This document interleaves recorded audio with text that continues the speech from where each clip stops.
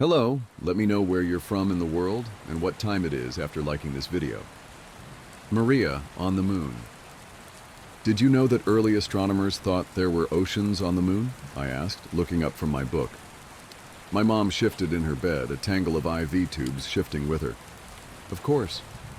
The moon seems like the perfect place to find an ocean. What a shame we never found water then, I said, because those false seas, astronomers called them Maria. Mom smiled. How sweet of them to name the moon oceans after me. Well, they didn't find any oceans, I reminded her. Maybe they just didn't look hard enough, she replied, a little laugh slipping from her lips. For all of the pain she was in, all of the fear she must feel, my mother always had the kind of laugh that could light a candle. We were in her hospital room, the same one we'd been in and out of for the last year and a half. Sometimes we had a roommate. Sometimes we were alone. Always she held steady enough for both of us. The rock I tied my hope to. The wall against the grief I knew was coming. Cancer is such a mundane word for something so hungry and cruel. I've noticed medicine does that a lot. Covers horror with tedious language like a bedsheet over a body. Malignant, inoperable, metastasized, terminal. But when she laughed, we weren't in the hospital anymore. We were home. When she laughed, she wasn't sick, she was young again. And I was a kid, and the world was a bright place begging to be explored. What a miracle my mother was. Cancer had taken so much from her, aged and hurt her, but it could never steal her laugh. That was hers to keep. How are we feeling today? The doctor asked. He came in less and less often. We could all sense this was the final stay in this room. Just brilliant, Doc, my mom said, struggling to sit a little higher. We can still go dancing later if you'd like, though we'll have to ask for my son's blessing. Ever since his dad died, Brian's been very protective of me. I put on a stern face. I'll need to know your intentions are pure, Doctor. Bradshaw. As the driven snow, he played along. But I might need a rain check on the dance, Ms. Willen. I'm not as young as I used to be. He emphasized his age, running his fingers through gray-white hair. My mom tapped her bare scalp. Right there with you, Tiger, she said. Dr. Bradshaw smiled, but I could tell he was burdened. I saw him glance at the small idol I'd placed on my mother's nightstand. The talisman was a miniature oak tree carved from gray soapstone. There were 4 faces etched into the tree, a sentry against ill health and bitter spirits. I could tell the stone tree made the doctor uncomfortable. In all honesty, I had a tough time looking at the idol for more than a few seconds. The faces were each whittled in vivid expression. The face closest to my mother's bed was smiling kindly, and the face pointed towards the door was snarling, meant to ward away harm. The final 2 faces were both weeping. All 4 shapes were too human, too raw. There was a weirdness to the stone tree that put people on edge, but I'd grown used to every shade of weird you can imagine. My mother's side of the family was full of stories of unexplained luck and mysterious tragedy, whispered secrets and unexplained deaths. By all accounts, my maternal grandmother was either an honest-to-goodness witch or full-bore, high-caliber crazy, or both. Probably both. The stone tree was from a box of my grandmother's things I'd found in the attic earlier that month. Maybe it was just a coincidence, but my mom did seem to get a bit better when I'd brought in the talisman, at least for a little while. I was daydreaming about family history and the odd box while Dr. Bradshaw checked his charts and Mom's vitals. Can I talk to you for a moment? He asked, ripping me back to reality. Dr. Bradshaw tried to keep a light tone, but I could tell he didn't have good news. The hospital hallway smelled like ammonia and birthday cake. Someone must have had a party, maybe a patient. Maybe a nurse. Strange how you remember the insignificant details while your world is crashing down around you. I'm so sorry, Dr. Bradshaw told me. The results came in this morning. It's spreading aggressively. We held it back as long as we could, Brian. Your mom is a fighter, but right now we just need to try to keep her as comfortable as we can. Brian? The wall was cracking, grief waiting on the other side, heavy and cold as an empty house. I'd known for months that this was the most likely outcome, but it still hurt to hear. Hurt worse than I could stomach. There's nothing left to try? I asked, fighting down the urge to throw up.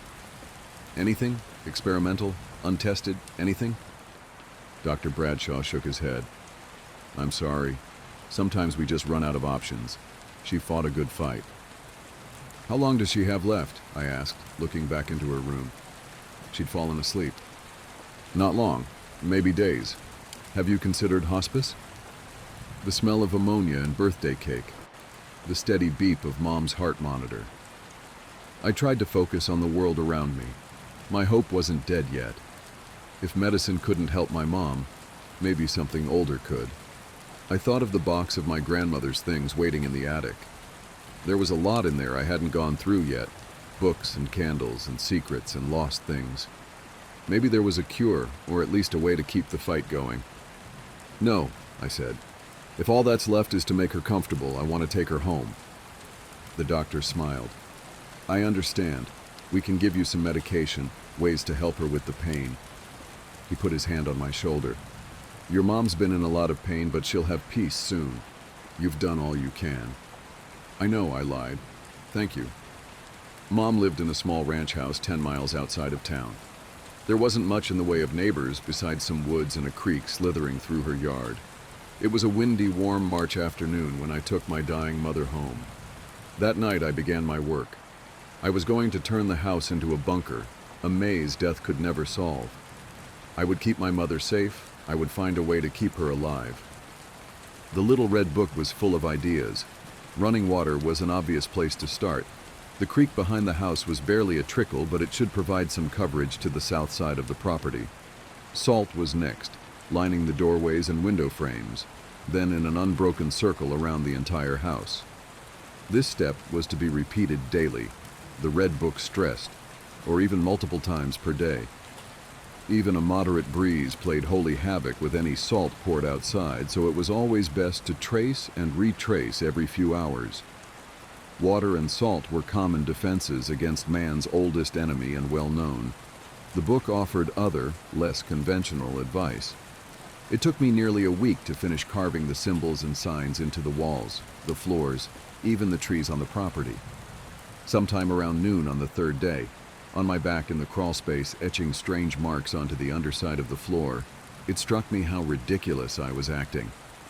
There was no proof that any of the information in the little red book was anything other than the delusional ramblings of a bizarre woman I'd only met once or twice as a child. For all I knew, the runes meant to ward off death were actually a grocery list written in Cantonese. But I was desperate, and every time I saw my mother, she looked frailer, more fragile. So I continued carving and praying and building layers upon layers of protections to keep death far away. Making my marks took me all over the property. It was a big yard, nearly 3 acres that blended gradually into the surrounding forest. I wasn't able to pinpoint the exact boundary where cultivated met nature. The edges simply bled together. But I did my best to create a clean border with lines between the symbols. I'd always loved the wildness here. The way you could wander a few hundred yards away from home and feel like you'd traveled hundreds of years into the past to somewhere primal. This was the perfect playground for a kid, whether I was out exploring trails or trapping minnows, or spending the summer building yet another treehouse, convinced this would be the final one. It never was. I was never satisfied. The house itself, though small, was more than enough room for my mother and me. Dad died when I was 7. I don't remember much about him, just how big he seemed, with a bonfire grin and arms that I thought could hold the whole world. My mom often said I took after my father. I could see it in the old pictures of him. We had the same eyes, green as moss in the summer, and the same fiery shock of red hair, enemy to every comb on the planet. The sicker Mom got, the more often she called me by my father's name. I worried when she drifted away like that, but a part of me was proud she'd mistake me for him. After all of the symbols were carved, there were a few steps left in the book to deter death from visiting. There were dozens of charms and talismans in the bottom of the old box in the attic. I sat up there, combing through everything my grandmother left behind, referencing the red book, pushing the tiny charms into tidy piles. None of the idols were larger than my thumb. Some were iron and others were wood. Some were heavy, others light. All of them were uncomfortable to look at or touch. The attic was drafty, but not nearly enough to explain the cold that burrowed into me as I sorted the charms. I'm not particularly tall, but the attic felt like it was designed for dolls. Beams so low I couldn't even walk bent over. I moved around on my knees, rough floorboards threatening splinters even through my jeans. I could have taken the box downstairs where I'd have more room, but the idea filled me with a deep unease. It seemed better to leave the box up in the attic, only taking down objects as I needed them. Up here, at least, my grandmother's items, her legacy was quarantined. The Red Book was very specific about the distribution of the totems around the house and property. I walked carefully through my mom's backyard, boots plopping in and out of mud, compass in hand. It had rained nearly every day since I'd taken my mom home from the hospital. I knew it was almost certainly a coincidence, but couldn't help wonder if the soft curtains of rain falling to the ground were for her. I placed charms in a compass rose with the house in the middle. The most disturbing objects were given places of honor at each cardinal direction. Water, salt, wards, charms, all placed carefully, intentionally. My grandmother's book promised that these would offer some degree of protection against the inevitability of death. The symbols would confuse it, the talismans distract it, and the water and salt make barriers to slow it down. But death might still find a crack to slip through, so the Red Book recommended one final trick. There was a small candle in the bottom of the box, dirty white as stained paper. When I took the candle from its case, the smell made me gag. Have you ever walked past a portable toilet in the dog days of summer? When it's so hot the blue plastic has started to warp and bubble? Imagine that smell distilled into a finger's worth of wax. I brought the candle downstairs, placed it on the dining room table, and set it alight. The wick caught immediately, the flame burning an unusual red-brown. No heat came off of the candle, and it actually seemed cooler the closer I moved my hand to the fire. Once the wax began to melt, the smell was 10 times worse than it was back in the attic. I choked down a greasy sickness crawling up my throat and quickly left the room, shutting the French doors as I went. That helped trap the odor, but I couldn't shake the sense of nausea. I went to check on my mother. "Do you remember the day you ran away?" my mom asked, sitting in her bed, lunch untouched on the nightstand beside her. I didn't think she had any weight left to lose before she was nothing but bone and memory. Her skin was rice paper over a frame that seemed smaller every day. Her eyes, though, no matter how fragile the rest of her became, remained two little lanterns against the dark, blue and bright and alive. "I didn't make it very far," I answered, "and I wasn't really running away, only stretching my legs." Mom smiled. "You told me you were leaving for the circus. You wanted to be either a lion tamer or a strong man or maybe a fire eater." I think I wanted to be all of that combined. Young me was big on multitasking. My mother turned, so she was looking out the window into the yard. "I was so scared when I found your note, the one saying you were leaving. My hands were shaking like you wouldn't believe when I called the sheriff and then Mr. Jonas down the way. It felt like we were searching for you for half the night, even though it couldn't have been more than an hour before we found you there, lost in the woods, wandering around and shivering. You hadn't even brought a jacket." I sat next to my mom on the bed. "Yeah, I didn't exactly plan ahead for my circus escape. I remember getting over the idea real quick, but I couldn't find my way back. I'm glad you found me." "I'm glad too," my mother said, and I noticed her wipe away a tear. "I'm so glad. That hour you were gone, Brian, that was the most afraid I've ever been. Afraid we wouldn't find you. Afraid you might be hurt or worse. I couldn't hardly breathe through the fear. Then suddenly, you were there and the relief nearly knocked me over. I think we stayed up together the rest of the night watching the stars. I wanted to make sure you could find the North Star in case you ever got lost again." She turned back to me, reached out her thin hand and placed it over mine. There were still tears in her eyes, but she smiled her lighthouse smile, and for a moment, I saw her just as she used to be, just as she was the night I ran away and my mom found me. I squeezed her hand. I was scared too. I was afraid I'd be stuck out there. "What made you think of it?" Well, I've been thinking a lot about dying lately, and don't, I interrupted. Don't talk like that. You're not going anywhere, not for a long time. It's okay, she said, squeezing my hand back. It's okay. I've known real fear, and what I'm feeling now. It's not like that. I'm scared, I guess, but I'm at peace with it. I had such a beautiful life. I'm so glad I got to meet you, to be your mom. I'm glad too, I whispered, voice breaking on the last word. But I won't let you go without a fight, I added silently in my mind. Something was trying to get to my mom. The strangeness began the day after I lit the candle. At first it was small blips, tiny wrongs that I chalked up to my imagination. Doors I knew I'd closed at night were open in the morning. Food began to rot and spoil within days of me bringing it into the house. Eventually, food would go bad almost immediately.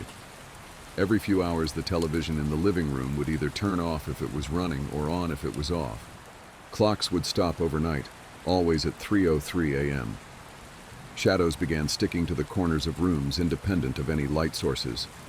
The shadows were stubborn, and they would linger for as long as I would stare, then disappear when I blinked. I began hearing bumps and knocks at all hours, and sometimes, when I'd enter an empty room, I had a sharp, fleeting certainty that it was only just occupied.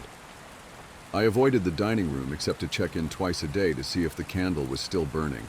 The smell was vicious and would claw its way into your throat and nostrils the moment it was given a chance. I kept the door to the room shut and kept air fresheners running in the surrounding rooms 24/7. The funny thing was, the candle never went out, never even seemed to shrink. I could see the wax melting, but day in and day out, the candle refused to change. Days marched into weeks, and the wrongness only grew deeper. My mom and I both lost sleep to vivid nightmares that we couldn't remember when we woke up.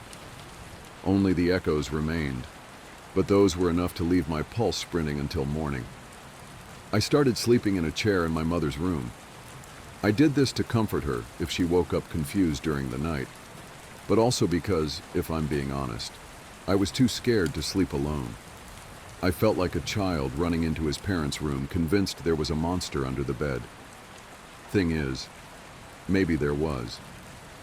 By the third week, I couldn't keep doors closed. They would slam open the moment I left the room. A terrible scratching began inside of the walls. I told my mom it might be squirrels or mice, but the sound was so insistent, not like rodents milling about, more like a dog wanting in. I stopped leaving the house for supplies. Instead, I had what little food we ate delivered. I kept the curtains drawn. There was tapping on the glass every night. About a month after leaving the hospital, we were living like zombies. The dining room couldn't contain the smell of the candle anymore. The entire house was clogged with the scent. Tiny noises had graduated into full-on laughs and screams and whispers in the rooms around us. Something kicked the bathroom door so hard while I was taking a shower that the hinges warped. I covered every mirror in the house. I'd started to see things in the corners looking back at me, half-hidden faces, shapes that skittered away as soon as I turned around. Mom was drifting further and further away. She had long moments of confusion where she'd forget my name, forget where we were. Sometimes she'd think I was my dad. Other times, she'd just stare at the wall for hours, growing fainter and fainter each day like a Polaroid left in the sun. But she was alive. It was clear that we were under siege by something. My world shrank to only one room, and every trip to the bathroom, or to answer the door for food, felt like going over the trenches. The noises kept getting worse and worse, the shadows closer, the sense of movement around the house sharper. Every now and then I would feel hot breath on the back of my neck or walk through a cold patch hanging in the air. I stopped bothering redrawing the lines of salt around the house. I knew deep in my bones that as long as the sickly candle burned, death could not take my mom away. On the 33rd day after leaving the hospital, I woke with a start from a nightmare, only to find my mom's bed empty. She hadn't been able to walk the past week at all, so my first feeling was hope that she might be improving, at least a little. Then I noticed the odor we'd been living with for weeks was gone. "Mom!" I shouted, running in bare feet out of the room. I found her in the dining room, the door wide open. She was standing at the table, frail as a neglected scarecrow, bobbing back and forth. Her hands were hovering over the candle. The flame was out. "Why did you do that?" I whispered.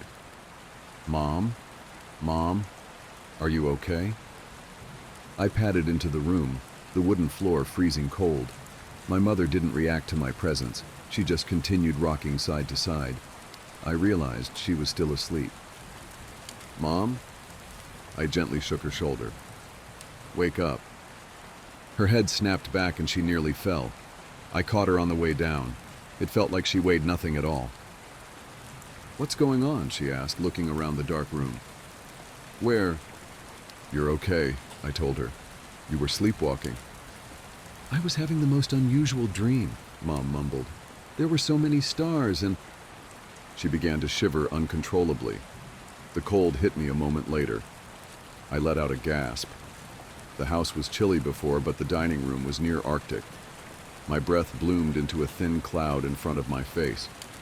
I became acutely aware of the complete silence filling the house. Then I heard scratching. It was coming all throughout the house, deep tearing sounds at the walls around the dining room. Footsteps came immediately after, heavy and fast. Somewhere in the house, a window shattered. "Brian," my mother said, holding on to me. "Don't worry," I said. "Everything will be—" My voice deserted me as a massive shadow unfolded in the corner of the room. It was shaped like a man, but tall. So very tall. And it was fast. Before I could yell, the shadow was on us, pouring over my mother. In the space of a heartbeat, she was simply gone. "No," I whispered, clawing at the dissolving shadow where my mom used to be. "No, no, no, no, no." The shadow was disappearing like a puddle, sinking into the floor. There was a texture to it, oily and too slick to hold. I thought of my mother the night she found me lost in the woods, the night I'd run away. Her face filled my memory, her lighthouse smile. I remembered the relief I felt when she found me, the overwhelming love. I held on to that feeling, clutching it close. "You can't have her," I whispered. I closed my fist around the last threads of the shadow. There was a terrible sensation of pulling. It was like I'd caught a horse by the tail and it was trying to shake me. But I held on. A sense of ripping and being dragged. It was a riptide with a mind of its own. But I held on. It could not shake me. The temperature was dropping every second and I felt my vision growing dark. The last thought that ran through my head before I blacked out was a promise to myself that even if I died, my grip would hold. I wouldn't let my mother's life slip away. All sounds and light faded, narrowing to a pinprick and then going black. I woke up under a field of stars. I was lying in soft grass, still wearing my pajama bottoms and an old t-shirt. It was cool, wherever I was, but comfortably so. I stood up. There were trees all around me, tall and close, stitched together with shadows. Immediately to my right, there was a road that ran straight as far as I could see, blurring into the horizon. But the stars, they were like nothing I'd ever seen before. Bright ribbons of northern lights rippled above me in green and blue and purple. Stars lit the sky like millions of lanterns floating on a still ocean. The moon shone sharpest of all, a spotlight hanging above the tree line, so close I thought I could stretch up and brush its face. "You are persistent," said a voice from the forest behind me. I whipped around but couldn't see anyone. Then a dark spot began to clarify against the gloom. The silhouette separated itself and moved towards me. I recognized it instantly as the shadow from the dining room. As it moved closer, the thing grew and grew until it touched the sky and filled my vision. A deep dread sank into me, but I stood my ground. "Give me back my mom," I shouted. The silhouette pulled away from the sky, and then it was standing in front of me, the shape and size of a tall man.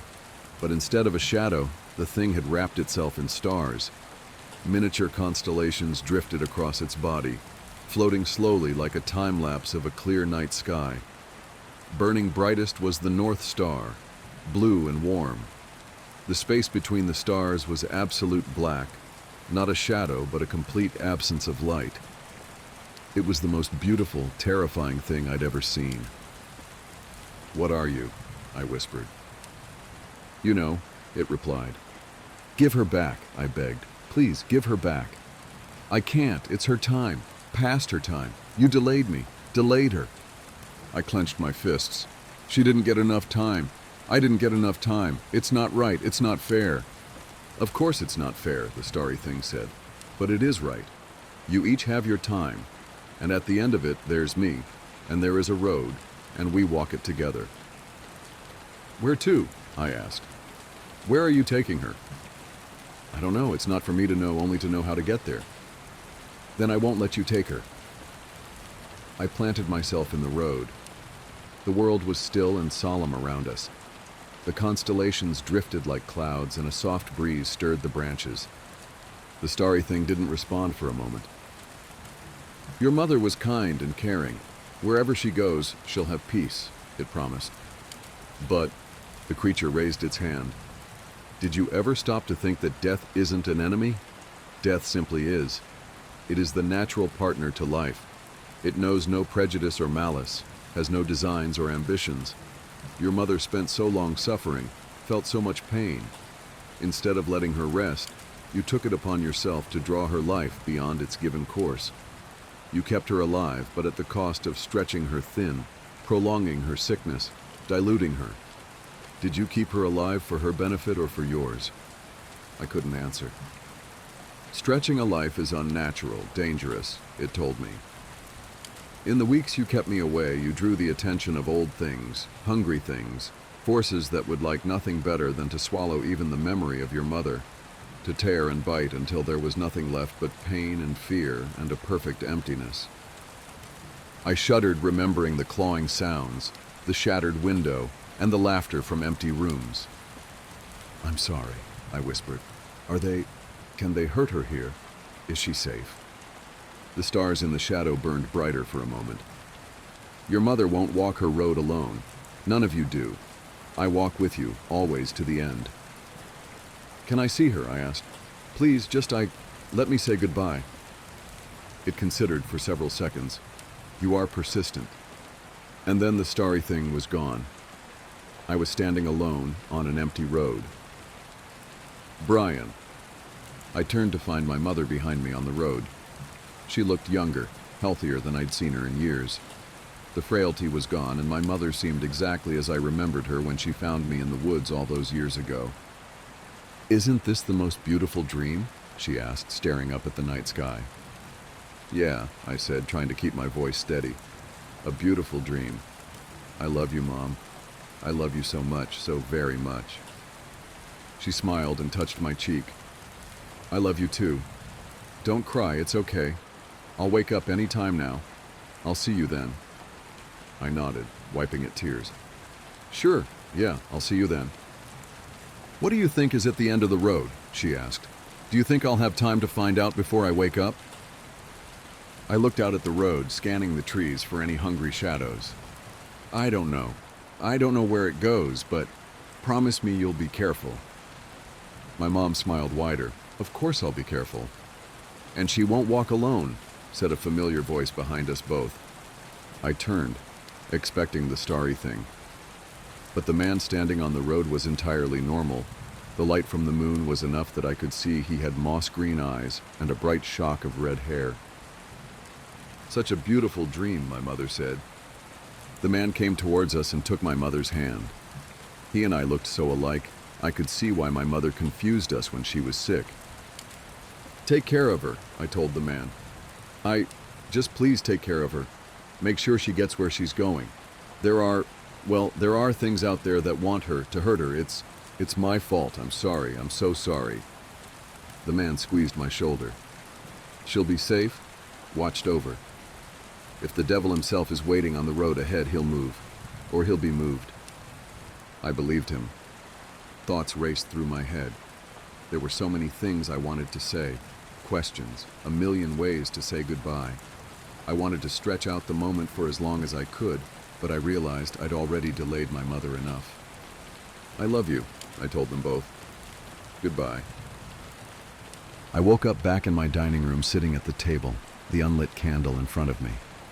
The house was quiet and still. There was no more scratching, no sound or sense of life at all. I walked through every room. The house was empty. I was alone.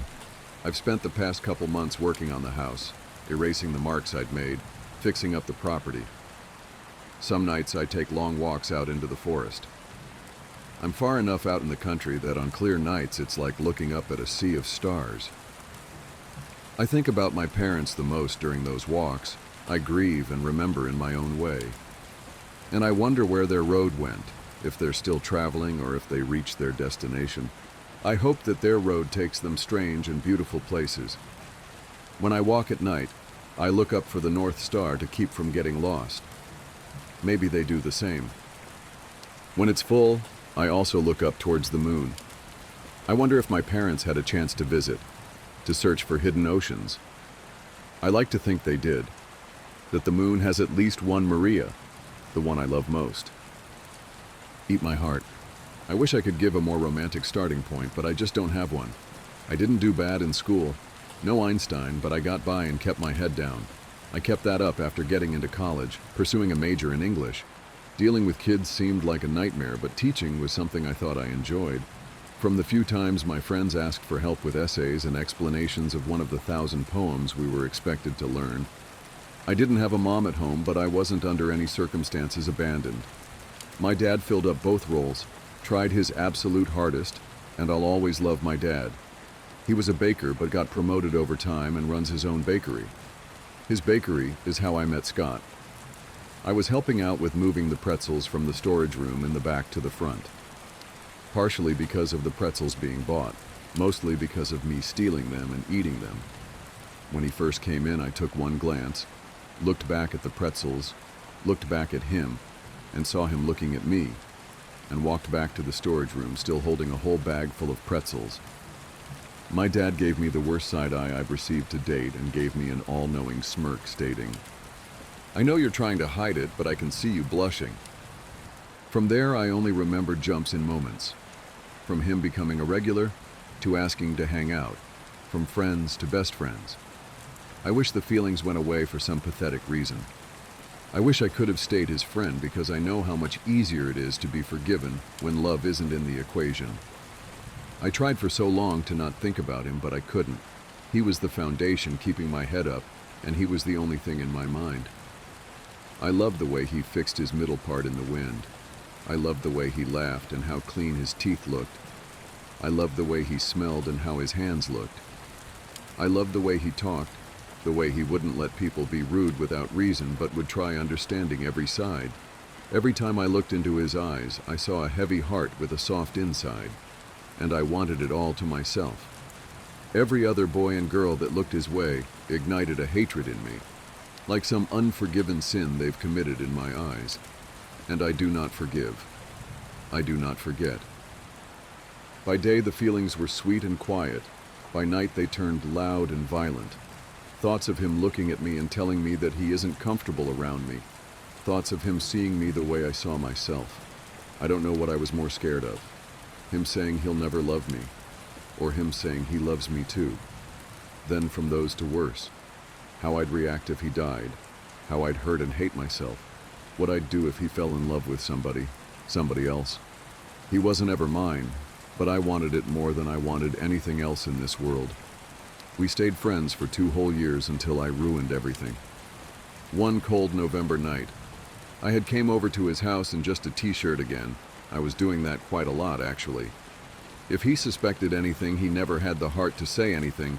I just loved wearing his clothes, his smell, his dead skin particles against mine, something that belonged to him covering me and keeping me warm. I belonged to him. He wasn't mine, but I was his.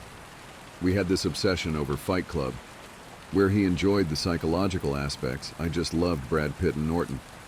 There wasn't anything special about the night. I just got drunk and made a mistake. Something came up in the movie, some scene where the two are making soap. He said we should try. I don't know what I was thinking, but I crawled over to him and kissed him. He didn't say anything, but his body language said enough. The dead motion, the stillness, the mix of shock and horror in his eyes. I sobered up quickly after that. I stood up and left, still wearing his hoodie. I don't know if he looked at me on the way out. I didn't turn around. I didn't deserve to know. We didn't text again for a very long time. I cried in his hoodie till the color drained out of it, till the color drained out of my eyes. My dyed hair, my painted nails, I cried till I couldn't cry anymore. I'd like to say I got over him, but it would be a lie. I kept on with life, but the ambition I had died off. Being an English teacher turned into working full-time at my dad's. The personality I had liked about myself slowly dwindled and shrank until I wasn't that person anymore. The memory of that person was in the pictures of me and Scott I had saved as my lock screen, Scott's clothes I hadn't thrown out. I didn't turn to drinking or drugs or anything drastic, I just got on. Life felt dull and I knew there was no point of destroying myself. My dad deserved better. Yesterday marked 2 years of me and Scott not talking. I helped my dad cook some cinnamon buns, which I was more than happy to do. Cinnamon was a new favorite snack I had enjoyed. He said to go take a break since the shop didn't need extra hands until around 1 p.m. to where people would usually pop in for their breaks. We owned a building with 3 floors and had the bottom floor dedicated as a bakery, and the other 2 were our living quarters. So I went upstairs and made a cup of tea in our staff room, which was really just our living room and kitchen. I turned on the TV and looked for something to watch for the 30 minutes I had, but couldn't find anything appealing. I turned off the TV, took a long sip from my cup of tea, and checked my phone. Scott had messaged me. "Hey," classic. I tried to hold back the urge to write a paragraph back. I kept writing words and deleting them and writing and deleting. Scott sent another message before I responded. "I assumed you'd text SMTN a little sooner, but I got bored of waiting." Guilt bit down into me. I could have written something. I should have. The love I held never fully dissipated. It couldn't. Dating just felt like I was cheating on him. Sex just felt empty. Nothing could ever break what I felt, but that night hit me in a way I could never recover from. What apology could ever possibly be enough? I wrote back, my fingers were typing, but I wasn't writing in a collected, intelligent way. My body was typing for me. "Why now?" He responded almost instantly. It almost made me smile at how fast he had typed a response back. "I feel like I led you on. I kinda always had a guess you were gay, but I just didn't think that you would. You know." My heart was unbearably loud. My right leg was bouncing, my teeth were quivering. I didn't know what to say.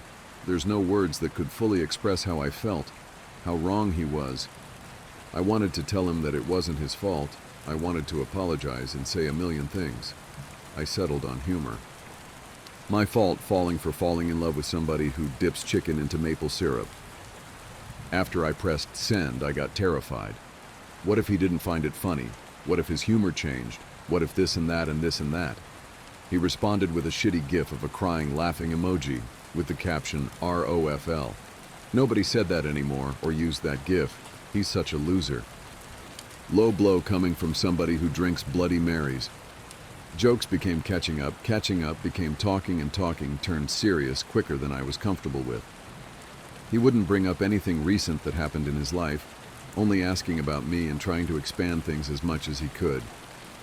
From spiked seltzer to bottles of painkillers, nothing had gotten exciting. I never got addicted, but talking to him made me realize I'm technically sober from drinking, since I hadn't drank in over a year. Then almost out of nowhere, after him laughing about my cinnamon obsession, I mentioned I wasn't actively trying to be sober, just hadn't had anyone to drink with. He responded with a message I really missed seeing. "Want to come over? I've got some Coke and some Smirnoff." Within a minute of reading the message, I asked my dad to skip work.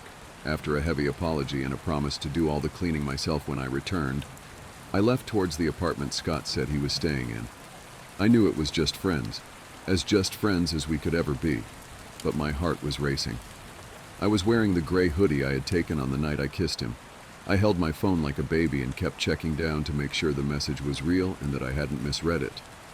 It hadn't snowed, but all the local nature was covered in frost. It was still bright, but due to November, it would be pitch black in a matter of 3 to 4 hours. The sun wasn't visible. The glow gleamed through the clouds and shined onto all of the town beneath. Rain was drizzling down with an apparent high risk of heavy rain, but at the time I thought my weather app was over-exaggerating. If I waited 20 minutes, I could have had the bus bring me over, but it was only a 15-minute run, and I wasn't patient to wait any longer than I had to. When I got to the block, my first thought was how horrible the building looked. On Google Maps, it looked like a relatively clean, gray-painted building. Ruins of some kind of apartment block begging for revival or a deep cleaning. The building looked all wrong, in every sense of the word. The graffiti was everywhere, but none of it was coherent. Odd sentences that made no sense, strange drawings and strange glyphs. The concrete had some kind of outer coat that was peeling off. What wasn't falling apart was covered in vines. It stood out heavy in comparison to the two brightly painted yellow apartments on its left and right side. I went up looking for a buzzer but couldn't find a keypad or any way to contact a tenant. I had been behind on my phone bills and have not been prioritizing keeping my data paid, so I had no way to contact him. Half expecting it not to work, I pushed the graffiti-stained glass door. To my surprise, it opened. Dust and ancient cobwebs blew off the doors. Cold air blew out, as if the block had its own wind within it. I walked in and smelled heroin needles and crying women. Some kind of place tainted in heavy memories and violence. This couldn't have been right. I turned back and began to walk outside, but was greeted with heavy rain. I could have left. I was raised here. I'm adjusted to rain. Nothing was truly stopping me, but I knew this was the right place. I went onto Google Maps and traced each road and followed to the gray apartment sandwiched between two colorful ones back home. I was too confident to go home. I turned on my phone planning to see if I can still access maps without Wi-Fi, but got greeted with the last message from Scott. A new one had appeared. I love you. I glanced over it and saw it, but didn't fully process it at the moment. I checked back down and read each word letter. Bye. Letter. My heart ignited, and I dropped my phone in a panic. It hit the concrete hard, and I saw pieces of glass shatter and bounce away. I crouched down and picked up my phone. It went from a small crack to a huge one. Half my screen was a neon green, and the bottom half a neon pink with white sectioned lines like cuts. Only the middle was visible, only the last text he had sent me. I knew he didn't. I got scared. What if he was doing something awful to himself? What if he just wanted to text his old friend goodbye? What if this was his goodbye? My mind snapped in a panic. What room was he in? I couldn't check my phone, and I couldn't check each room in this block. Think, conversation. Laughing about eating habits, inviting me over, telling me the address.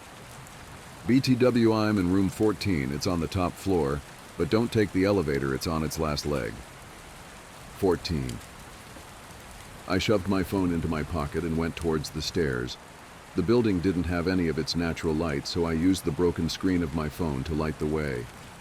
There was a yellow stained rug on the floor of the stairs that followed me all the way up, each step squishing some kind of unknown fluid into the fabric of my runners.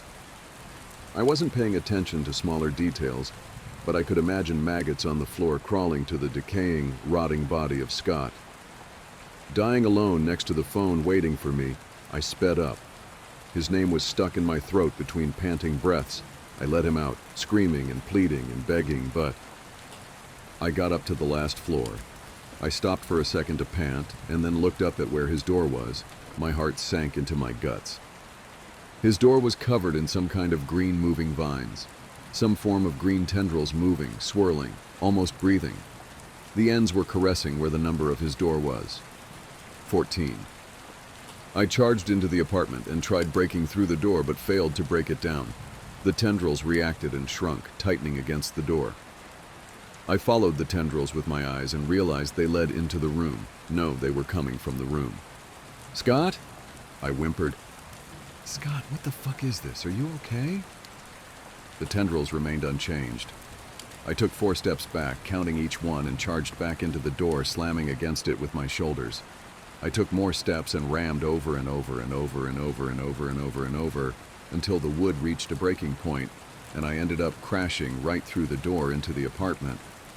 I coughed. My lungs and shoulders felt like they were burning. I luckily didn't get any splinters or land on anything sharp. In fact, my landing was weirdly soft.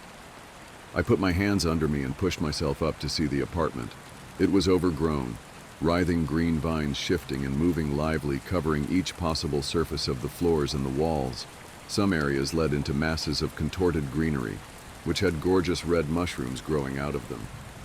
The only light illuminating the room was a scarce yellow coming from the right to where I assumed the bathroom to be.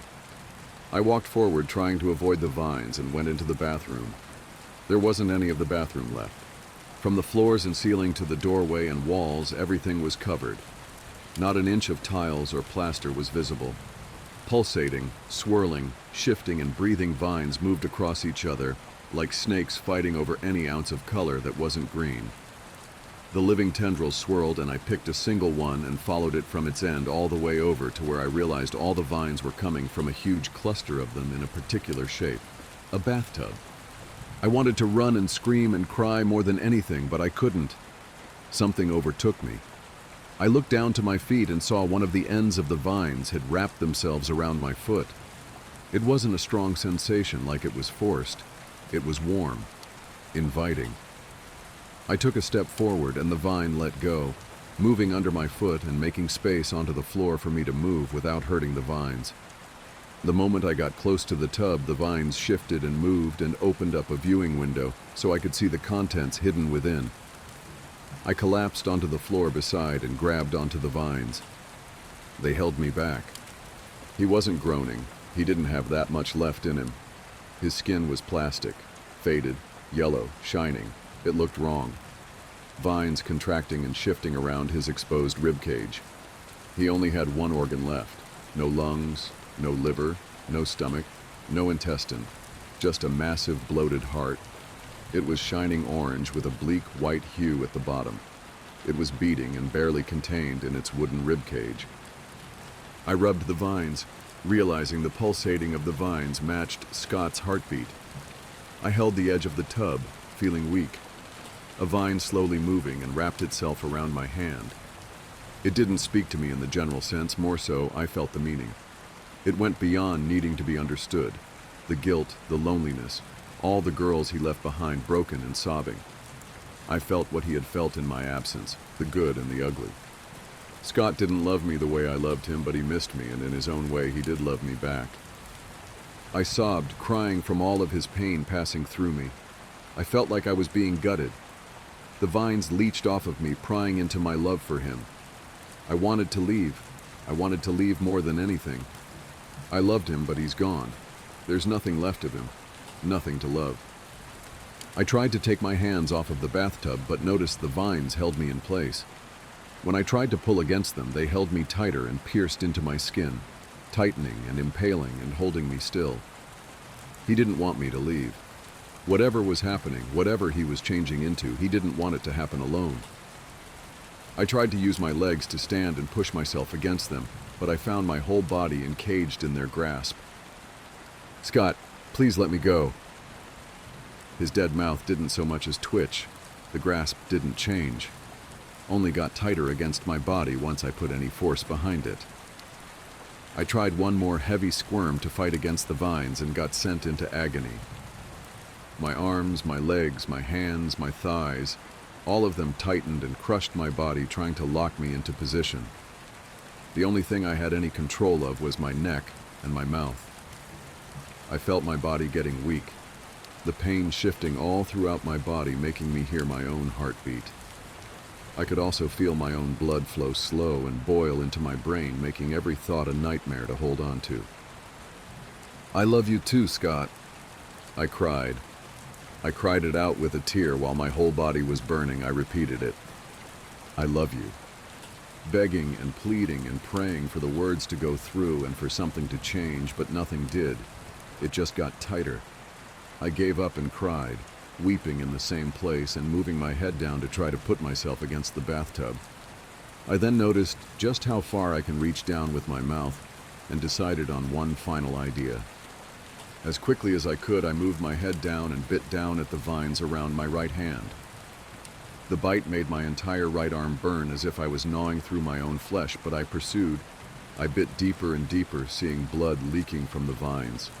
I chewed and spit and chewed and spit and chewed and spit until I had a weak enough section to tear my hand out of. As I got one limb free, all the others got worse, but I had my strength, and I knew if I didn't fight now, I might never get the chance to fight again. I pulled on my left hand and moved it as close as I could to my mouth. I got it and pulled and dragged it into my mouth and gnawed. With both my hands free, I tried to rip the vines off my legs, but had no such luck. The more I pulled, the worse it got. I couldn't rip the vines off of me. What should I do? What can I do? I looked over at Scott's body. I noticed a small glimmer on his cheek that had fallen from his eye. Scott had been crying. He can't control this, but he's conscious. I know he would have wanted me to. I know he didn't want to be trapped there, in a personal cage. I grabbed onto the wooden ribs, keeping the strange, beating heart in his chest, and tore them. They were fragile, wet, weak. They broke off easily. I broke 3 more, giving myself enough space to reach into the chest and grab. It didn't feel fleshy or wet, anything you'd associate a beating heart with. It was almost rubber, some kind of smooth silicone texture that was soft and squishy. I put my hand underneath it and felt it beat and instantly pulled my hand away. The curiosity which had become Scott's heart had shocked me in some way. I looked at my hand and saw tiny specks of green injected into spots around my right hand that burned. I did my best to ignore them and wrapped my hand around the heart. The vines that still had a grip on me began tightening more and more, and I felt like I had seconds before my bones snapped. I couldn't wait anymore. I couldn't take that risk. In between tears, I grabbed, I squeezed, and I pulled. The heart had attached itself into threads of flesh that wouldn't let go quite as easily as I wanted. I slowly pulled the heart closer in the direction of my head, avoiding the pain each beat sent from my hand down my wrist, down my entire body. After one blind moment, it tore. The vines had instantly let go, and I collapsed onto the floor behind me. His heart had lost the pulse and color that made is so magical and strange. Replacing the rubber was an outer layer that had petrified upon losing contact to Scott's body. It was hard, almost wooden, but not quite. It had jagged edges and dents, and along the middle it had a rough part that circled around it. It resembled a really big peach pit. It was a seed. I cradled it, figuring it was harmless now. I stood up and looked at Scott's lifeless body one more time. I weighed the pros and cons of kissing him, but settled on a fist bump, and through knot and agony cried out the last thing I'll ever tell Scott, something I'd rather keep to myself. I went home slowly, taking the rain in every drop at a time. Every noise, every car, every person, every splash of a puddle felt so inconceivable, so distant, so pointless. I walked home, and when I got home I sat down into the corner and cried. I held what used to be Scott's heart against my chest as close to my heart as I could, and I cried. Didn't ever think I'd have to use a fucking flashlight again. My son Josh stormed into the house an hour ago, and I left to get us some food because the fridge had fuck all in it. Sure, the traffic was a little much, but 2 hours of time is not enough for what I came back to. The entire windows from the outside were almost entirely covered in thick, growing, writhing vines. They shifted and moved and rapidly expanded, reaching and clawing for more space to perch onto. I got out of the car without a slight thought of what to do. The vines found an open window and must have accidentally opened the door, as the vines reached out into the outside walls and the pavement lining the floor. Josh is still inside. I didn't have my phone, so I rummaged through an old camping bag in the trunk and found a flashlight. The battery was fucked, but hitting it brought it back for a few seconds, and I decided if it was all I could use, I would abuse it. The vines didn't tear, but they moved on their own accord to avoid whatever force was being put on them. I opened the door, and it slowly slithered away as if alive, while growing longer and longer, stretching itself as far outside as it could to. The small bakery with blue and white walls and a cozy feeling now looked as if abandoned and left to rot. The vines only allowed small beams of sunlight to pierce through the darkness, and whatever fit through the unforgiving tendrils came out in a similar color, painting every surface of wood in a sickening green hue. The vines continued shifting and contracting, grabbing and feeling around different chairs and counters. Any baked goods that came into contact with the vines instantly rotted and became covered in mold. I walked around to the back room where the staircase up to my living room was. The light from the windows didn't reach any further, so I smacked the light into submission and got to see the stairwell in its honest light. The tendrils wrapped around the ceiling, the walls and the floor, shifting once I changed my footing to slowly climb up or hold on to the walls for balance. Vines hung off of the ceiling, curling and moving into the air as if confused fingers trying to find a point of contact. The house was alive. I walked up the stairs as quickly as my fear allowed me. The living room was in a similar state of overgrowth, with one clear difference: vegetation, giant pink daisies coming out of the couch, glowing blue mushrooms growing from the green that had coated the TV. The vines seemed to be growing out of the stairs that led to the third floor, which led to Josh and I's bedrooms. The vines on the stairs here were thicker. They wouldn't move. They were stuck in place and thick, and I tried to avoid touching as many as I could, but there were just too many. Once I finally made it to my son's room, I opened the door, but the flashlight ran out of charge. I smacked it over and over, but the battery must have fully fried on the way up. "Josh?" I called out for my son, but no words came back to me. The only response was two green pulsating orbs I saw in the corner of his room beating together in unison. I just found my wife outside, and I'm sitting here freaking out. It's 3:17 a.m., and I just found my wife outside. This is going to be a mess, as I'm still shaking, but let me explain it as best I can. So a bunch of years ago, we lived in another house. One night I woke up in the middle of the night because I heard noises coming from the other half of the house. I quietly opened the bedroom door and immediately saw a light on in my wife's study, which was situated next to the kitchen.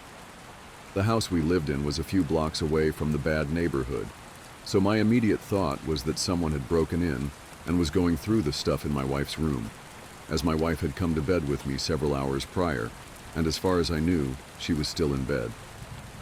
I crept through the house and was ready to confront the person in the room when I realized that it was my wife.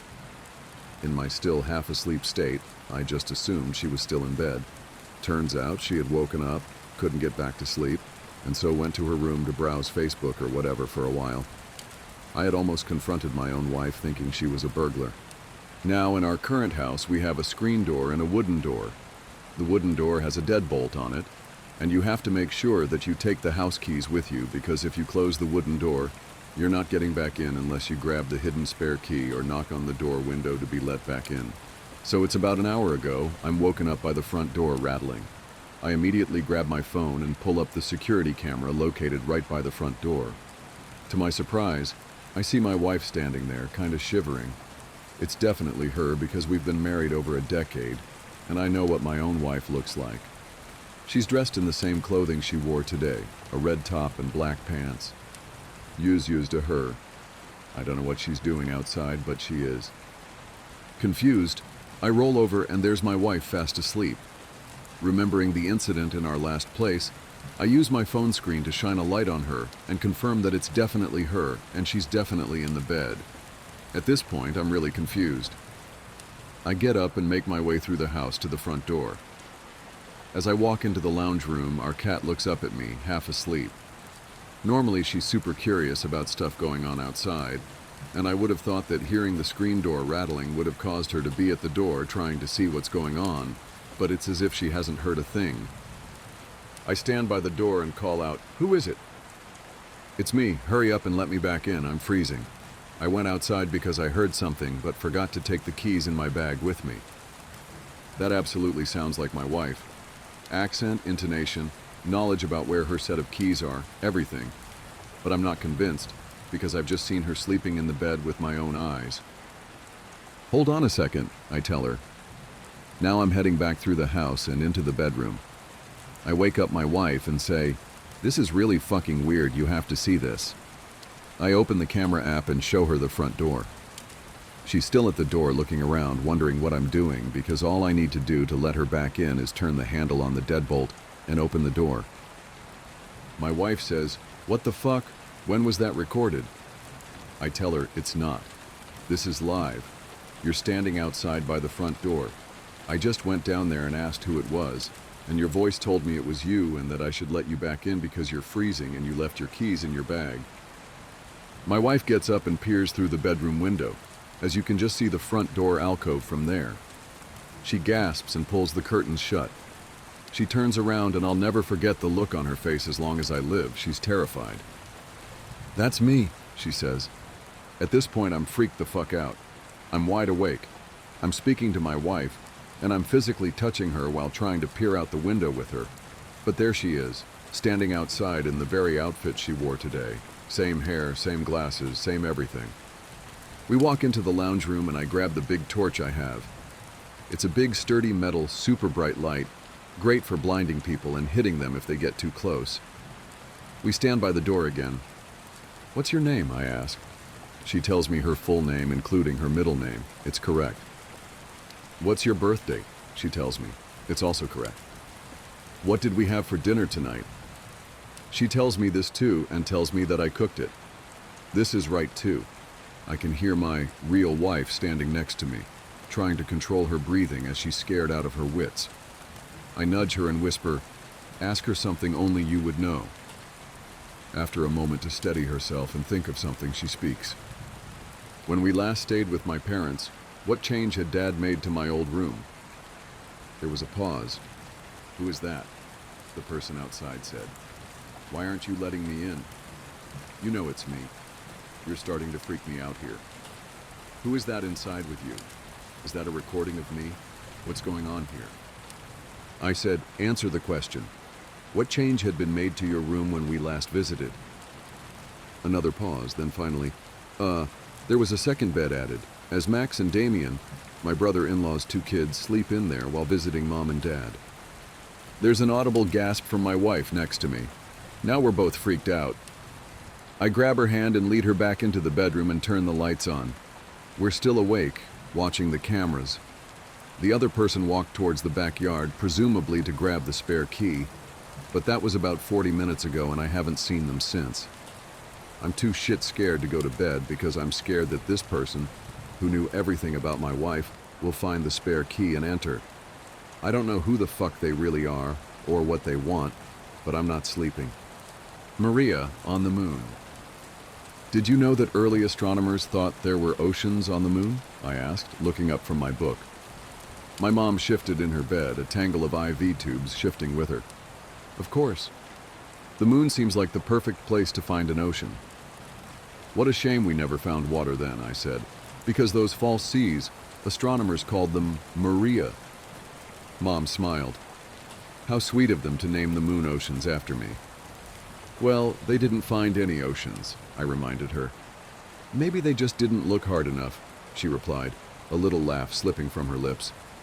For all of the pain she was in, all of the fear she must feel, my mother always had the kind of laugh that could light a candle. We were in her hospital room, the same one we'd been in and out of for the last year and a half. Sometimes we had a roommate, sometimes we were alone. Always she held steady enough for both of us, the rock I tied my hope to, the wall against the grief I knew was coming. Cancer is such a mundane word for something so hungry and cruel. I've noticed medicine does that a lot, covers horror with tedious language like a bedsheet over a body. Malignant, inoperable, metastasized, terminal. But when she laughed, we weren't in the hospital anymore. We were home. When she laughed, she wasn't sick, she was young again. And I was a kid, and the world was a bright place begging to be explored. What a miracle my mother was. Cancer had taken so much from her, aged and hurt her, but it could never steal her laugh. That was hers to keep. How are we feeling today? The doctor asked. He came in less and less often. We could all sense this was the final stay in this room. Just brilliant, Doc, my mom said, struggling to sit a little higher. We can still go dancing later if you'd like, though we'll have to ask for my son's blessing. Ever since his dad died, Brian's been very protective of me. I put on a stern face. I'll need to know your intentions are pure, Doctor. Bradshaw. As the driven snow, he played along. But I might need a rain check on the dance, Ms. Willen. I'm not as young as I used to be. He emphasized his age, running his fingers through gray-white hair, My mom tapped her bare scalp. "Right there with you, Tiger," she said. Dr. Bradshaw smiled, but I could tell he was burdened. I saw him glance at the small idol I'd placed on my mother's nightstand. The talisman was a miniature oak tree carved from gray soapstone. There were 4 faces etched into the tree, a sentry against ill health and bitter spirits. I could tell the stone tree made the doctor uncomfortable. In all honesty, I had a tough time looking at the idol for more than a few seconds. The faces were each whittled in vivid expression. The face closest to my mother's bed was smiling kindly, and the face pointed towards the door was snarling, meant to ward away harm. The final 2 faces were both weeping. All 4 shapes were too human, too raw. There was a weirdness to the stone tree that put people on edge, but I'd grown used to every shade of weird you can imagine. My mother's side of the family was full of stories of unexplained luck and mysterious tragedy, whispered secrets and unexplained deaths. By all accounts, my maternal grandmother was either an honest-to-goodness witch or full-bore, high-caliber crazy, or both. Probably both. The stone tree was from a box of my grandmother's things I'd found in the attic earlier that month. Maybe it was just a coincidence, but my mom did seem to get a bit better when I'd brought in the talisman, at least for a little while. I was daydreaming about family history and the odd box while Dr. Bradshaw checked his charts and Mom's vitals. "Can I talk to you for a moment?" he asked, ripping me back to reality. Dr. Bradshaw tried to keep a light tone, but I could tell he didn't have good news. The hospital hallway smelled like ammonia and birthday cake. Someone must have had a party, maybe a patient, maybe a nurse. Strange how you remember the insignificant details while your world is crashing down around you. "I'm so sorry," Dr. Bradshaw told me. "The results came in this morning. It's spreading aggressively. We held it back as long as we could, Brian. Your mom is a fighter, but right now we just need to try to keep her as comfortable as we can. Brian?" The wall was cracking, grief waiting on the other side, heavy and cold as an empty house. I'd known for months that this was the most likely outcome, but it still hurt to hear. Hurt worse than I could stomach. "There's nothing left to try?" I asked, fighting down the urge to throw up.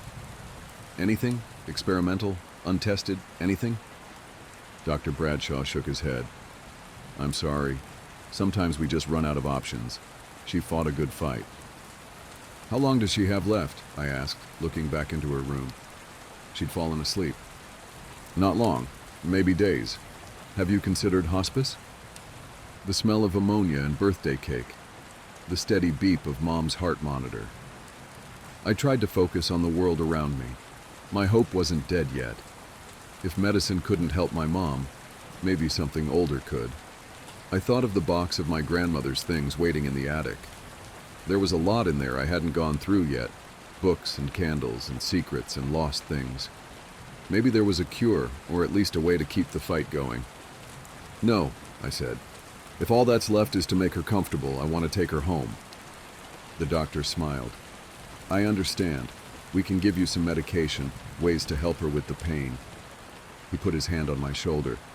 "Your mom's been in a lot of pain, but she'll have peace soon. You've done all you can." "I know," I lied. "Thank you." Mom lived in a small ranch house 10 miles outside of town. There wasn't much in the way of neighbors besides some woods and a creek slithering through her yard. It was a windy, warm March afternoon when I took my dying mother home. That night I began my work. I was going to turn the house into a bunker, a maze death could never solve. I would keep my mother safe. I would find a way to keep her alive. The little red book was full of ideas. Running water was an obvious place to start. The creek behind the house was barely a trickle, but it should provide some coverage to the south side of the property. Salt was next, lining the doorways and window frames, then in an unbroken circle around the entire house. This step was to be repeated daily, the red book stressed, or even multiple times per day. Even a moderate breeze played holy havoc with any salt poured outside, so it was always best to trace and retrace every few hours. Water and salt were common defenses against man's oldest enemy and well known. The book offered other, less conventional advice. It took me nearly a week to finish carving the symbols and signs into the walls, the floors, even the trees on the property. Sometime around noon on the third day, on my back in the crawl space, etching strange marks onto the underside of the floor, it struck me how ridiculous I was acting. There was no proof that any of the information in the little red book was anything other than the delusional ramblings of a bizarre woman I'd only met once or twice as a child. For all I knew, the runes meant to ward off death were actually a grocery list written in Cantonese. But I was desperate, and every time I saw my mother, she looked frailer, more fragile. So I continued carving and praying and building layers upon layers of protections to keep death far away. Making my marks took me all over the property. It was a big yard, nearly 3 acres, that blended gradually into the surrounding forest. I wasn't able to pinpoint the exact boundary where cultivated met nature. The edges simply bled together. But I did my best to create a clean border with lines between the symbols. I'd always loved the wildness here, the way you could wander a few hundred yards away from home and feel like you'd traveled hundreds of years into the past to somewhere primal. This was the perfect playground for a kid, whether I was out exploring trails or trapping minnows, or spending the summer building yet another treehouse, convinced this would be the final one. It never was. I was never satisfied. The house itself, though small, was more than enough room for my mother and me. Dad died when I was 7. I don't remember much about him, just how big he seemed, with a bonfire grin and arms that I thought could hold the whole world. My mom often said I took after my father. I could see it in the old pictures of him. We had the same eyes, green as moss in the summer, and the same fiery shock of red hair, enemy to every comb on the planet. The sicker Mom got, the more often she called me by my father's name. I worried when she drifted away like that, but a part of me was proud she'd mistake me for him. After all of the symbols were carved, there were a few steps left in the book to deter death from visiting. There were dozens of charms and talismans in the bottom of the old box in the attic. I sat up there, combing through everything my grandmother left behind, referencing the red book, pushing the tiny charms into tidy piles. None of the idols were larger than my thumb. Some were iron and others were wood. Some were heavy, others light. All of them were uncomfortable to look at or touch. The attic was drafty, but not nearly enough to explain the cold that burrowed into me as I sorted the charms. I'm not particularly tall, but the attic felt like it was designed for dolls. Beams so low I couldn't even walk bent over. I moved around on my knees, rough floorboards threatening splinters even through my jeans. I could have taken the box downstairs where I'd have more room, but the idea filled me with a deep unease. It seemed better to leave the box up in the attic, only taking down objects as I needed them. Up here, at least, my grandmother's items, her legacy was quarantined. The red book was very specific about the distribution of the totems around the house and property. I walked carefully through my mom's backyard, boots plopping in and out of mud, compass in hand. It had rained nearly every day since I'd taken my mom home from the hospital.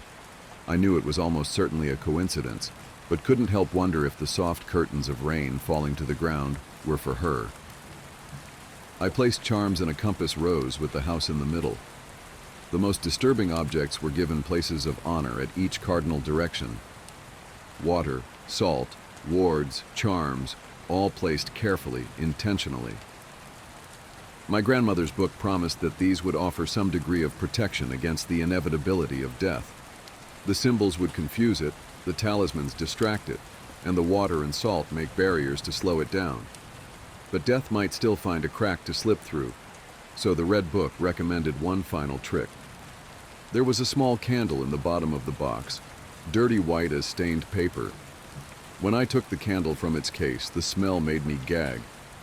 Have you ever walked past a portable toilet in the dog days of summer?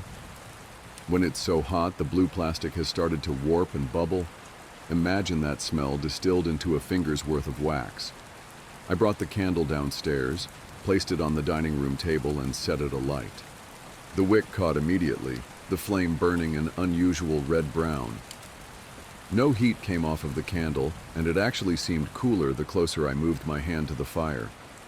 Once the wax began to melt, the smell was 10 times worse than it was back in the attic. I choked down a greasy sickness crawling up my throat and quickly left the room, shutting the French doors as I went. That helped trap the odor, but I couldn't shake the sense of nausea. I went to check on my mother. "Do you remember the day you ran away?" my mom asked, sitting in her bed, lunch untouched on the nightstand beside her. I didn't think she had any weight left to lose before she was nothing but bone and memory. Her skin was rice paper over a frame that seemed smaller every day. Her eyes, though, no matter how fragile the rest of her became, remained two little lanterns against the dark, blue and bright and alive. "I didn't make it very far," I answered, "and I wasn't really running away, only stretching my legs." Mom smiled. "You told me you were leaving for the circus. You wanted to be either a lion tamer or a strong man or maybe a fire eater." I think I wanted to be all of that combined. Young me was big on multitasking. My mother turned, so she was looking out the window into the yard. "I was so scared when I found your note, the one saying you were leaving. My hands were shaking like you wouldn't believe when I called the sheriff and then Mr. Jonas down the way. It felt like we were searching for you for half the night, even though it couldn't have been more than an hour before we found you there, lost in the woods, wandering around and shivering. You hadn't even brought a jacket." I sat next to my mom on the bed. "Yeah, I didn't exactly plan ahead for my circus escape. I remember getting over the idea real quick, but I couldn't find my way back. I'm glad you found me." "I'm glad too," my mother said, and I noticed her wipe away a tear. "I'm so glad. That hour you were gone, Brian, that was the most afraid I've ever been. Afraid we wouldn't find you. Afraid you might be hurt or worse. I couldn't hardly breathe through the fear. Then suddenly, you were there and the relief nearly knocked me over. I think we stayed up together the rest of the night watching the stars. I wanted to make sure you could find the North Star in case you ever got lost again." She turned back to me, reached out her thin hand and placed it over mine. There were still tears in her eyes, but she smiled her lighthouse smile, and for a moment, I saw her just as she used to be, just as she was the night I ran away and my mom found me. I squeezed her hand. I was scared too. I was afraid I'd be stuck out there. "What made you think of it?" "Well, I've been thinking a lot about dying lately and—" "Don't," I interrupted. "Don't talk like that. You're not going anywhere, not for a long time." "It's okay," she said, squeezing my hand back. "It's okay. I've known real fear, and what I'm feeling now. It's not like that. I'm scared, I guess, but I'm at peace with it. I had such a beautiful life. I'm so glad I got to meet you, to be your mom." "I'm glad too," I whispered, voice breaking on the last word. "But I won't let you go without a fight," I added silently in my mind. Something was trying to get to my mom. The strangeness began the day after I lit the candle. At first it was small blips, tiny wrongs that I chalked up to my imagination. Doors I knew I'd closed at night were open in the morning. Food began to rot and spoil within days of me bringing it into the house. Eventually, food would go bad almost immediately. Every few hours, the television in the living room would either turn off if it was running or on if it was off. Clocks would stop overnight, always at 3:03 a.m. Shadows began sticking to the corners of rooms independent of any light sources. The shadows were stubborn, and they would linger for as long as I would stare, then disappear when I blinked. I began hearing bumps and knocks at all hours, and sometimes, when I'd enter an empty room, I had a sharp, fleeting certainty that it was only just occupied. I avoided the dining room except to check in twice a day to see if the candle was still burning. The smell was vicious and would claw its way into your throat and nostrils the moment it was given a chance. I kept the door to the room shut and kept air fresheners running in the surrounding rooms 24/7.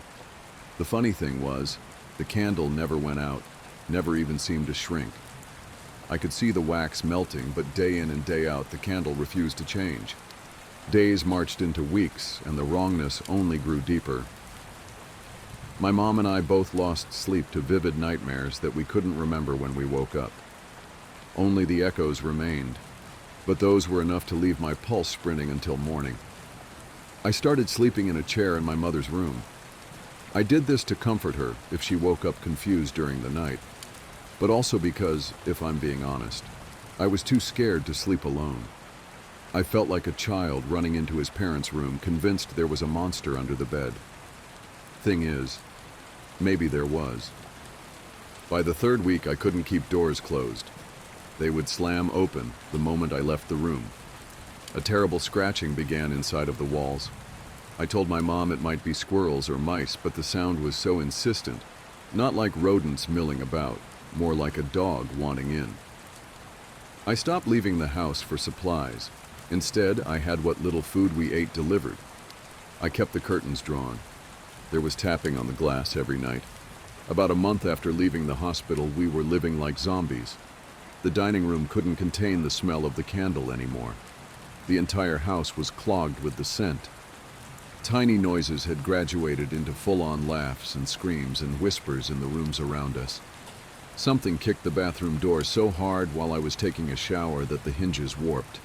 I covered every mirror in the house.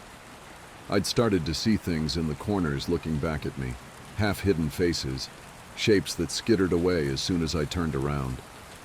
Mom was drifting further and further away. She had long moments of confusion where she'd forget my name, forget where we were. Sometimes she'd think I was my dad. Other times, she'd just stare at the wall for hours, growing fainter and fainter each day like a Polaroid left in the sun. But she was alive. It was clear that we were under siege by something. My world shrank to only one room, and every trip to the bathroom, or to answer the door for food, felt like going over the trenches. The noises kept getting worse and worse, the shadows closer, the sense of movement around the house sharper. Every now and then I would feel hot breath on the back of my neck or walk through a cold patch hanging in the air. I stopped bothering redrawing the lines of salt around the house. I knew deep in my bones that as long as the sickly candle burned, death could not take my mom away. On the 33rd day after leaving the hospital, I woke with a start from a nightmare, only to find my mom's bed empty. She hadn't been able to walk the past week at all, so my first feeling was hope that she might be improving, at least a little. Then I noticed the odor we'd been living with for weeks was gone. "Mom!" I shouted, running in bare feet out of the room. I found her in the dining room, the door wide open. She was standing at the table, frail as a neglected scarecrow, bobbing back and forth.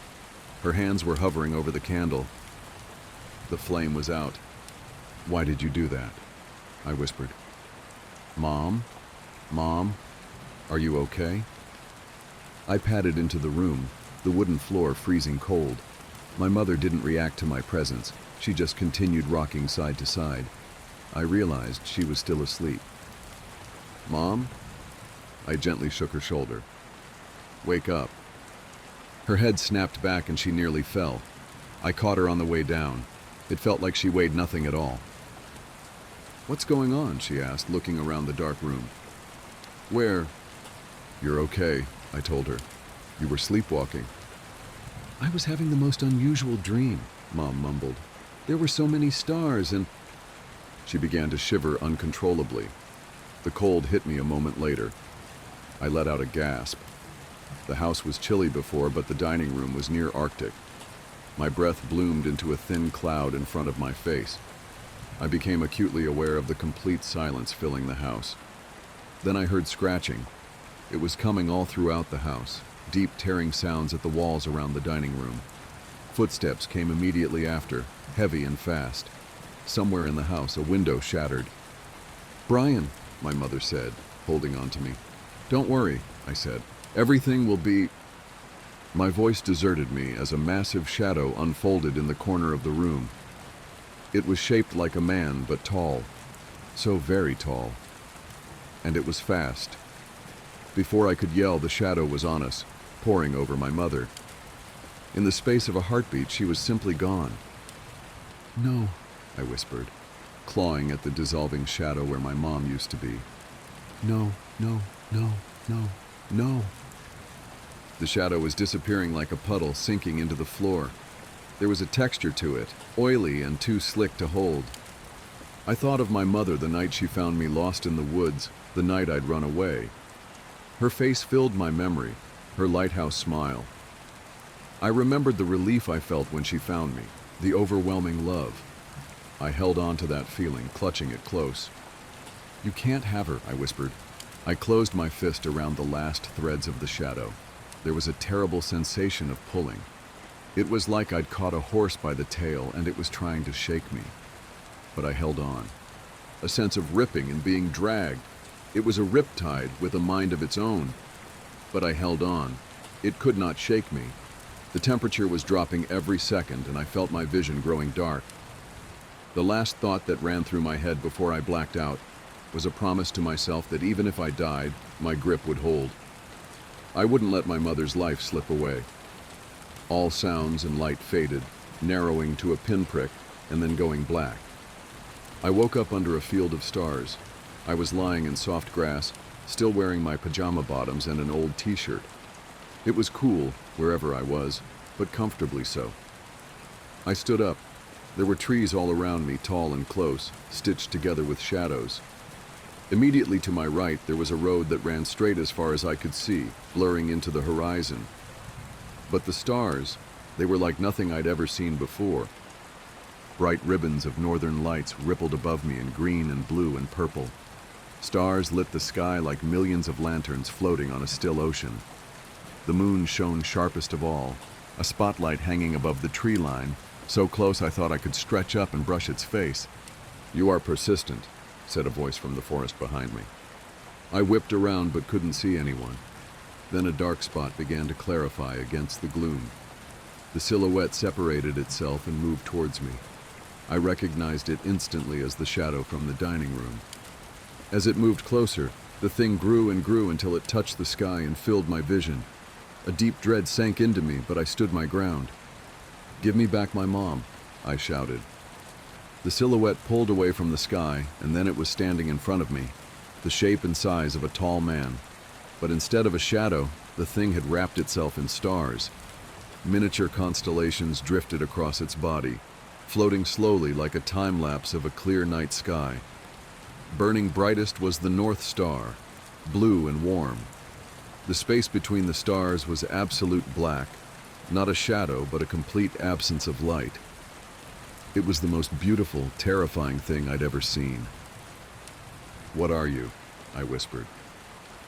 "You know," it replied. "Give her back," I begged. "Please, give her back." "I can't. It's her time. Past her time. You delayed me. Delayed her." I clenched my fists. "She didn't get enough time. I didn't get enough time. It's not right. It's not fair." "Of course it's not fair," the starry thing said. "But it is right. You each have your time. And at the end of it, there's me, and there is a road, and we walk it together." "Where to?" I asked. "Where are you taking her?" "I don't know. It's not for me to know, only to know how to get there." "Then I won't let you take her." I planted myself in the road. The world was still and solemn around us. The constellations drifted like clouds, and a soft breeze stirred the branches. The starry thing didn't respond for a moment. "Your mother was kind and caring. Wherever she goes, she'll have peace," it promised. "But," the creature raised its hand, "did you ever stop to think that death isn't an enemy? Death simply is. It is the natural partner to life. It knows no prejudice or malice, has no designs or ambitions. Your mother spent so long suffering, felt so much pain. Instead of letting her rest, you took it upon yourself to draw her life beyond its given course. You kept her alive, but at the cost of stretching her thin, prolonging her sickness, diluting her. Did you keep her alive for her benefit or for yours?" I couldn't answer. "Stretching a life is unnatural, dangerous," it told me. "In the weeks you kept me away, you drew the attention of old things, hungry things, forces that would like nothing better than to swallow even the memory of your mother, to tear and bite until there was nothing left but pain and fear and a perfect emptiness." I shuddered, remembering the clawing sounds, the shattered window, and the laughter from empty rooms. "I'm sorry," I whispered. Can they hurt her here? Is she safe?" The stars in the shadow burned brighter for a moment. "Your mother won't walk her road alone. None of you do. I walk with you, always to the end." "Can I see her?" I asked. "Please, let me say goodbye." It considered for several seconds. You are persistent. And then the starry thing was gone. I was standing alone on an empty road. Brian. I turned to find my mother behind me on the road. She looked younger, healthier than I'd seen her in years. The frailty was gone, and my mother seemed exactly as I remembered her when she found me in the woods all those years ago. "Isn't this the most beautiful dream?" she asked, staring up at the night sky. "Yeah," I said, trying to keep my voice steady. "A beautiful dream. I love you, Mom. I love you so much, so very much." She smiled and touched my cheek. "I love you too. Don't cry, it's okay. I'll wake up any time now. I'll see you then." I nodded, wiping at tears. "Sure, yeah, I'll see you then." "What do you think is at the end of the road?" she asked. "Do you think I'll have time to find out before I wake up?" I looked out at the road, scanning the trees for any hungry shadows. "I don't know. I don't know where it goes, but promise me you'll be careful." My mom smiled wider. "Of course I'll be careful." "And she won't walk alone," said a familiar voice behind us both. I turned, expecting the starry thing. But the man standing on the road was entirely normal. The light from the moon was enough that I could see he had moss-green eyes and a bright shock of red hair. "Such a beautiful dream," my mother said. The man came towards us and took my mother's hand. He and I looked so alike, I could see why my mother confused us when she was sick. "Take care of her," I told the man. Just please take care of her. Make sure she gets where she's going. There are things out there that want her, to hurt her. It's my fault. I'm sorry. I'm so sorry." The man squeezed my shoulder. "She'll be safe, watched over. If the devil himself is waiting on the road ahead, he'll move, or he'll be moved." I believed him. Thoughts raced through my head. There were so many things I wanted to say, questions, a million ways to say goodbye. I wanted to stretch out the moment for as long as I could, but I realized I'd already delayed my mother enough. "I love you," I told them both. "Goodbye." I woke up back in my dining room, sitting at the table, the unlit candle in front of me. The house was quiet and still. There was no more scratching, no sound or sense of life at all. I walked through every room. The house was empty. I was alone. I've spent the past couple months working on the house, erasing the marks I'd made, fixing up the property. Some nights I take long walks out into the forest. I'm far enough out in the country that on clear nights it's like looking up at a sea of stars. I think about my parents the most during those walks. I grieve and remember in my own way. And I wonder where their road went, if they're still traveling or if they reached their destination. I hope that their road takes them strange and beautiful places. When I walk at night, I look up for the North Star to keep from getting lost. Maybe they do the same. When it's full, I also look up towards the moon. I wonder if my parents had a chance to visit, to search for hidden oceans. I like to think they did, that the moon has at least one Maria, the one I love most. The water park I worked at last summer obtained a shark statue that was discovered abandoned in a lake. They should have left it there. The summer Texas air hung heavy and thick, clinging to everything like a wet blanket, even as the evening sun dipped low. My name is Oliver, and for me, it was just another shift at Schlitterbahn Water Park. My new maintenance tech gig was a decent step up from pulling all-nighters at Waffle House, even if it meant wrestling with chlorine levels and clearing out gross drains. But tonight's task was different. Tonight, I had to dive to the bottom of the Maw. This wasn't just any water slide. The Maw was the park's newest, biggest, and without a doubt, its most unique attraction. It was a giant slide, but the real showstopper was at the very end. The park owner, Sterling, a dude with more money than sense and a famously macabre taste, had bought it. It was a shark statue, dredged from the cold, murky depths of some forgotten lake. According to Reddit, the statue was a prop from a low-budget horror flick sunk by its creators to startle unsuspecting divers after production wrapped. I'd seen the pictures online, the ones that popped up if you dared to search for abandoned lake shark statue. They were unsettling, sure, but more fascinating than frightening to me. Just a big, weird piece of art. A quick warning, if you have even the slightest bit of submechanophobia, don't look them up. This massive, great white, its head frozen in a bizarre, vague smile that looked almost unintentional.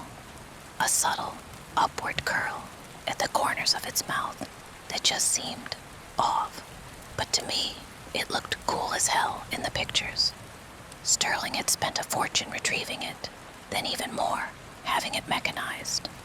Now for just a few extra bucks, after a screaming descent through twisting dark tubes, riders were spat into a vast, deep pool where the shark, its mouth agape, in that almost menacing smile, loomed directly beneath the surface, occasionally lunging upward towards the guests with a hydraulic hiss along a 20-foot track that made the whole pool rumble before the machines pulled it back, making it descend out of sight to the deepest area of the pool, waiting for the next round of unsuspecting victims to trigger the sensor. Tonight, after the last shrieking kid had been ushered out and the gates locked tight, the maw was silent. Not just quiet, but a profound, almost oppressive stillness that felt strangely peaceful. I ran through my checklist, filters, pressure gauges, and then the shark itself. The most critical sensor was acting up, meaning I had to get in the pool and check its housing. I grabbed my dive gear, feeling a pleasant calm. Just another Tuesday night. I strapped on my dive mask, adjusted the regulator, the hiss of my own breath, a steady, comforting rhythm in my ears. The pool water, usually a chaotic riot of splashing, was perfectly still, reflecting the distant park lights like scattered diamonds.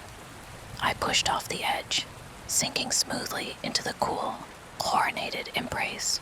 The world above vanished in a ripple, leaving me suspended in a dim, watery silence.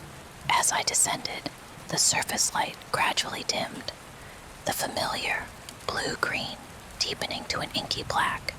I flicked on my dive light, the beam cutting a crisp, clear path through the gloom, and then there it was, the shark itself. I'd seen it 100 times from the surface, as well as the photos online, but being eye level with it underwater was different. It was huge, dwarfing me, but still just a statue. Its cold, unseeing eyes, twin black voids, didn't bother me, but that smile, so odd, that faint, almost evil-like curl at the corners of its mouth. I figured it was just how the mold settled, a trick of the artist's hand. It seemed to expand slightly in the low light, but that was just the water, the lack of real vision, a mild curiosity, and nothing more. At least that's what I told myself. I forced myself to focus, kicking slowly, deliberately, towards the shark's head. The faulty sensor was located near its jawline. The water directly around the shark was surprisingly clear, almost unnaturally so, as if the massive form repelled the usual murk, granting me an unobstructed view. As I drew closer, the details sharpened. The rough pock texture of its fiberglass skin, somehow organic despite its artificiality. The perfectly formed teeth, each one a predatory shard. And that smile, the one that just didn't quite sit right, seemed to deepen, not wider, not more aggressive, just deeper, a subtle crinkle around its mouth that hadn't been there before. I paused, treading water. Must be the angle, or maybe a trick of my dive light, bouncing off the contours. I took a steadying breath, the sound loud and calm in my ears. Just a statue, I murmured, the words a garbled bubble. just fiberglass and hydraulics. I forced my fingers back to the panel, finding the latch. I finally got it open, revealing a tangle of wires. I quickly checked the connections, nudging a loose one back into place. Done. I started to close the panel, already thinking about getting out and grabbing a cold bottle of sweet tea. Just as my fingers brushed the panel to close it, I glanced up. The shark's head seemed to have shifted a fraction, the subtle tilt to the left, a bit more pronounced, and the smile, it had deepened, just a hair more, a hint of something sly, almost knowing, in its fixed grin. A prickle of unease finally touched my calm, an uninvited chill under my wetsuit. I blinked, shaking my head. Currents. Gotta be the currents. I pushed off the statue, kicking backward. I felt a deep but very brief vibration that seemed to emanate from around the statue itself. My heart gave a little thump, a nervous flutter. Okay, that was weird. The hydraulics were offline. The park was deserted. I was the only one here. Must have shifted slightly with the water currents, or maybe I'd bumped it. I needed to get this done. I needed to check the track itself, where the shark slid. That would mean swimming past it, to its flank, towards where the tail would be. I hesitated for a fraction of a second, that strange, unsettling feeling growing, but I pushed it down. It was silly to be spooked by a hunk of fiberglass and paint. With a deep breath, I swam past the shark's massive, immobile head, past its still body, until I was almost at the tail end of the mechanism, my back to the sharks in its entirety. I worked quickly, checking the rollers on the submerged track, my light beam dancing over the metal. The familiar routine, a welcome distraction from the rising unease. As I pulled my gloved hand back to adjust my light, a sudden, sharp click echoed through the water. It was loud, like metallic and unsettling, almost like teeth clinking together. And it was too close. My breath hitched. A sudden, involuntary spasm. The sound was too precise, too deliberate to have been an accident. My mind screamed at me to spin around, to see, but my body was suddenly paralyzed, muscles locked, refusing to obey. The silence that followed the click was even worse. A heavy, expectant quiet that seemed to hum around me. Every nerve ending in my body screamed wrong, wrong, wrong. I steadied my light, my fingers fumbling, and as I started to attempt to calm myself, a sudden, oppressive cold radiated from behind me, making the terror that was in my blood run even deeper with each passing second. It wasn't the water. It was a presence, a chilling weight, a suffocating awareness that filled the space directly behind me, slowly, reluctantly, as my whole body screaming in protest. My head swiveled, and my entire body froze in its tracks. I couldn't breathe. I couldn't move. I couldn't think. All I could do was stare in horror at the sight before me. The shark. It was no longer facing forward. Its head merely tilted. No. It hadn't even just tilted further. A gradual, nor a deliberate lean into my personal space. Its entire body was turned completely on its axis, now facing me head on. Its nose was now only a mere 5 feet away from the protective glass of my mask.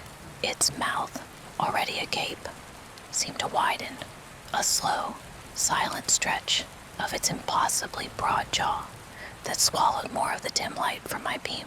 The grin was not just vague, deep, or sly anymore. It was a monstrous, impossible rictus of pure, menacing evil. It stretched impossibly wide, pulling back, until its lips seemed to tear, revealing every single one of its impossibly white, jagged teeth, each one a perfect, ancient blade. Its eyes, those dead, black, unseeing eyes, were now ablaze with a malevolent, hungry glee, reflecting my own terrified, distorted face in their depth. It was still immobile, as it always had been, still as night, but its expression showed a sliver of hidden mortality that shook me to my core. It wasn't just watching me, it was savoring my terror. A silent, yet deafening laugh in its fixed, demonic smile. A cruel amusement in its paralyzing gaze.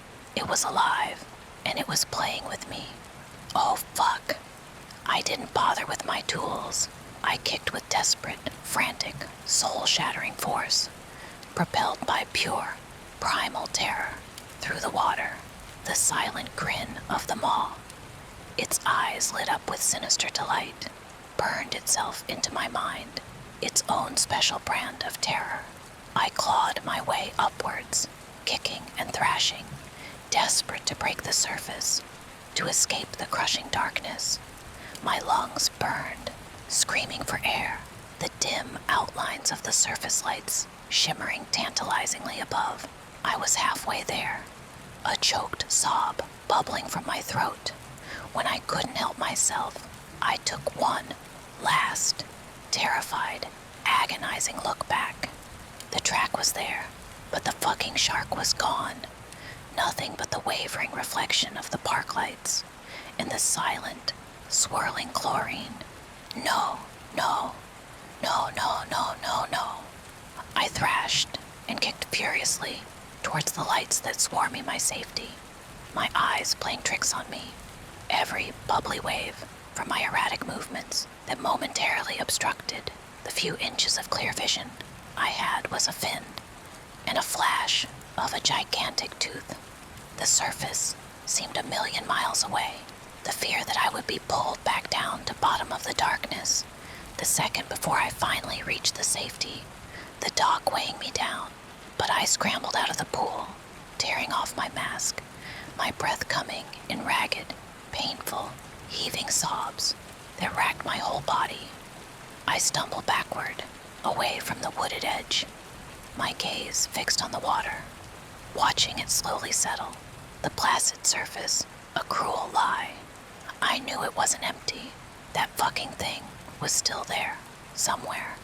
And I knew, with a horrifying, absolute certainty that stole my breath, that it had just let me go. For now, that was my last night at Schlitterbahn. I put in my 2 weeks the very next morning. No explanation given, just a flat, I'm done. Sterling called me multiple times, begged me to reconsider, even offered a bonus. Oliver, please, I'm not sure what happened, but we can fix this. Just tell me what you want. Give me a number, man. I'll match it. But I just hung up. I couldn't set foot in that place again, especially not near that pool. The thought of that black fucking abyss beneath the water of that pool was enough to make me gag. As it would turn out, the park closed down for good. A few months later, the official line was unforeseen operational difficulties.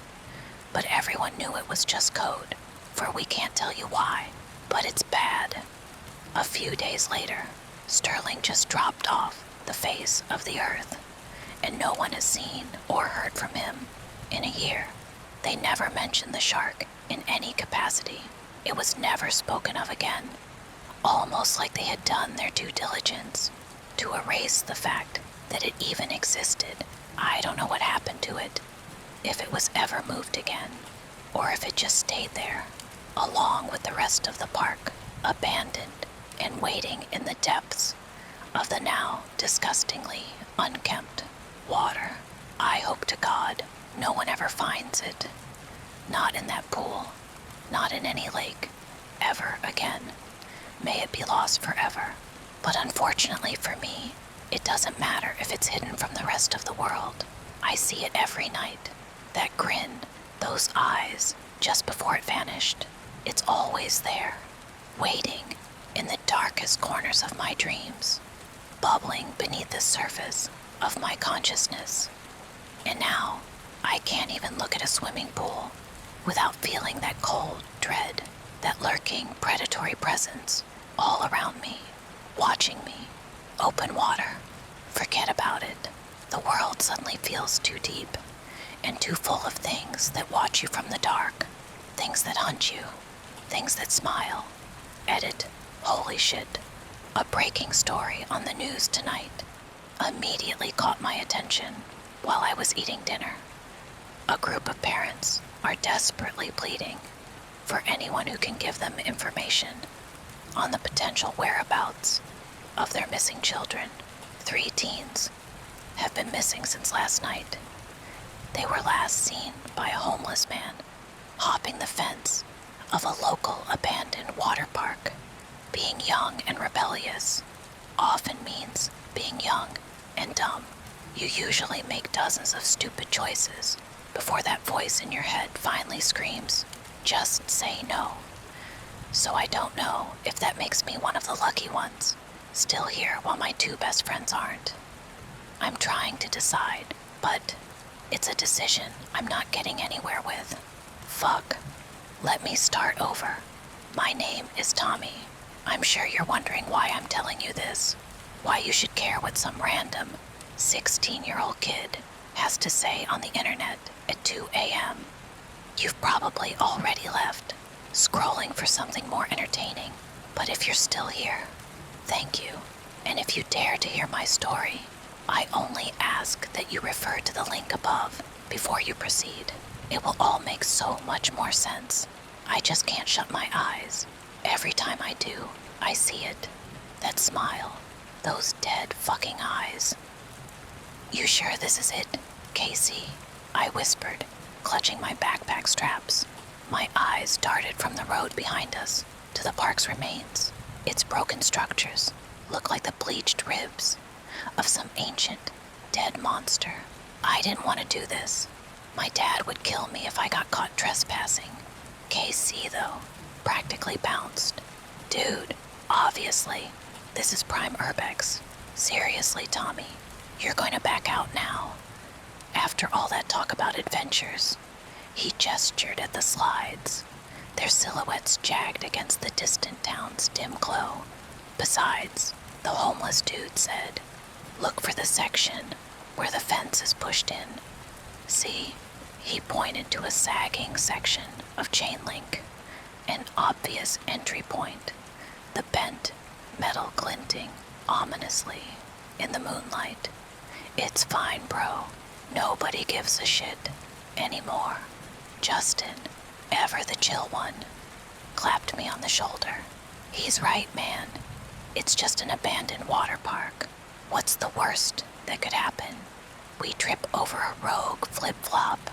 He let out a giggle, his phone already out, flashlight beam cutting a path through the gloom.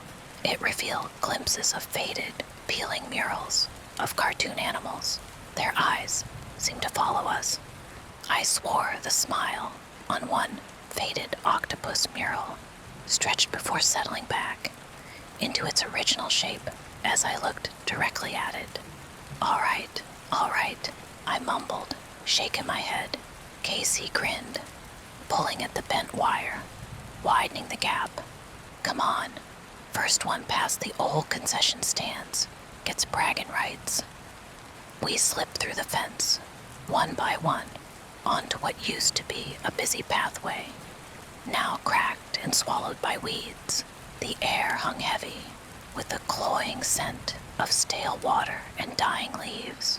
The once bright slides overhead now looked like the hollowed-out bones of something long dead. A coldness shot through me. This was nothing like the pictures. This was bizarre. The silence was absolute, broken only by our footsteps. Holy shit, Justin breathed, his phone flashlight slicing through the shadows. This is wild. Told you, Casey said, heading deeper into the park. He glanced back, a glint in his eye, stopping to hold the flashlight beneath his chin. The mall, anyone. The mall, the park's infamous final attraction. For months our town whispered about it. Rumors flew, dark assumptions made about what had happened, why the park shut down. All anyone knew was that hell broke loose not long ago after Sterling bought the statue. Few people had ridden it, all with different experiences, and after a while, it became more urban legend than something real. Since Sterling was gone, no one had answers, so everyone just had fun with it.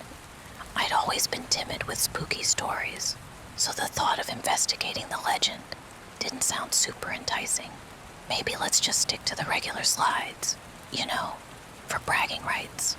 Justin just laughed, too loud, in the oppressive silence around us. Nah, where's the fun in that? Everyone knows the maw's the real fucking reason to come here. He and Casey sped up, their silhouettes swallowed by the darkness. Being left behind in the lobby felt worse than whatever was waiting inside. So I took a breath and caught up with them. We moved like ghosts. The lazy river was a green, thickened trench, its fountains dry and crusted. Plastic flamingos protruded from the ground, their colors faded to a sick off-white. The wave pool was a debris magnet, littered with sticks, leaves, and dead insects. Everything felt wrong, not just abandoned, but dormant, as if something was waiting, unfurling itself deep within its concrete veins, becoming aware of our presence. Then I froze, my light fixed on something ahead. Fucking shit, dude. There it was, looming in the distance, partially hidden in shadows, was a tall, twisting slide tube, cracked from top to bottom. Its bottom emptied into a circular pool, once filled with clear water, now an empty, gaping wound in the park's center. Even from where we stood, it was clear. It was an abyss. The sign above, bolted onto a steel pole, had triangular shapes carved out, resembling bite marks. A massive, gray fin emerged from its top left corner. The letters, boxy and wide, peeked through dirt and dust, aged and faded shades of white and blue. The maw. Dude, no fucking way, Justin whispered, his jokes gone. That slide's bigger than it looks in the pictures online. I know, Casey breathed, awe in his voice. You think it's still there, fellas? Only one way to find out. Justin's words felt hollow. Something was not right, but I couldn't back out now. They'd never let me forget it. If I had come this far just to quit, all I could do was swallow my fear, trying to regain what little control I had. Okay, but let's not get too close. Something in that pool smells really fucking bad. We crept closer, taking in the decrepit surroundings.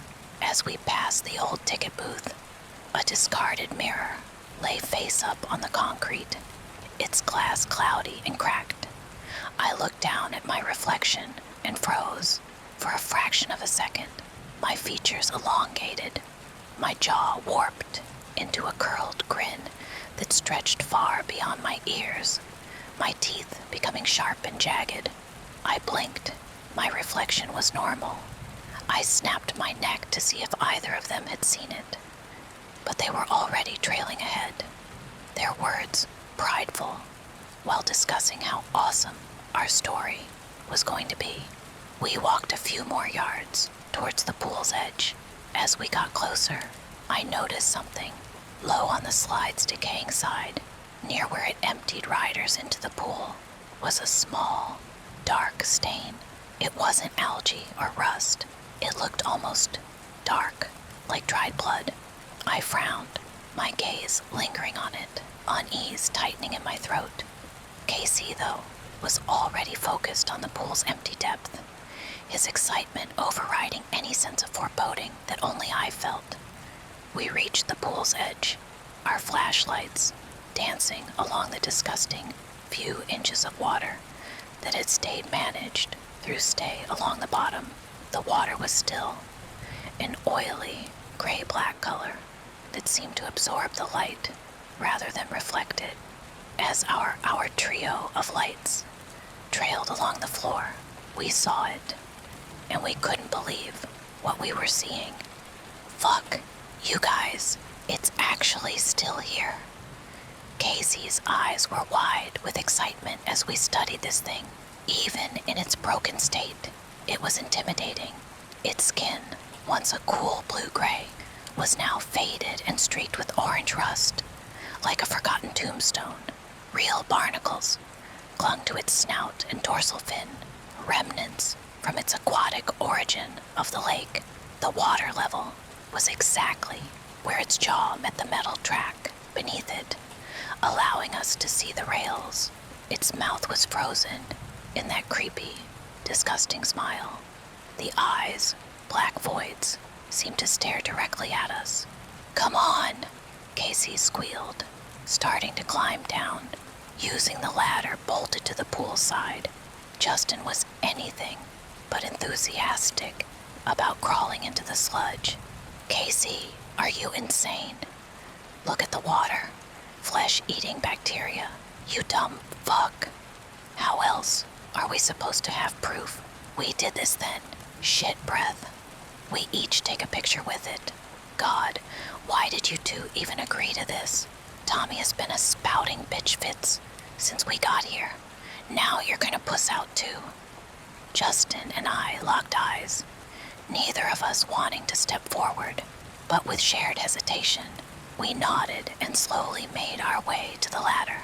As we got closer, the surface seemed to bulge inward near the center, like an eye slowly opening beneath the surface before settling back into its oily flatness. I felt dizzy and could feel the acid burn the back of my throat as I choked back the buffalo wings I had for lunch. "What the fuck am I doing here?" I murmured to myself.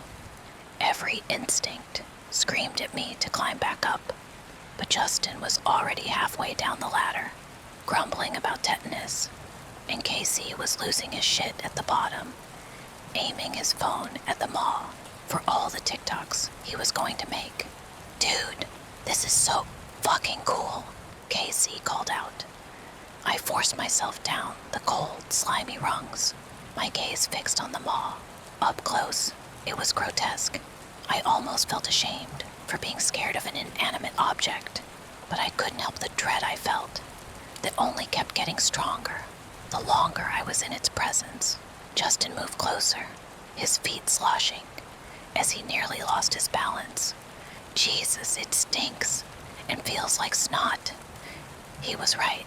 The smell was overpowering now, so much so that it made my throat burn. Casey, oblivious as always, was already wrestling Justin into position. "Come on, Justin, put your head in its mouth."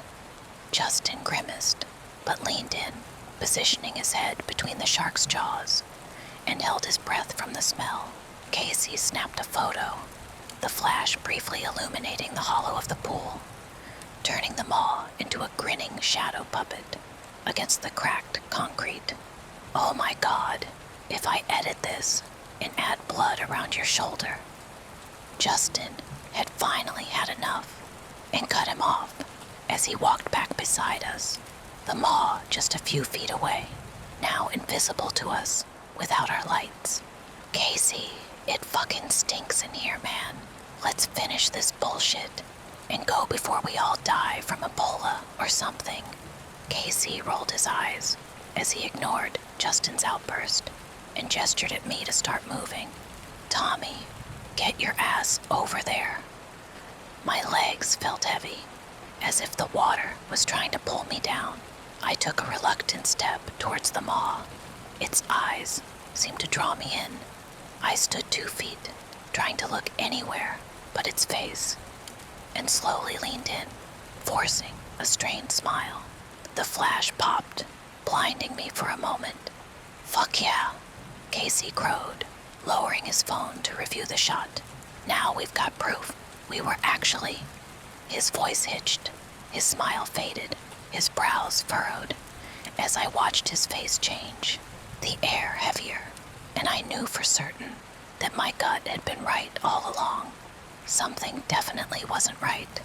balls of steel, Casey stood frozen, phone clutched, eyes locked on the screen. His body went rigid, his cocky smirk vanished, and it was replaced by horror. I glanced at Justin, who looked back at me, my thoughts own, reflecting back to me through his eyes. "Casey," he said, "what's wrong?" Casey didn't answer. He just stood there, still, rooted in the water, eyes wide, fixed on the photo. He breathed in shallow, rapid gasps. I couldn't see the screen, but the fear radiating off Casey was almost enough to make me run for the exit. Again, the sick smell intensified and stung in my nostrils. Then, Casey lifted his phone, turning the screen just enough for us to see. There I stood, next to the monster, but the photo had glitched. My face, my entire body, was a hazy blur, distorted just enough to know it's me, but my features were impossible to define.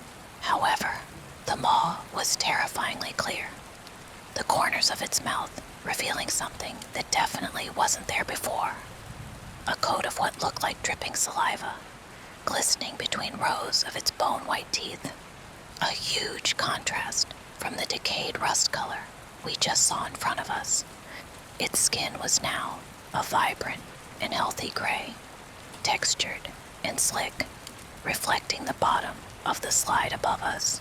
It wasn't until I looked at the eyes that I felt the world, and my heart stopped simultaneously. Its eyes were now bright and alive, slightly squinted into a devilish shape. No longer the lifeless, deadpan stare straight ahead. They were now at a downward angle, hyper-focused on one thing. Its eyes were hungrily looking down at me. Justin began to laugh. "That's amazing, dude. Bravo." Casey was still frozen, eyes wide, staring at the photo in bewilderment. I didn't. How do you even Photoshop something that fast?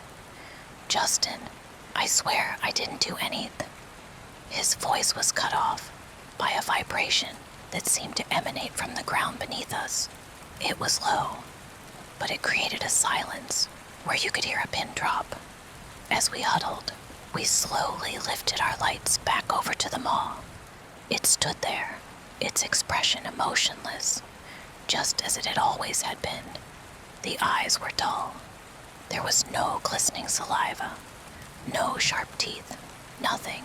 It was the feeling in the atmosphere that was suddenly different.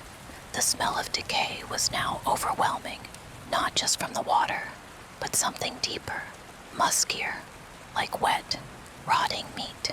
And the silence wasn't just the absence of sound anymore. It was accompanied by a presence, a silence that felt like something was listening, holding its breath. "Let's get the fuck out of here." Justin's voice was less sarcastic, as he too clearly felt the shift in energy. Casey, still clutching his phone, slowly, reluctantly, dragged his eyes away from the screen, his terror-stricken face finally breaking free from its stupor. Yeah, let's go." We shuffled backward, our eyes glued to the maw, unwilling to turn our backs on it. Every movement felt sluggish, the water clinging to us, resisting our escape. The putrid, rotting meat smell was now thicker than ever, and it tasted metallic on my tongue. My lungs burned with each breath. As we reached the opposite side, hoping for another way out, I slammed my hand against the cold concrete wall. It was just a curved, slick surface, impossible to climb. There was no other ladder, no indentations, nothing to grab onto. We were trapped. Then I looked at the dark, oily water at the base of the maw, just beneath the surface, where the bottom of its huge, stretched jaw met the murky depths. A faint shimmer pulsed. It was subtle, barely there. A heartbeat, like rhythm, that seemed to writhe with an invisible life. It pulsed, slow and deliberate. Justin, seeing the shimmer too, let out a choked whimper. He stumbled back from the ladder, splashing in the grime. "It's It's doing something. Oh my God. Guys, it's fucking breathing.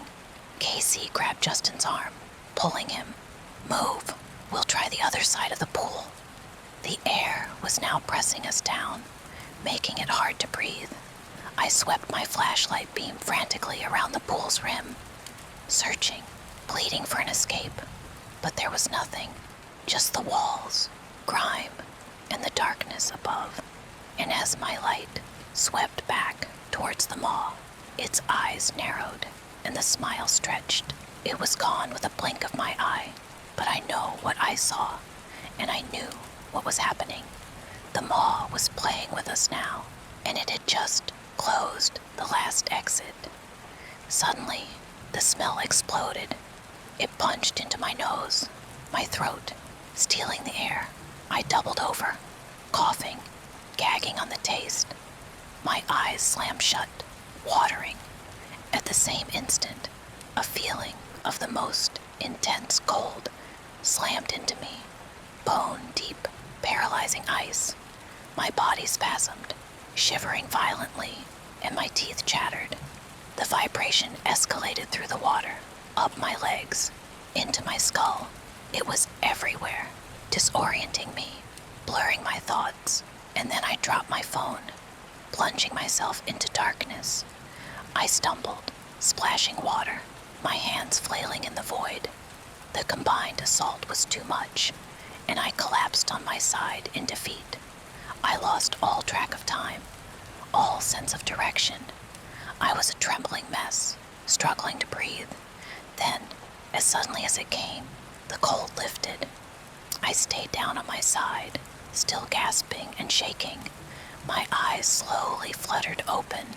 I fumbled for my phone when the screen flickered to life, its weak glow doing little to pierce the dark. The maw loomed yards away, partially hidden in the shadows, facing me. But the rest of the pool was empty. Justin and Casey were gone. No sound, no struggle, no trace. They had vanished. It was just me and the maw. My body felt numb and detached. The last thing I remembered was the cold, the darkness, the death stench, and then nothing. I don't know how long I was out. I honestly thought I was already dead. I blinked. My eyelids were so fucking gritty that it burned. I was lying in the filth, feeling it soaking through my clothes, and my head throbbed. I tried to sit up, but my muscles screamed in protest. Every movement sent a jolt of pain through my body. Then I heard it. Somewhere behind me, I heard a splash, like something heavy falling into the water behind me, and it started to move towards me with purpose. Then something moved, its dark shape, just at the edge of my blurry vision. It was too large and solid to be debris. It was moving towards me, faster now, the sounds growing louder. I began to panic. I tried to scream, but my voice was too weak. My body wouldn't move or wouldn't respond. I was trapped, helpless, waiting for whatever was coming to get me. Oh my God, kid. Hey kid. I thought I was hallucinating again. I heard a man's voice grow closer, and I felt two hands on my back as his silhouette came into view above me. Thank God. Don't worry, buddy. You're safe now. Okay. Huh. I could only whisper. You and your friends are all over the news. I thought I was too late, but thank God, you're alive. He embraced me not as any stranger would. I could tell that he knew. Somehow, he knew everything. I'm going to get you out of here, but we have to go now. Where are the others? I don't know. We will find them, but we need to get out of the pool. Follow me. He led me to a ladder that we all must have missed in the chaos, but I could have sworn it wasn't there before. Just as the mysterious man helped me pull myself up and steady myself on my feet as we made our escape, we heard it, coming from behind where the man stood. A click, The undeniable sound of teeth clicking together. I could now see the man's face in the streaks of the light he was holding at his side. The horror in his eyes was one of familiar dread, as if he knew what was about to happen next. He had heard that sound before.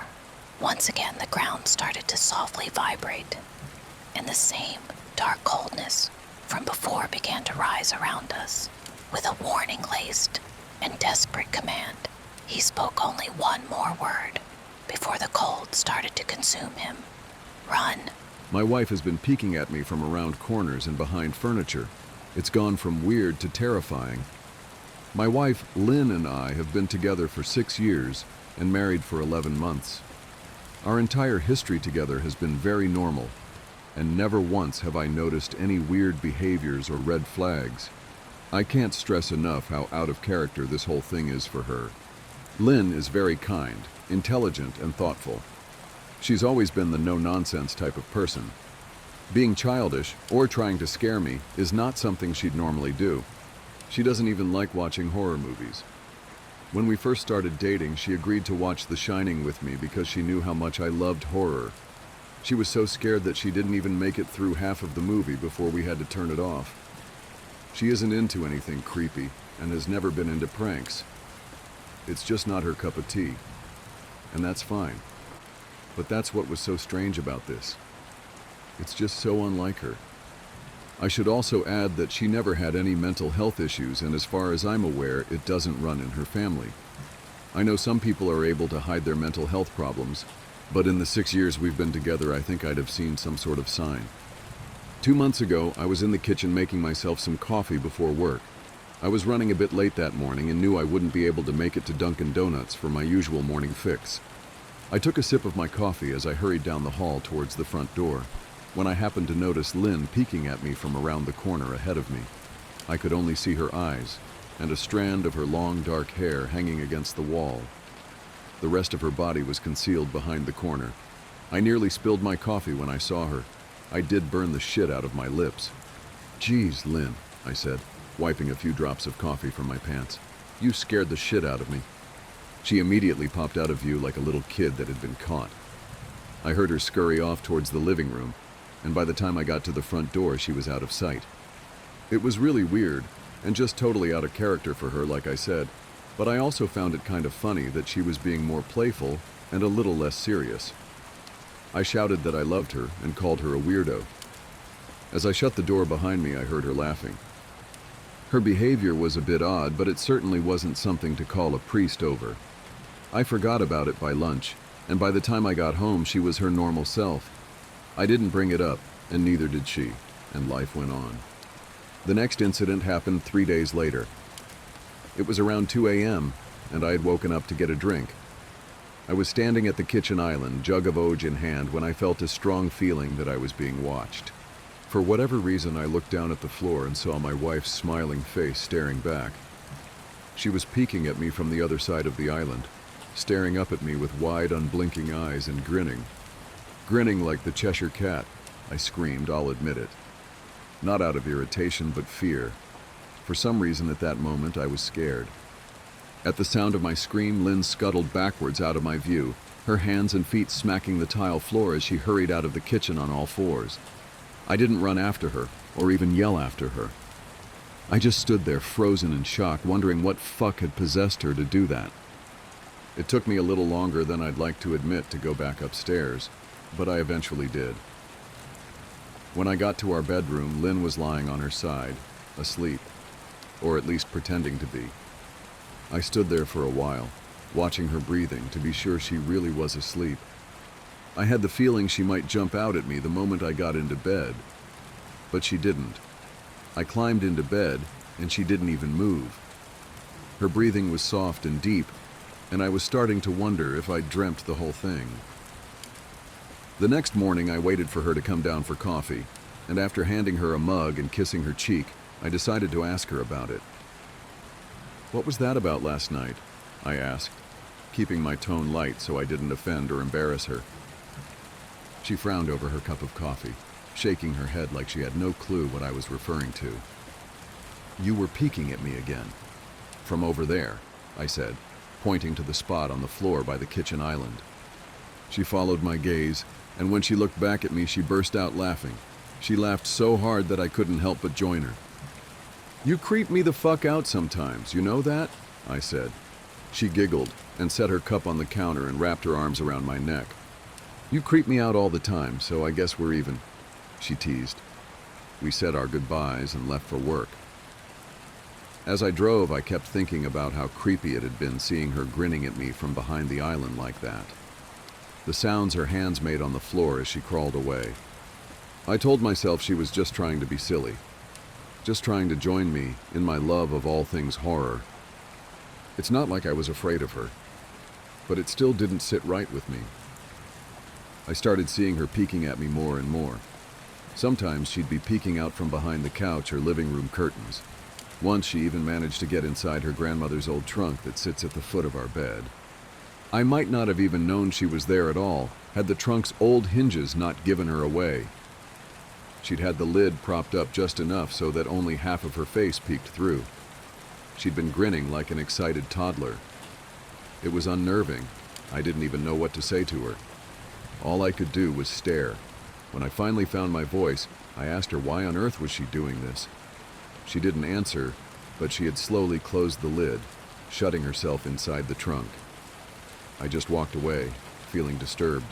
I didn't understand why she was doing it, but it clearly made her happy. I just hoped she would tire of the game quickly. Lynn didn't peek at me for the next 2 weeks. I started to think she was done with her weird prank, and I was relieved. We were watching a show on Netflix one night, and I jokingly said that I hadn't seen her peeking at me lately, and that she must have given up on her spy game.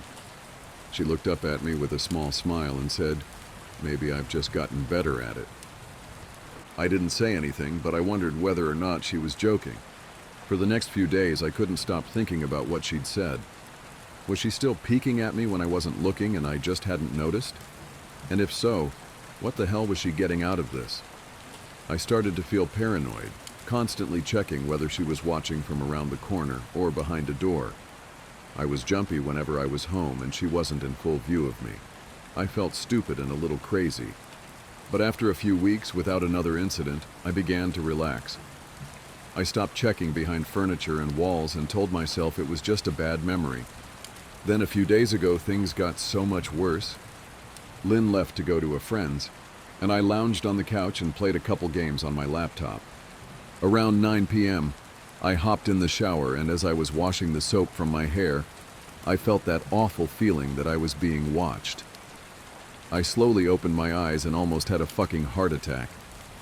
Lynn was peeking from behind the shower curtain, her entire head stretched into the shower, leaving just her body outside. Her long dark hair hung against the curtain, the ends dripping with water.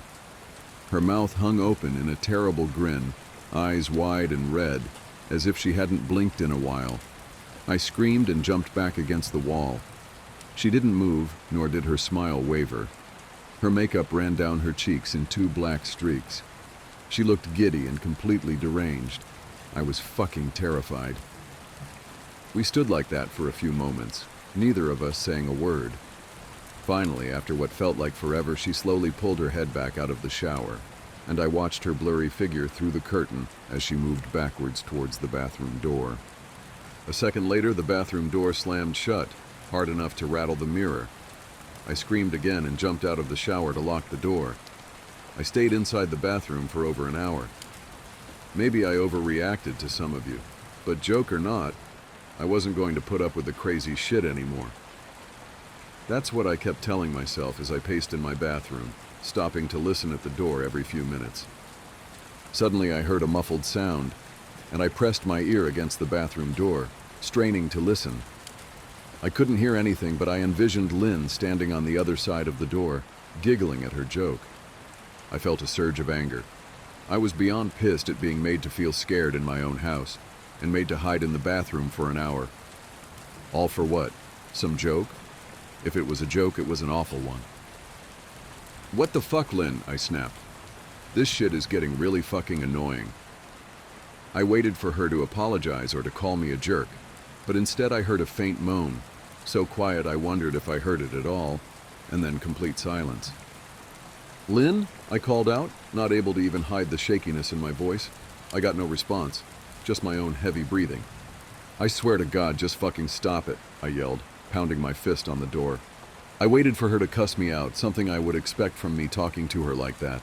I never screamed at her before, but there was nothing, just the occasional drip from the shower head.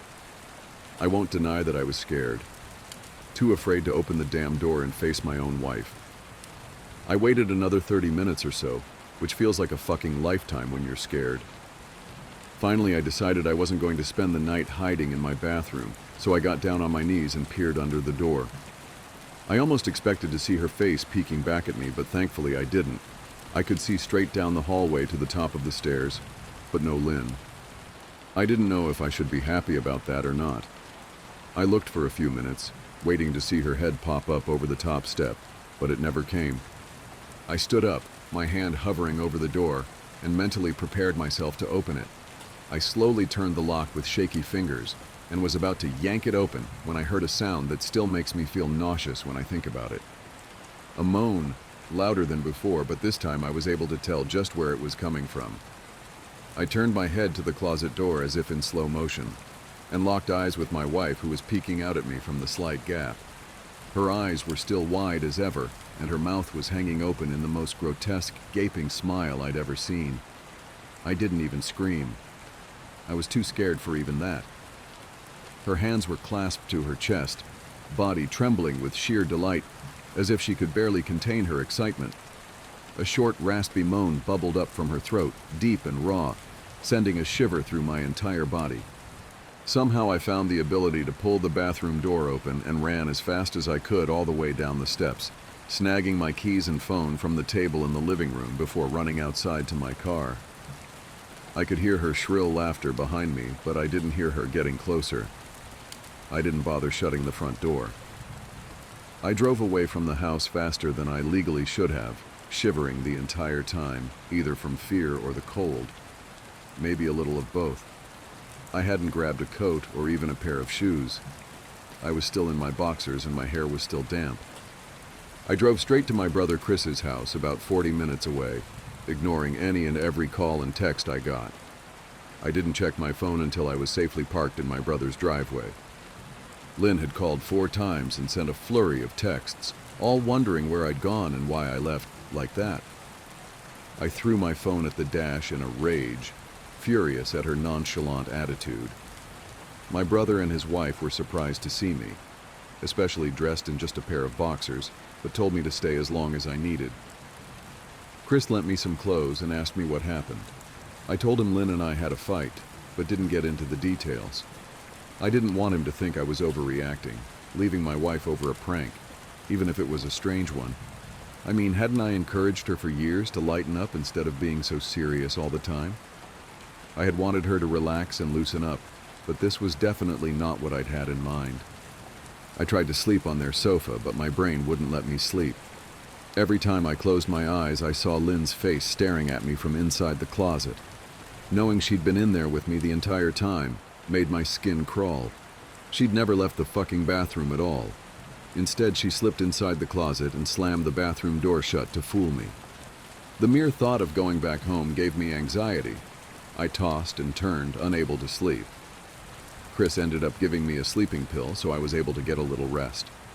My sleep was filled with terrible dreams, all of Lynn's smiling face. I woke up just as the sun started to rise. My sore body ached from the sofa, and I felt drained.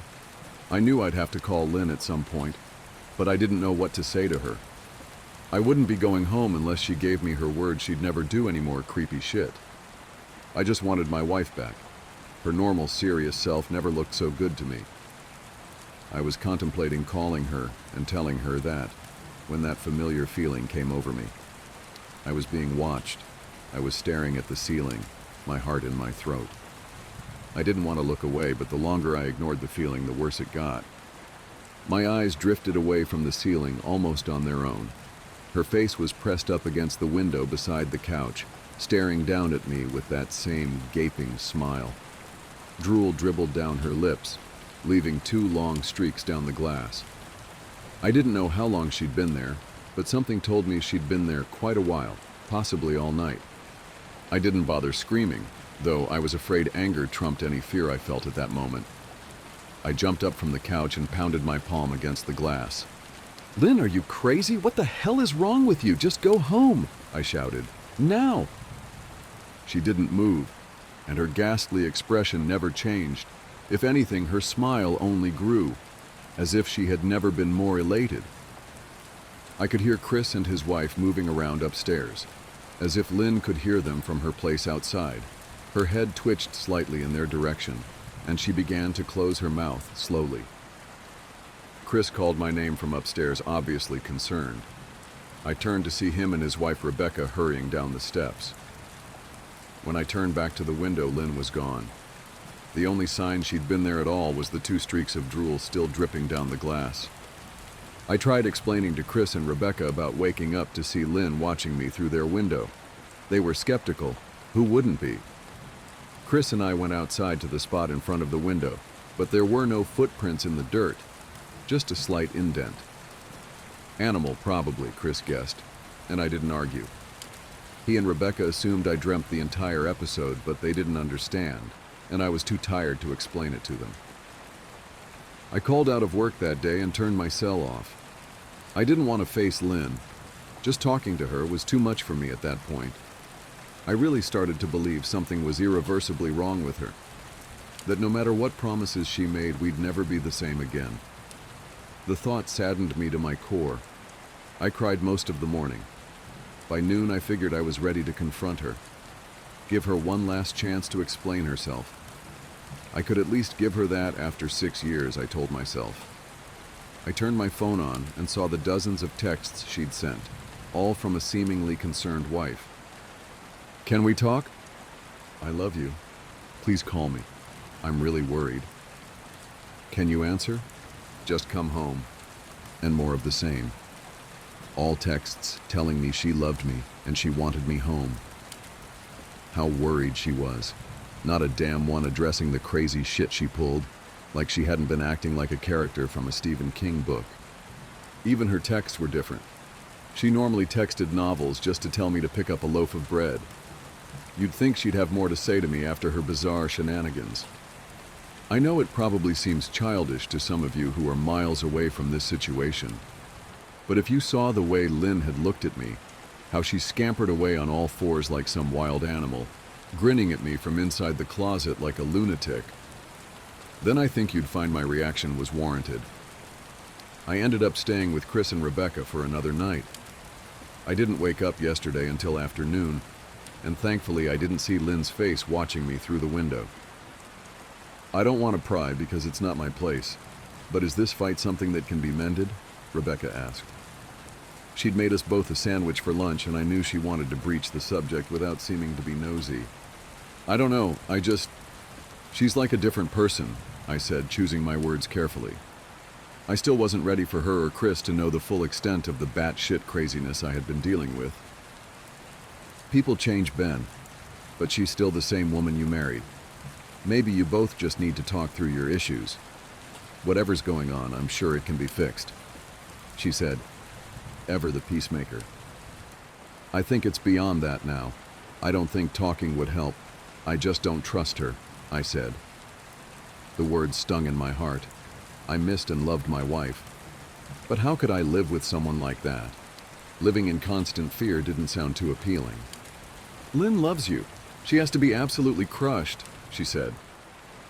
"I don't know about that," I said. "Well, she certainly seemed like it to me. I've never seen her so upset. Very much unlike the Lynn I know," Rebecca said, shaking her head sadly. It took a full minute for her words to really sink in, and when they did, I felt dread worming its way through my skin. "Wait, what do you mean? You saw her? You saw Lynn?" I asked, my mouth suddenly dry. Rebecca nodded casually, as if that fact wasn't nightmare fuel. Maybe for her it wasn't. "She stopped by this morning just after Chris left for work," she said, cleaning the plates from the table. "I didn't see her car, though. Maybe she took an Uber or something." "Beck, what did she say? Did she come inside?" I asked, sweat starting to break out on my forehead. I began looking around, examining corners as though a predator lurked behind them. Number, she just asked if you were awake yet, and I said that you weren't. I asked if she wanted me to wake you, but she said no. Just said to let you sleep, she said as she washed the dishes. That's all? She didn't say anything else? I asked. Number, she looked awful though, like she hadn't slept in days. I think you should call her. I got up from the table and thanked Rebecca for lunch.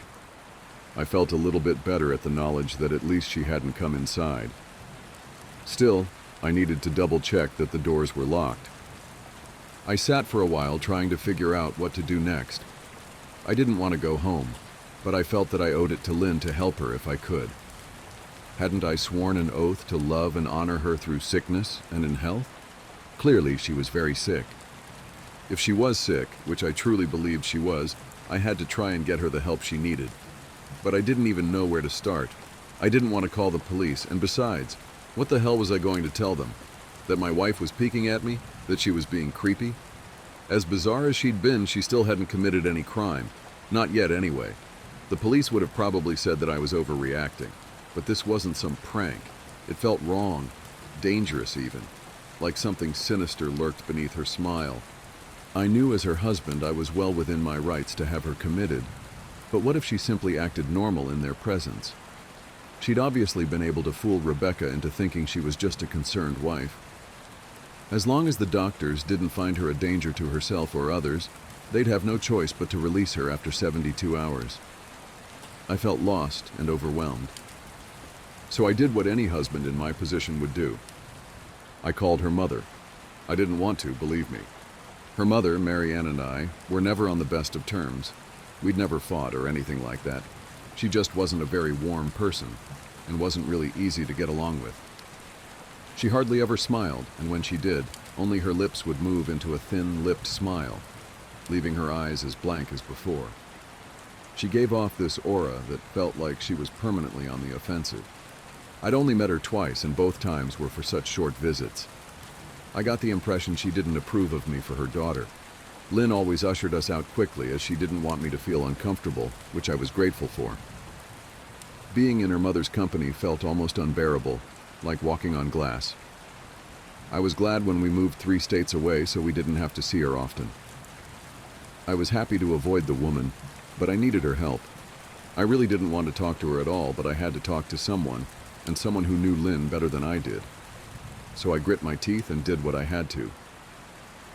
Yes, she answered, already sounding irritated. Marianne, it's me, Ben. Do you have a minute to talk? I asked. I could hear her cluck her tongue in irritation. I'm in the middle of writing some checks, but if you insist, I suppose I can spare a moment. What is it that you want to discuss, Benjamin? She said coolly. It's about Lynn. She's been acting strangely, and I was wondering if you had any idea whether there was something. I was quickly interrupted. It's a bit difficult to follow your rambling, Benjamin. What is that you want from me? She asked. I could almost see her standing there in her thin sweater and slacks, tapping her fingernails impatiently on the table. I wanted to know if you'd ever noticed any odd behavior, or possibly any mental health issues, I asked. There was a long, uncomfortable pause that I couldn't tell was because she was just thinking, or something else.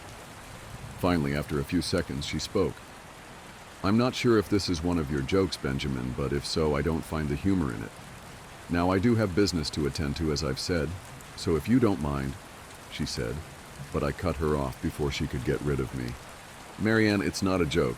I'm sincerely concerned about Lynn's mental health. Her behavior has been very erratic lately. I'm very worried about her, and I figured as her mother you would be as well, I said, my frustration evident in my voice. If you're truly concerned, then I suggest you get the health professionals involved. I don't know what you expect of me, she snapped. I could tell she was seconds away from hanging up, and for some reason I was desperate not to let her. I had the feeling that she knew a lot more than she was letting on. Please, if not for me, do it for Lynn. I tried. I heard a faint, shaky intake of breath, as if she were trying to hold her steely persona together, but failing. Marianne, I started. Benjamin, I don't know what to tell you. My only advice would be to seek professional help. Do not call here again. Goodbye. I tried to call out to her, but she'd hung up. I tried to wrap my head around the call and her refusal to help me. Even if she didn't like me, why wouldn't she want to help her own daughter? I couldn't understand that. I tried to replay the conversation, desperate to find something I missed. After a while, I almost gave up, until I remembered her last words to me. Seek professional help. She'd said those words with a bit of urgency. I could have just been grasping at straws, but no. I was sure her voice had changed ever so slightly when she'd said that, as if they were very important. What had she meant? I assumed she'd been referring to medical professionals, but maybe she was referring to someone else. Someone that she didn't, for some reason, feel comfortable saying directly. Or maybe I was just desperate. I waited for Chris to get home, and after a very long and exhausting conversation with him and Rebecca, I convinced them that Lynn truly needed psychiatric help. I didn't tell them everything. I wasn't prepared to go into it yet, but I told them about our last encounter. How she'd hidden in the bathroom, peeking at me from the closet. They were obviously shocked, but thankfully they believed me. They too just wanted to help her. Still, they didn't think it was all that serious. Weird, maybe, but not dangerous. They just kept saying that Lynn had to be playing some kind of weird joke. Maybe for YouTube? Rebecca offered, if only half-heartedly. Chris didn't think we should involve the police just yet. He offered instead to go with me, and I readily accepted. He reasoned that calmly talking to her, trying to coax her into going willingly, was the best recourse. I agreed to do it his way. At least I wouldn't be going into that house alone. We drove over this morning, just after breakfast. There was no way I was going at night. When we pulled into the driveway, my stomach began doing somersaults. Her car wasn't there, but I still didn't let my guard down. The front door was ajar, and for a split second I thought we'd see her eyes staring through the gap. I was shaking and starting to sweat. Chris, however, was fine. He waited for me to open the door, his hands in his pockets like he was going on a fucking stroll through the park. I envied his ignorance.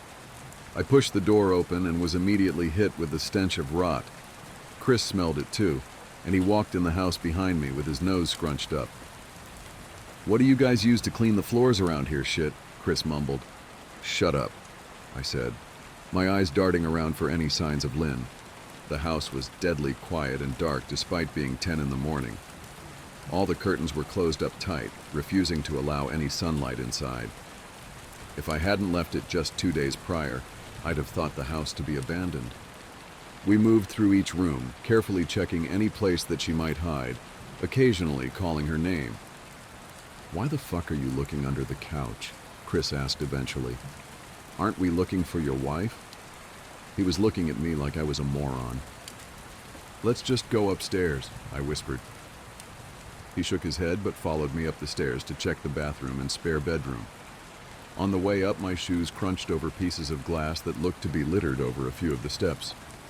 I noticed that one of Lynn and my wedding portraits that hung on the wall along the staircase had been smashed. The frame hung crookedly, all the glass removed. I stared at the picture, a lump forming in my throat. We had taken the photo just after leaving the church, after saying our vows. She looked so beautiful in her white gown. I looked at Lynn's beautiful face. I never dreamed her face would ever be a source of terror for me. We climbed the rest of the steps and checked the spare bedroom, but it looked completely untouched. I was hesitant to go into the bathroom, my fear from that night coming back to me all at once. Chris noticed and offered to go in by himself, but I couldn't let him do that. So we walked in together, checking the closet and the shower. The bathroom looked as if it hadn't been touched since the night I left. "I don't think she's here, Ben. Why don't you pack some clothes and we'll try coming back tomorrow or something?" Chris said. I nodded and went into our bedroom and shoved some clothes into a duffel bag. When I checked inside our closet, I came across the source of the smell and gagged. Chris took one look and lost all color in his face. He had to go stand by the stairs to get away from the sight and smell. I gazed down in shock at what lay inside my bedroom closet. Soaking into the rug were at least a dozen eyeballs, all carefully laid out in pairs. Some were as large as a quarter, while others were as tiny as a marble. I stared down at the eyes she'd collected from small animals, and I wondered how she'd gotten them, and shuddered at the thought. Man, I thought I had it bad with Becca's shoe addiction. But fuck me. Your wife's in here collecting eyeballs, Chris said, gagging. Ben, I think we should go, he called from the hall.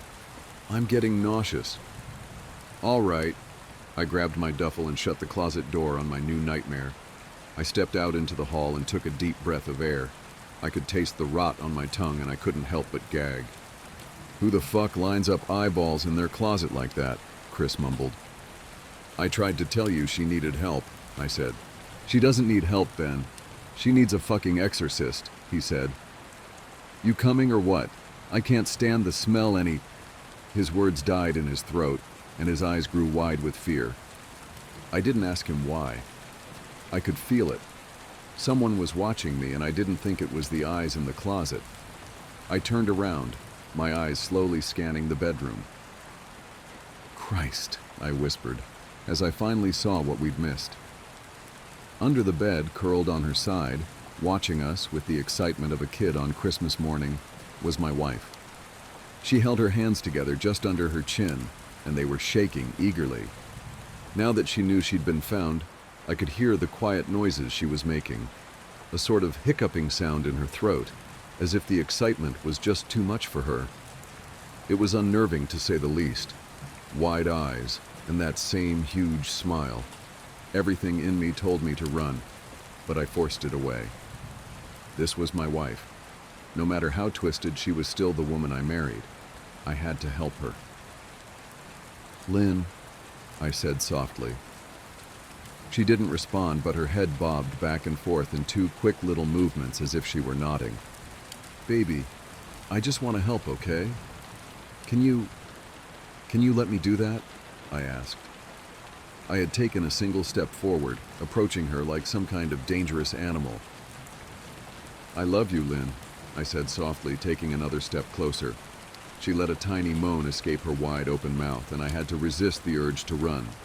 Her shoulders were starting to quiver, and her eyes grew as large as saucers. I crouched down so I could see her better, and immediately saw the blood. Her hands were covered in it. They trembled more the closer I got, as if she was barely able to contain herself. Lynn, are you hurt? You're bleeding, I said. She bobbed her head again, her bloody fingers moving up and down as if playing an invisible piano. They occasionally grazed her chin, leaving smears of blood on her skin. I wanted to recoil in disgust. The smell that was coming off of her was revolting.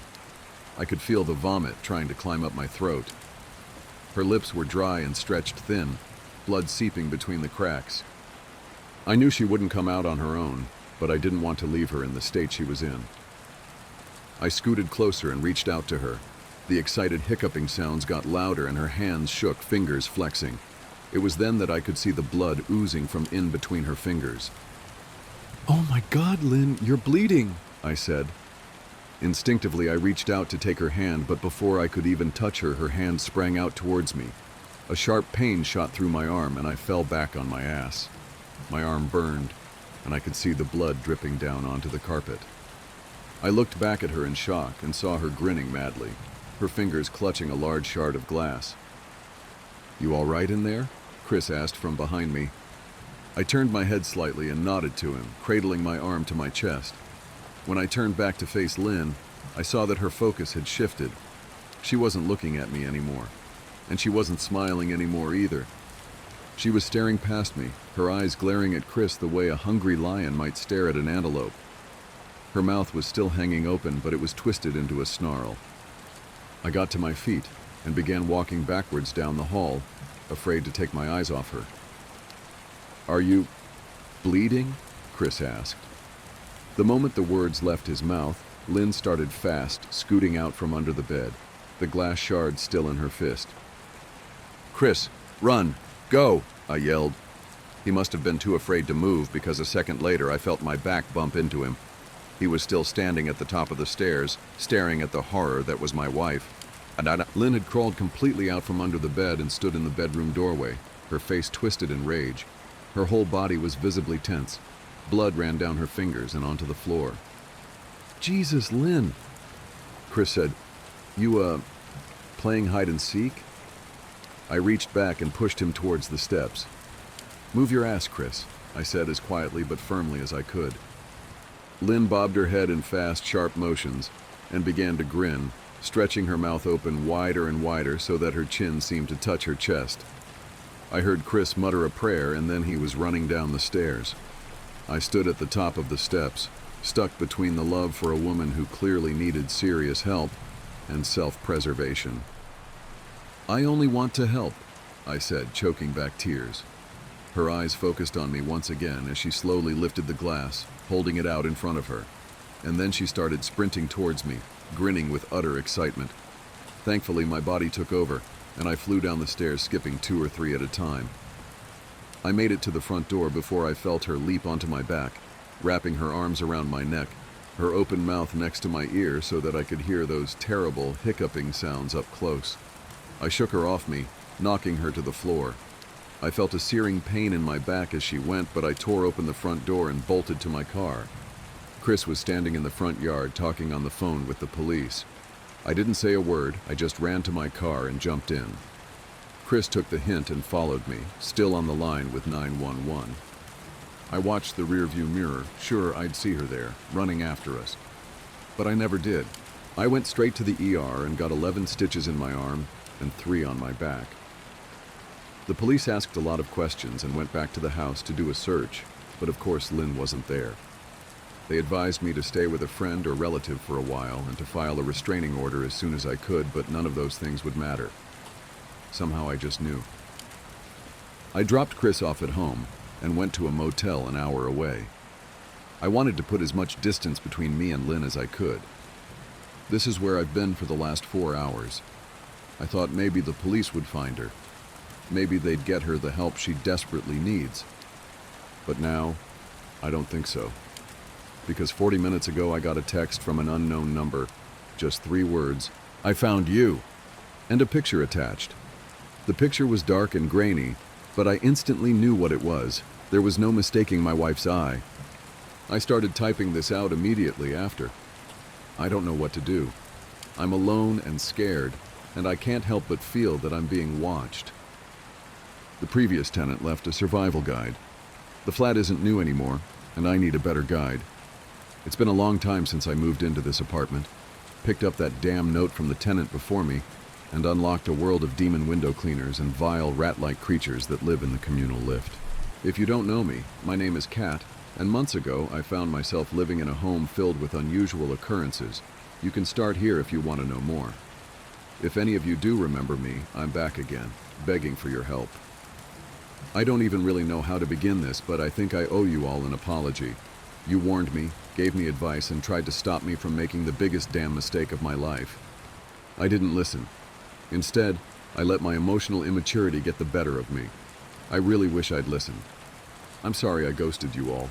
I was embarrassed. I know I disappeared without a word, and for that I really am sorry. I can't blame any of you for comparing me to Prudence. The events following my moving into the block had me in such an emotional place. You have to understand, it was a lot to take in. No one can be truly equipped to live somewhere like this. It was bound to catch up with me eventually. The months since I last updated you have been hellish, and now I've found myself in further trouble. It wasn't long after my last post that I caught Jamie. I enticed him into the flat with cat food left out by the door. I ran the risk of being mauled alive by the remaining lift creatures to capture my monstrosity of a boyfriend. He was smaller than I thought. I expected him to be much larger than Lila because of the age difference, but he wasn't. Maybe as big as a large dog. Something I missed about Jamie more than anything was his once huge stature. An odd quality to consider, I know. But he was 6'3", and his cuddles felt like the safest place I'd ever been. Looking at the small, deformed, humanoid creature, hunched over, crunching on cat biscuits with its sharp, jagged teeth, tucked under a grotesque rodent nose, made me feel sick. I instantly knew that I'd made a mistake, that the love of my life was gone for good, but that thing had Jamie's eyes. They were unmistakable. Suddenly, Prudence's need to keep Lila around made sense. I could see an entire life in those eyes that had been ripped away from me, and I was too selfish to let it go. I suppose in that respect I'm exactly like her, exactly what you all think, a monster. I fashioned a place to keep him hidden in the large, built-in wardrobe of our bedroom. It wasn't like Lila's cage was, cold and restricted. It had space, lights, and photos of us before everything happened. It was like a walk-in wardrobe. Ironically, it was something that originally attracted me to the flat. The only similarity to Lila's tiny cage was the large padlock that secured it. I tried everything to bring that little piece of Jamie left inside the creature out. I really did. I sat with him for hours, talking about our lives, reminiscing and trying to feed him his favorite meals. He would make awful raspy noises when I spoke to him at first, grunting and wheezing as if he were struggling to breathe. I received more than a few bites and scratches, and he refused to eat anything that I gave him, opting for scraps instead. I thought about killing him. A lot. It's a position I never thought I'd be in when we were searching for a home together, and at some point I realized I consider it daily. I've come close to attempting it more than a few times, but every time I look at those damn eyes, I can't. I'm weak. So I've tried to cope. I've taken the best care of him that I can. I've gotten involved with my neighbors. I babysat Terry's twins twice a week at her place while she slept, and I'm actively involved in the residence committee. I never told anyone what I did, aside from all of you. There's only two people I feel I could admit my mistakes to. One was locked in my wardrobe, whilst the other was seemingly gone forever. Despite this, I kept the garden immaculate in the hope that one day Derek would return, and it kept me sane. I even managed to revive one of the shrubs that Prudence tried to butcher during her attack, but no matter how much love I gave, it just wouldn't flourish, and the bench remained empty. All this whilst I kept my deepest shame in my bedroom cupboard. Regardless of all the anguish this place has brought me, there's nowhere else in the world I would consider home anymore. I've never felt more connected to a place in my life. So I've stayed, I've coped, and I kept busy. The tower block may be special, and its residents may often live in another world, but we weren't completely immune to the outside. Government lockdown hit us recently too. With lockdown came the loss of routine as we knew it. The whole building went into chaos, and I was no exception. Being trapped in the flat with him all day undid months' worth of self-distraction and denial in a matter of hours. I'd never been more aware of what an abhorrent thing I'd done than those first few weeks. The other residents were going through their own crises. Terry hadn't slept in weeks. We FaceTimed regularly, and I missed her and the kids terribly. Every time I spoke to her, she looked awful. There was wailing at night, banging at all hours of the day, and a whole building's worth of inhabitants struggling. When they deemed window cleaning non-essential, it sent that particular pest into chaos. He still appeared on the balconies, but instead of the relentless niceties, he just scratched desperately at the window. I tried not to open the curtains I finally got round to buying a few months ago. I couldn't take his pleading eyes. The residence committee tried to put things in place to keep the block going. We were running Zoom meetings, and a number of us started collecting essentials for the elderly and vulnerable residents of our floors, having socially distanced chats with them from the corridor as we drop off. To be honest, it was as much a lifeline for me as the elderly residents. Anything to get out of the flat, away from him. I was allocated 3 residents from my floor living in flats 48, 51, and 43. Percy and Sylvia live in flat 43. They're next door to me and generally very pleasant. Sylvia has a breathing problem, so they had to isolate. They're older but very independent. Most of the time they just needed a few essentials and didn't want to chat. Mr. Prentice from flat 48 was easy too. He'd been an intensely private man since I'd known him, and lockdown hadn't changed that. He did seem to make more of the animalistic noises I'd come to know him for, but I think being trapped inside would do that to anyone with his particular afflictions. Since he trampled Prudence, I'd been much more tolerant of the sounds anyway. The only thing I really learned about him from doing his shopping is that he loves a drink, and there's often a bottle of whiskey in the bag he carries home with his newspaper inside. Once a week he asked me to drop off an envelope of cash to the pub he drinks in, the Pickled Gnome. He said that the owner is a good friend, and he worries about her getting by financially with the pub shut at the moment. It warmed my heart. He's such a lovely man. Flat 51 was different from the other two. I hadn't ever met the occupant, despite having lived here for almost a year now. I'd seen a young man going in and out occasionally, but he never stayed long. The flat was occupied by Miss Esther Beckman, a blind elderly widow. The man visiting was her son, who had his own profoundly disabled child and couldn't support his mother through the pandemic. The first time I knocked on her door, I was nervous. I wasn't sure why, I just felt uncomfortable trying to help someone I knew nothing about. I knocked and stood back. It took a few moments for Ms. Beckman to answer. Esther had wild, grayed hair. She hadn't cut it like most older ladies tend to. She'd allowed it to grow, and it had formed spectacular waves.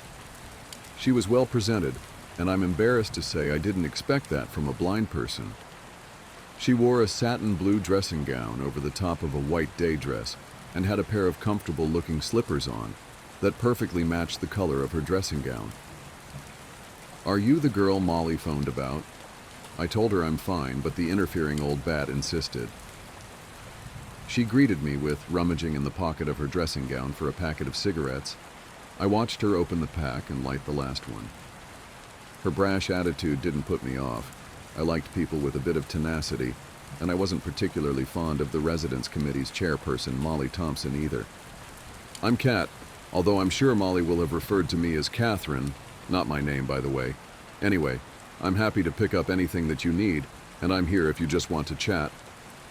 I stumbled a little as I spoke. Esther laughed. "See, even interfering in something as personal as your name. I never liked that woman." She paused and took a few drags of her cigarette, hesitating before she continued. "I don't need much. If you could grab me a pack of cigarettes and a microwave meal every day, I'm fine. I don't like to ask, but my son can't come, and without a smoke, I think I'd go potty." She took another long drag of her cigarette and reached into her pocket to pull out some change and a 20-pound note. She winced a little as she asked for help. It clearly wasn't something she was used to. "Throw me the packet so I know which brand to get," I answered. Esther threw me the empty carton after shoving her money inside, and I barely caught it. She smoked the same brand I did, so I reached into my pocket and pulled out 3 or 4 individual cigs and tossed them back. They hit the floor. Shit. She's blind, I thought, mortified. "There's a few cigs on the floor in front of you." "Sorry." I didn't think. "But they're the same as yours. They should keep you going until I get back." As I said that, she smiled properly for the first time. "You're all right, aren't you? Thanks. Before you go, just a bit of advice for you. Take the route through the park instead of round." She answered. I thought it was strange, but everything in the tower was. I told her that I would and said my goodbyes. The stairs that constantly skipped weren't kind to me that trip. The 7 flights became 18, and by the time I reached the bottom, my thighs were burning. I exited the building and thought about Esther's suggestion. The route around the park was quicker, but I decided a pleasant wander through the trees would only keep me away from Jamie for longer. So without any further hesitation, I took her advice. My legs were sore from the stairs, but it was a beautiful day.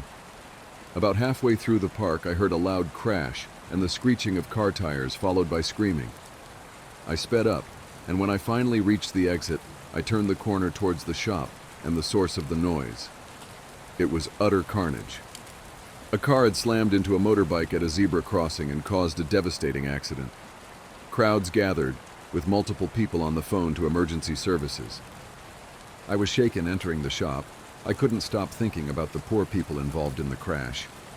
Esther's words echoed in my mind as I thought about the fact that had I taken the usual route, I would have probably been crossing at the crash site as it happened. The realization that Ms. Beckman's suggestion had saved my life sent my mind into overdrive. I know that many of you think I learned nothing from my experiences moving into the block, but I did learn that there are no coincidences here. She had known exactly what was going to happen. I left the shop and chose to go back through the park. I was leaving nothing to chance, but it frustrated me that I couldn't get back home quicker. When I reached the building, I flung the main door open and started to climb the stairs. They must have sensed my urgency, because they only made me climb 4 flights this time. I stared at the numbers on the flat door. 51. Why had I never met her before? Why had she been hiding in her flat? I placed the shopping bag close to the door, rapped hard on it with my knuckles, and shouted, "Ms. Beckman." A few moments passed. I knocked again. "Give me a chance to open the door, Kat. And please, it's Essie. Or would you prefer I called you Catherine?" She opened the door and replied, scoffing as she said Catherine.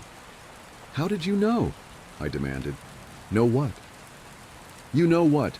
You saved my life. The crash." "I didn't save your life. I knew that if you walked around the park you'd be in trouble. I had no idea there would be a crash. I just made a suggestion. You saved your own life when you took it," she said flippantly. "So you can see the future?" I asked, desperate for answers. "Don't you dare! Blind woman. Second sight. My whole life the residents of this block have tried to reduce me to a walking cliché, and I'm not doing it anymore. I don't see anything. I've been blind since birth. I've just always had a particularly accurate instinct." She spoke with passion. I could see why she locked herself away. If the other residents knew about her talents, I'm sure she was hounded. "I'm sorry. I didn't mean to offend you. I haven't been here long. These things still surprise me. Thank you for sharing your instinct. I would have been squished if you didn't." "Well, I'm glad you weren't." She reached down and picked up the shopping bag, taking out the packet of cigarettes to open and light one. "Thanks for this," she said, rustling the bag with her fingers. "What flat do you live in?" "Number 42, I answered. Essie beamed. "Ha. I overheard someone saying that the old witch was dead, but I wasn't sure I believed them. I thought Prudence Hemmings would ride out a nuclear apocalypse like the cockroach she was." I cringed at the sound of her name. I try not to think about her too much, or what she put me through. I try to focus on what I love about the block. Essie could tell she struck a nerve. "Did I hit a sore point?" she continued, noting my discomfort. "I wasn't a fan of Prudence either. The idea of her coming back with cockroach antennae in the night will keep me awake now," I answered, trying to lighten the mood. "You're funny.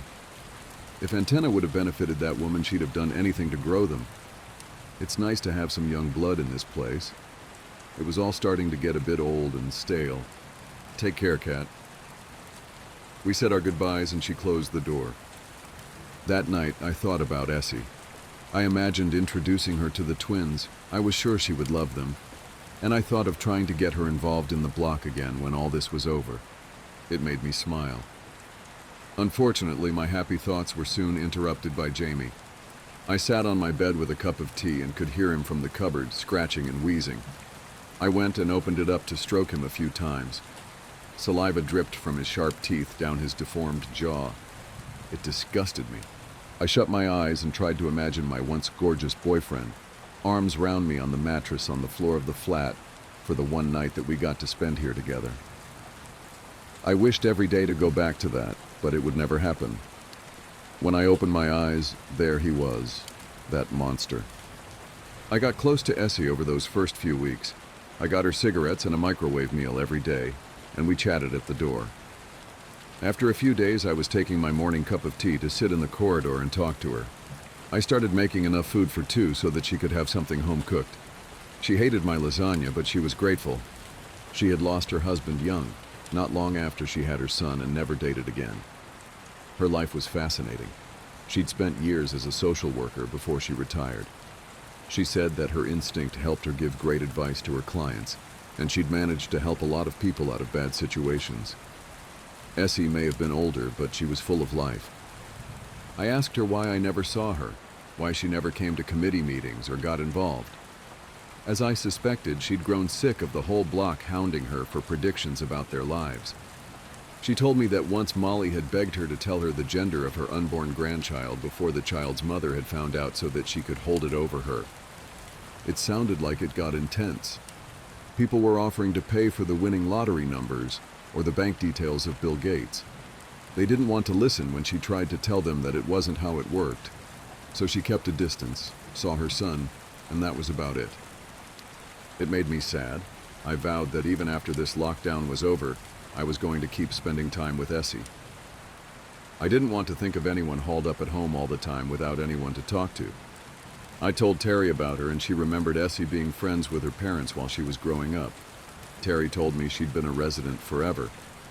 I dropped Essie's shopping at the door and sat down in the corridor to chat as usual one afternoon. We spoke about music and her love of jazz. It was pleasant. Just before I left, she stopped me and told me that she had an instinct that she needed to tell me about. It was unusual, she didn't like to share them, and I didn't like to pester, but she insisted it was important. Kat, one of your friends needs help. You need to know that it is possible. It won't be easy, but if you look hard enough, you will find a way.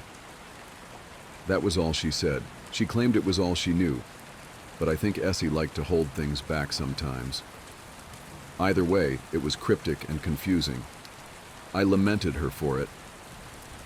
That's all you're giving me? What am I supposed to do with that? I quizzed her. Haven't got a fucking clue, she replied, lighting yet another cigarette. I got an instinct, and I told you. What more do you want? There's others in this block that would kill for one of Essie Beckman's famous instincts. She laughed and flipped her wild hair mockingly. I sat in the corridor outside hers for a while, even after she closed the door. I thought about what her instinct could mean. When I finally gathered up the stomach to enter my flat, I thought of Jamie. What if it meant I could help him? What if what I'd done was reversible? What if there was hope? Or maybe it meant that killing him really was the only way I could help him, and if I looked at myself hard enough, I'd finally find the strength to follow through. I struggled to sleep that night despite trying to go to bed early. Every scratch, wheeze, and gasp from the cupboard sent me bolt upright, and it took until just after 1 a.m. before I finally drifted off. When I woke in the morning, I had 5 missed calls from Terry, 2 from 3 a.m., and 3 from that morning. My heart dropped. The kids. I knew Ellie had been going through a stage of trying to get out of the flat, and I was terrified something had happened to her. I could barely hold the phone as I dialed back. Thankfully, she answered quickly. Terry, are you okay? What's happened? Are the kids okay? I practically screamed at her down the microphone. Categoria, I'm fine. We're fine. But I have to tell you something. Terry was serious. She was never serious. What is it? Last night, Ellie got out. She made it all the way up to your floor to try and visit you by the time I caught up with her. As I was about to march her downstairs, I spotted something. It's Ms. Beckman, Kat. She was walking into the lift. Her words cut into my soul. I let out a gentle sob. I'm sorry, Kat. I tried to stop her. I screamed her name, but she didn't turn. She just walked in. I couldn't do any more. I had Ellie there, and when I checked the time, it was 2:15. I'm so sorry. And that's where this predicament begins, in an ironically similar place to before, with me mourning the loss of a loved one to the lift. The previous tenant left a survival guide. How did we end up here? Derek smiled at Ellie, a genuine warm grin. They had never met before. He only knew about the twins because I had told him about them last time we spoke. He never got a chance to see them before he disappeared. Despite this, he was completely unfazed by her demonic appearance. I wished more than anything that the circumstances had been better. Their meeting and our reunion would have been wonderful upstairs, but instead we were stuck in the artificially lit stairwell with the now still again woman for company. I'd missed him. I hadn't realized how much it was possible to miss a person I barely knew until Derek. He represented everything good about the block to me. He made it feel like home, even in the bright, windowless underground layers. Pleased to meet you too, sir, Ellie answered in the poshest accent that she could muster, giggling. She radiated a light. There was an invisible expression of instant trust amongst the black that made up her voids. She liked him. When this nightmare began, with the prophecy and subsequent death of Esther Beckman, I never would have imagined I'd be witnessing that moment between Ellie and Derek, to see an instant connection. I hoped he would get the chance to see her in the sunlight too, with her brown puppy dog eyes in place of the voids. The whole scene filled me with my own warmth. Sounds were still muffled after my brutal attack by the mangled people, and I was disappointed that his voice wasn't clear, but the arrival of Derek gave me great hope. Even the presence of the woman who was still stood by the stairwell couldn't break that. Besides, we were safe from her now. He took his kindly eyes away from Ellie to look at me. Why are you here? How? He asked. disbelief in his tone. There was no anger, just disappointment, which was arguably worse. It was the first time I had ever seen Derek not look calm and collected. "I'm here for you. I couldn't let you rot down here. I got the kittens and the vine. Then Albert came to visit." I blurted out quickly. Derek smiled a little, but it was strained. "I'm sorry, Kat. You shouldn't have come here. How did you do it? Why is this little lady with you?" He replied, confusion building. He tried to hide the concern in his voice for Ellie's sake, but it was useless. She'd already seen the danger we were in. I explained what had happened right from the very beginning, after he went away and Mr. Prentice trampled Prudence.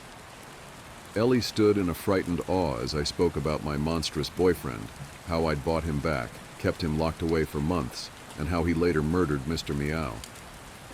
Derek looked worried as I described Albert's visit and threats. I covered everything, from Essie to the vine, to the window cleaner, and his inability to hold it together in lockdown. I tried to reason why I had thought that my plan with the lift would work, but saying it out loud made me realize how stupid I had been. Ellie continued to listen intently. She looked a little smug when I told him how she had saved me from the creatures, and again from the mangled people just a few floors above us. I could see that my explanation wasn't complete enough. Derek had a million questions still to ask, but I didn't give him a chance. After months of dwelling on his disappearance and the events of recent weeks, it was my turn to ask questions. "Where are we?" I asked, starting as simply as I could manage.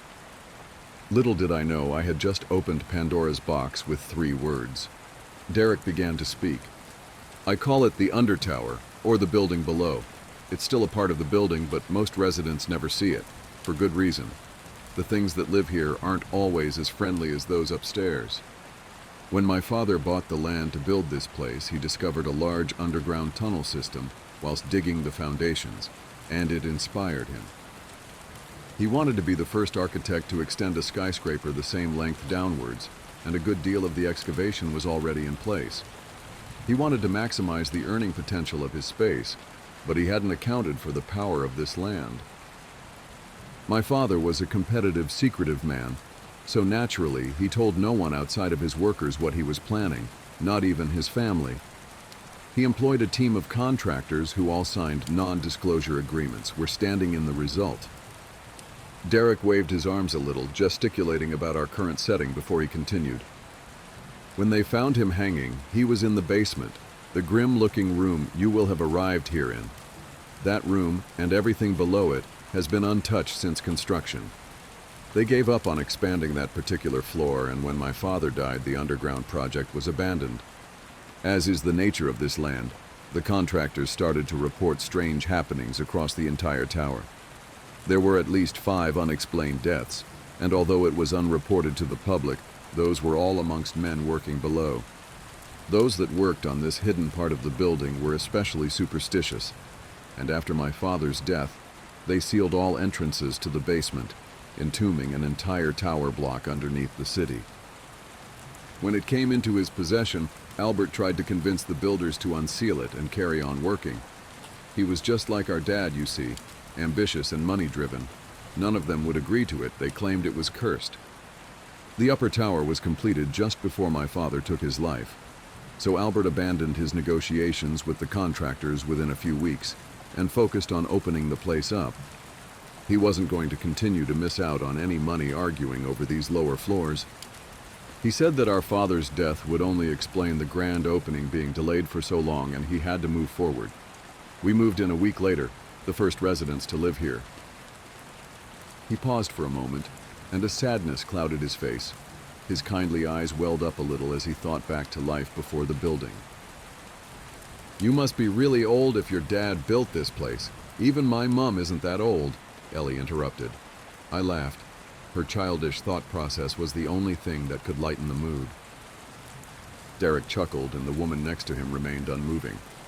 "I am quite old, I suppose. Don't feel it, though," he answered, chuckling to himself as he adjusted his flat cap and winked at Ellie. "Don't look it either," I chimed in. Derek stopped chuckling and continued shooting me a look. "That isn't something I can explain, Kat. Albert and I weren't close to our father. We didn't really know anything about this place until he died. The project was mostly completed, and we only got to speak to a handful of contractors who told us wild stories we would never believe to be true at the time. We couldn't have imagined how our lives were going to change. The only clue we have to our extended life is his note.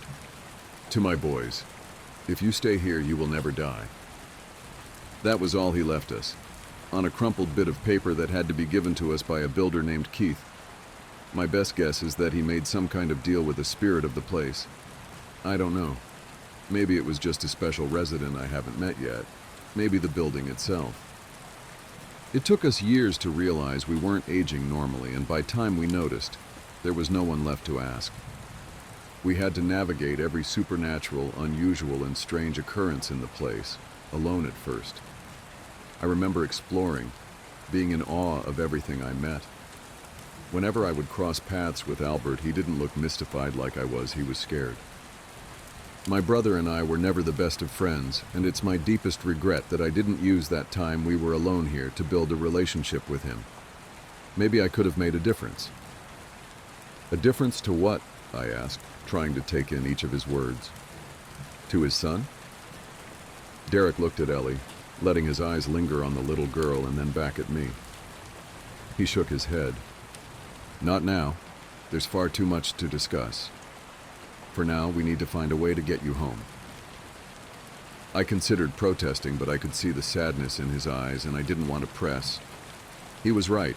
I'd put Ellie at risk for long enough, and I needed to get her back to Terry and Eddie safely. Have you been here this whole time? If you can't get out, then we have no hope. I whispered to Derek as he put an arm around Ellie's shoulders and prepared to move. He sighed a little. You met my brother Kat. The consequences of my escape would be huge for the block. He's not appreciative of the way I conduct myself. He prefers to take what the building gives and make it harmful, twist it into something bad. I prefer to live with it. I don't believe anything here is evil, except maybe him. I tried to let it go. I wanted to keep moving, but things weren't adding up. But Albert said, the kittens and the vine. He said they were a cry for help. He lied. It's in his interest to keep me away. Yes, I helped them live. It gets lonely down here. When he discovered the plant, he took it off me immediately. Albert bought down one of the cats to feed to the thing he keeps on floor -10. I stopped him.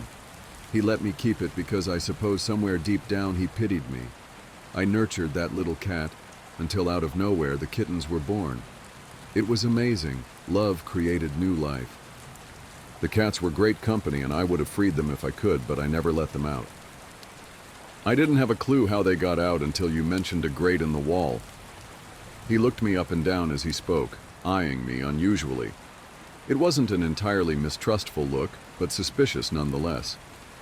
So how do we get out? Ellie asked. Well, last time your friend's garden got me out of here. He crouched to speak to her on eye level. We planted a garden for you, but you never came. She huffed in retort. I know. My mean brother told me how beautiful it is. I hope I get to see it one day. He's made it a bit harder this time. He stood up and addressed me again. I used to go through the basement. There's a stairwell. It's just sealed up. You have to break it. The lift will only bring you down. You can't get home that way. So let's go, I urged, reaching for his hand. Then I saw it. I hadn't noticed. I had been too focused on his kindly eyes. Derek was missing all 4 fingers on his left hand. He looked at the floor as I struggled not to stare. What he did to Jamie.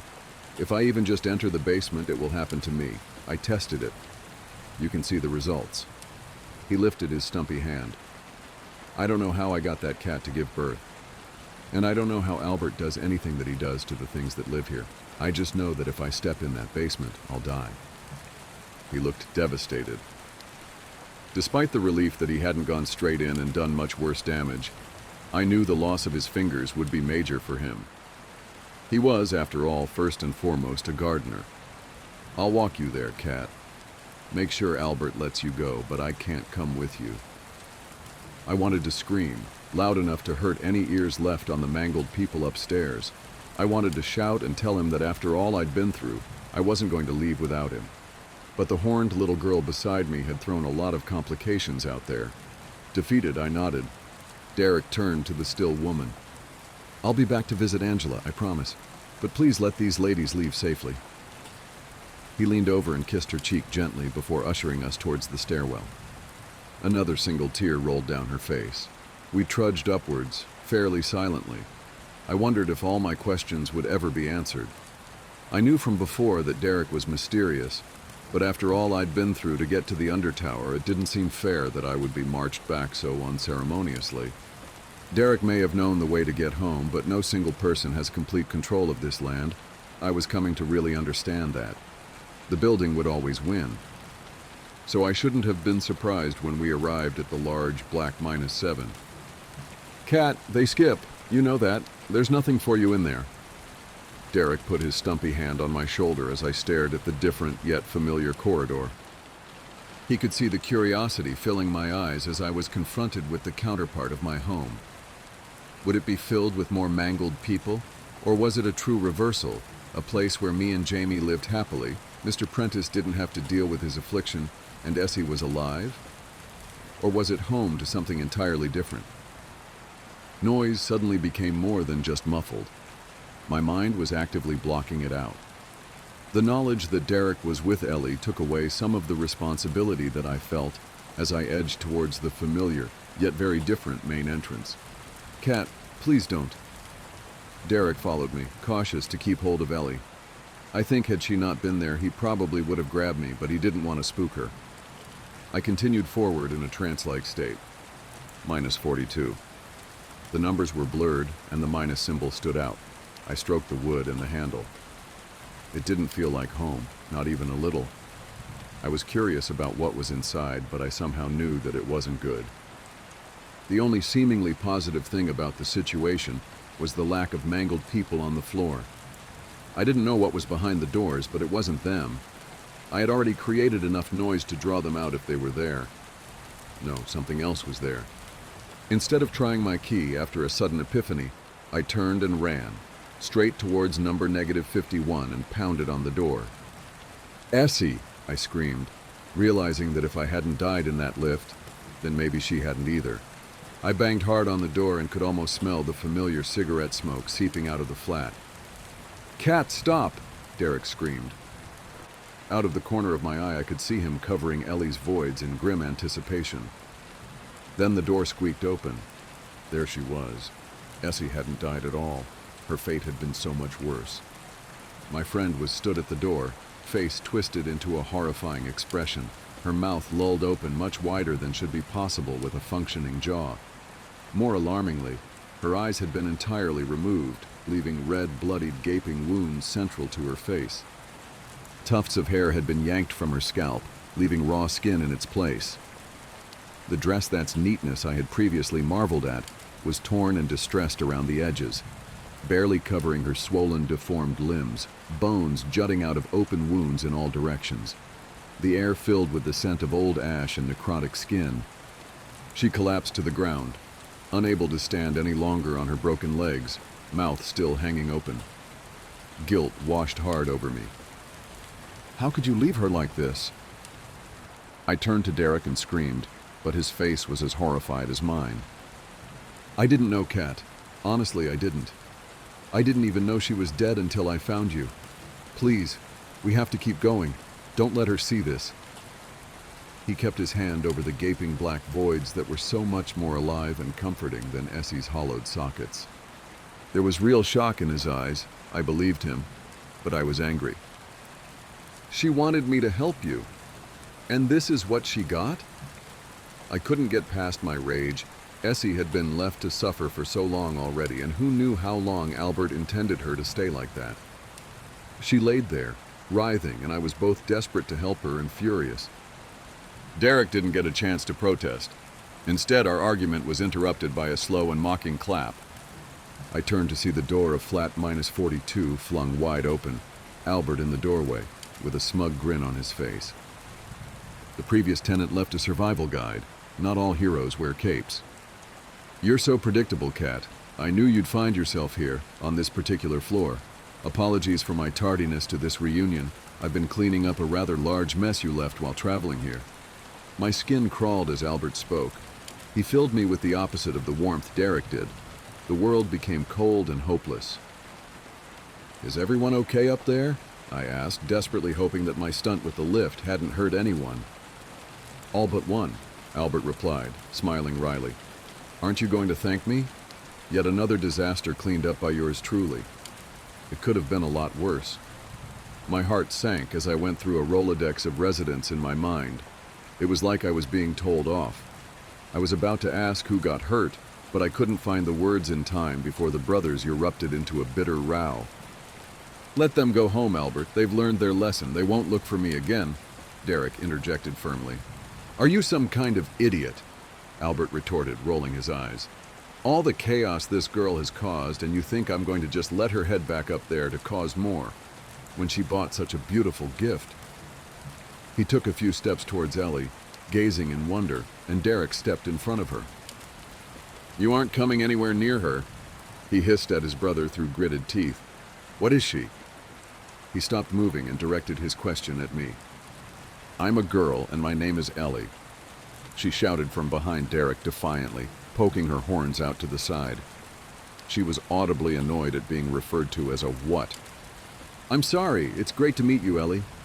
He edged a little closer again and got down to void level, just like Derek had not long ago. There was no instant connection this time, though, just a twisted fascination in his eyes.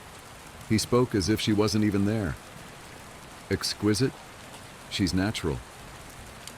"Of course she is," Derek responded, stepping back as he continued to guard the little girl. "Nothing you mess with works out very well, does it?" "That depends on your definition. Your successes all panned out pretty poorly, don't you think, little brother?" He snapped back.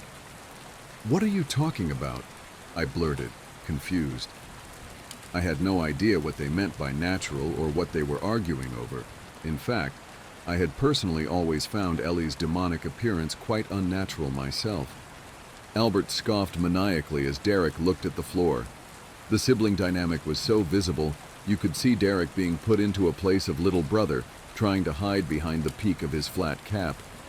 Regardless, he valiantly continued to shield Ellie. Finally, Albert stood up and addressed me directly again.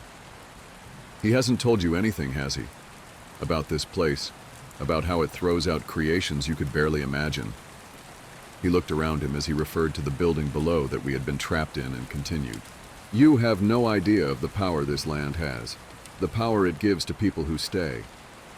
Ever wonder how Prudence Hemmings managed to throw a fully grown man off a balcony and chase you up all those stairs, at her age?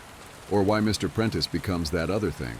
Or why me and my lovely brother here aren't long dead? They're just all too stupid to notice. They have no idea what's right beneath them. They won't ever realize the potential." My mind reeled at his words. Maybe the building really could change its inhabitants. To be honest, I spent more time than I'd like to admit wondering how I hadn't found it easier to escape Prue. I was permanently scarred from the altercation after all. Despite my contempt for Albert, I recognized that what he was saying made sense. I noted the residents he mentioned. All of them had spent decades in the building. It wasn't a far stretch at all to believe that it could have irreparably altered them somehow. There were others that I could think of, however, that had been there just as long and seemed as normal as you or me. All the questions hurt my mind. I heard a yelp and some pained moans and turned to flat -51, where Essie was frantically trying to wrench herself up off the floor. Every time she got close, another bone would crack and her jaw would edge slightly lower. Blood oozed from the wounds. "Just let them go. This is pointless." Derek tried to interrupt, to keep things moving. I wouldn't let him. Looking at my friend being tortured by her own body had only made me angry again.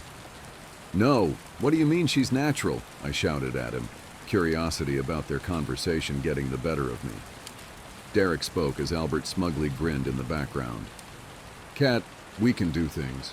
It doesn't just end with an extended life. We can manipulate some of the people and things that pass through here. That's why I was able to give Prudence the way to get Lila back. It's why those things listen to me." Derek pointed at Albert before continuing. "He gave that cult the ability to burn the whole floor with their minds. and I gave the residents that died new life as the cats. Since he left to stay down here, he's been messing around with anyone and anything he can get his hands on. I've tried to stop it over the years, but I don't always manage. Those people you dealt with on the floor below the basement, they were all his failed experiments. Those poor people were once residents upstairs that ended up here by mistake, 50 years worth. Albert couldn't let him continue. He was bursting with the need to gloat. I wouldn't say they failed. They're all beautifully grim. I thought you were a fan of giving things new life, little brother. There was little to no feeling in his voice. His sharp tone and dusty suit made him almost like a caricatured amalgamation of every Disney villain recorded. Except in Disney films, the villain didn't win.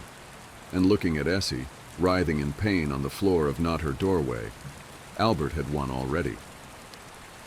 Derek stayed silent. I could see he felt guilty for even being associated. He just looked at me in desperation. I tried to fathom what they were saying.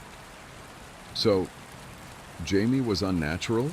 I asked timidly, taking in the inference that his monster form had been nothing more than a byproduct of Derek's power.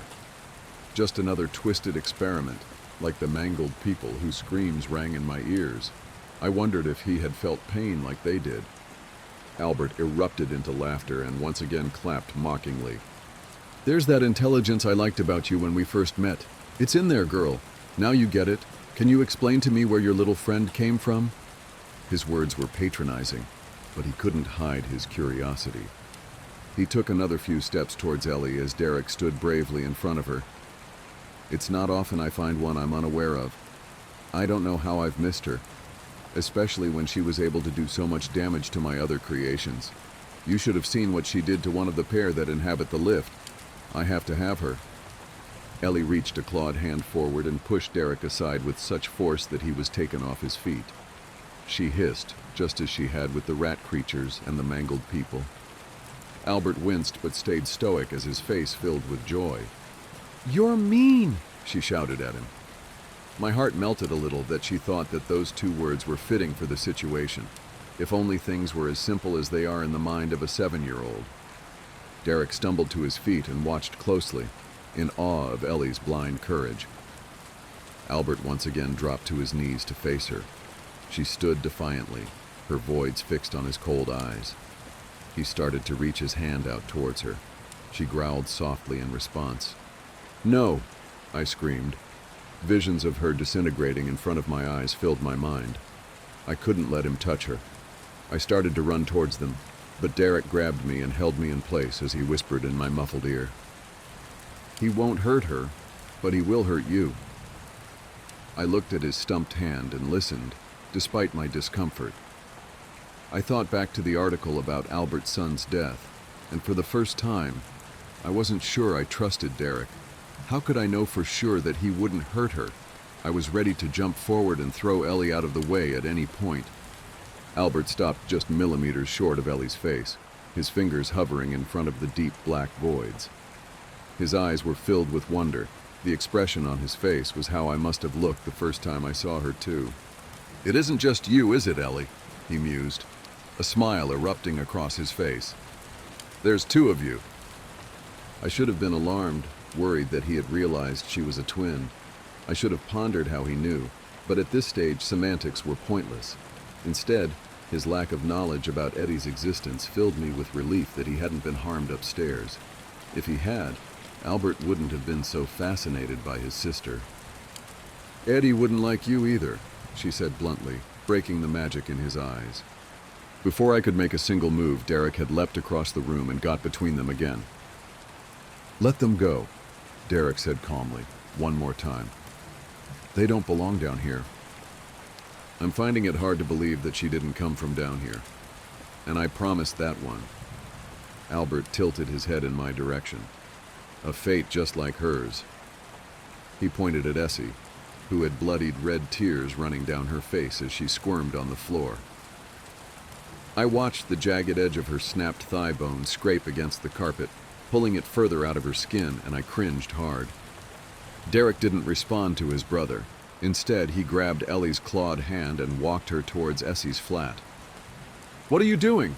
Albert cried out in a condescending fashion, scrambling up from his knees and following. I couldn't bear to see him get closer. An anger bubbled inside me, and the entire floor went dead silent. All noise was replaced by a deep mental echoing of the screams of the mangled people. I thought of all the suffering the landlord had caused and watched as he edged towards that pure, innocent, demonic little girl, and I saw red.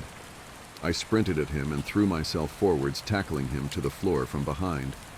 Raising a clenched fist, I punched him hard in the face. I had never hit anyone like that before. I'd never felt the red mist that those who get angry describe until that moment. I wasn't sure what I thought my interference would do. I knew that I wasn't going to be able to kill him, and that I probably wouldn't be able to do any damage at all.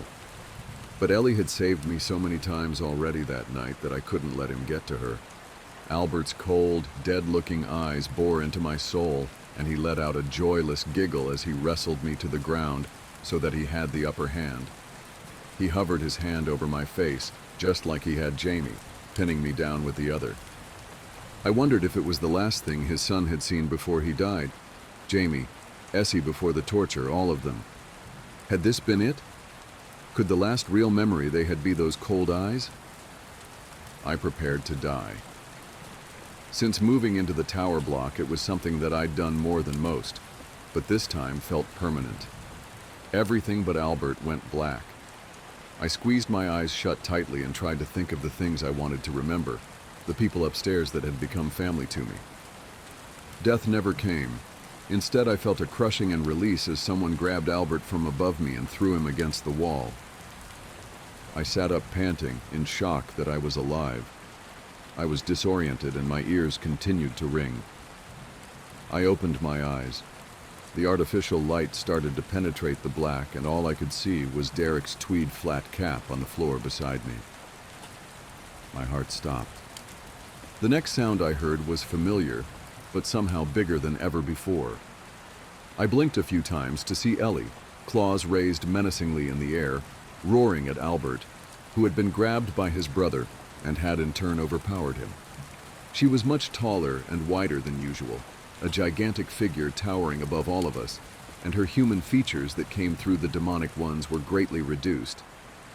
If I didn't love her so dearly, I would be tempted to describe her as terrifying and monstrous. Albert took his attention away from Derek, a smug and slimy smile forming ear to ear as he marveled at the giant girl. He moved towards her in a trance-like state. Ellie opened her mouth as she stood above Albert with her claws, revealing long, sharpened teeth with prominent fangs in the front. Somehow her voids for eyes seemed infinitely deeper. Then she bit him. Her sharp fangs pierced Albert's skull, sending blood and brain matter spattering across the corridor and all over me, Essie, and Derek. She didn't stop there. Ravenously, she laid into him with her teeth, pinning him hoisted up to the wall with foot-long claws by his limbs. She had as good as crucified him and was consuming parts. Bone and organ littered the floor and walls, and what was left of limbs twitched as she severed nerves. I watched in horror and awe. A symphony of screaming, growling, and crunching breaking through my muffled hearing. When he stopped moving and what remained slid down the wall, leaving a trail of blood, Ellie's size reduced as well, almost instantaneously. Neither me nor Derek had any words, as the now little again demonic girl stood beside a corpse of her making. She ran towards Derek with her arms outstretched, bloodied mouth, and embraced him. He held her tightly, his kindly eyes filled with the shock of what he'd just witnessed. After a minute or so, she broke from Derek and turned to me and helped me up before doing the same. It felt good to know that she was safe. She stopped hugging and stood facing us both before speaking, voids facing the ground. He was going to hurt us all. If you're armed and at the Glenmont Metro, please shoot me. Make it a headshot. Shoot me in the temple, aiming slightly downwards. I need the bullet to travel the shortest possible distance through my brain before it hits my hippocampus. If I'm lucky, the sensation of the gunshot ripping through my skull will only last a few decades. As awful as this sounds, you'll be doing me an enormous favor. Death by a headshot, as soon as possible, is vastly better than the alternative. My ordeal started over 10,000 years ago at 10:15 this morning. I earn extra money by participating in drug trials. I'm a so-called healthy subject who takes experimental drugs to help assess side effects. Once it was a kidney drug. A few times it's been something for blood pressure or cholesterol. This morning they told me the drug I took was a psychoactive substance intended to accelerate brain function.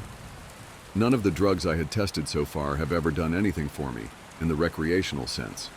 In other words, none of the drugs I've tested have given me a killer buzz or mellowed me out or anything. Maybe I've always ended up the placebo group, but nothing I've tested had affected me at all. Today's drug was different. This shit worked. They gave me a pill at 10:15 and told me to hang out in the waiting room until they called me back for some tests. Only about 30 minutes, the research assistant told me. I flopped onto the waiting room couch and read a few articles from a copy of Psychology Today that was sitting on the coffee table. They hadn't called me back when I finished the Psychology Today, so I picked up a US News and read it cover to cover. Then I read an old Scientific American. What was taking them so damn long? I sluggishly turned my head to look at the wall clock. It was only 10:23 a.m. I had read all 3 magazines in 8 minutes. I remember thinking this was going to be a long day. I was right. The waiting room had a little bookshelf with some used hardcovers on it. When I stood up to walk to the bookshelf, it felt like my legs barely worked. It's not that they were weak, they were just slow. It took a full minute just to stand up off the couch, and another minute to take 2 steps to the bookcase. I scanned the old books on the shelf and picked out a copy of Moby Dick. My arms had the same problems as my legs. Just reaching 1 foot in front of me to grab the book took a long time. I actually got bored just waiting for my hand to reach the spine of the book. I slogged back to the couch and collapsed onto it in a slow-motion fall that reminded me of the low-gravity hops of astronauts on the moon. I opened Moby Dick, slowly, and began reading.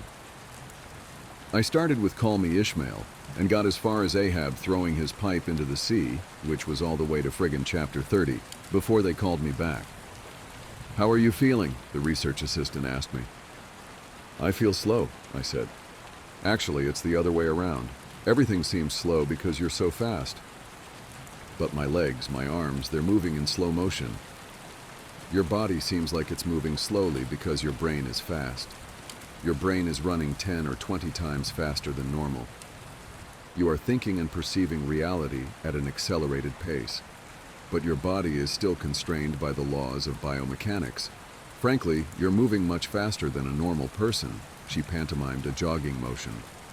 "But your brain is running so much faster right now that even your fast walk seems very slow to you." I thought about my slow-motion flop onto the waiting room couch. Even if my muscles had slowed down, my body would still react to gravity the same way. But in the waiting room, I even fell in slow motion. Slow muscles couldn't explain why gravity seemed weaker. My brain was going at warp 10. That's how I managed to read 3 magazines and the first 30 chapters of Moby Dick in 15 minutes. They ran a series of tests on me. The physical tests were fun. They made me juggle 3 balls, then 4, then 6. I had no problem keeping 6 balls in the air because they seemed to be moving so slowly. It was boring, frankly, waiting for each ball to move through its arc so I could catch it with my slow-motion hands and toss it back into the air. They threw Cheerios in the air and I caught them with chopsticks. They dropped a handful of coins and I counted the total value before they hit the ground. The cognitive tests were less fun but very illuminating. Finish a 50-word word search, 3 seconds. Solve an intricate maze drawn onto a poster-sized paper, 2 seconds. View a slideshow projected at 10 images per second, and answer detailed questions about what I saw, 95% correct. They told me I measured over 250 on the Knopf scale. Apparently that's deep into the superhuman range of thinking speeds. Then they sent me home. "It'll wear off in a few hours," they said, "which will seem like days to you. Try to use the residual effects to get some work done. Catch up on work emails while you're still in high-speed mode." The ride home was horrible. It was only 3 metro stops, and in real-world time, it only took about 35 minutes. But in my drug-accelerated hypertime, it felt like days. Days. Just walking out of the medical research suite to the elevator seemed like it took an hour. I sprinted out of the office, willing my legs to push me faster, but the laws of biomechanics held me prisoner. As accelerated as my brain was, I couldn't do anything to make my legs work faster. The huge disconnect between my body and mind made it extremely difficult to judge how and when to slow down, turn, or rotate my body. I had basically turned into giant slow-motion spaz. I misjudged my speed and rammed into the wall by the elevator button at a pretty good speed. Even though I could see the wall coming at me, I couldn't make my finger, outstretched to hit the elevator button, move away fast enough, and I jammed it against the wall.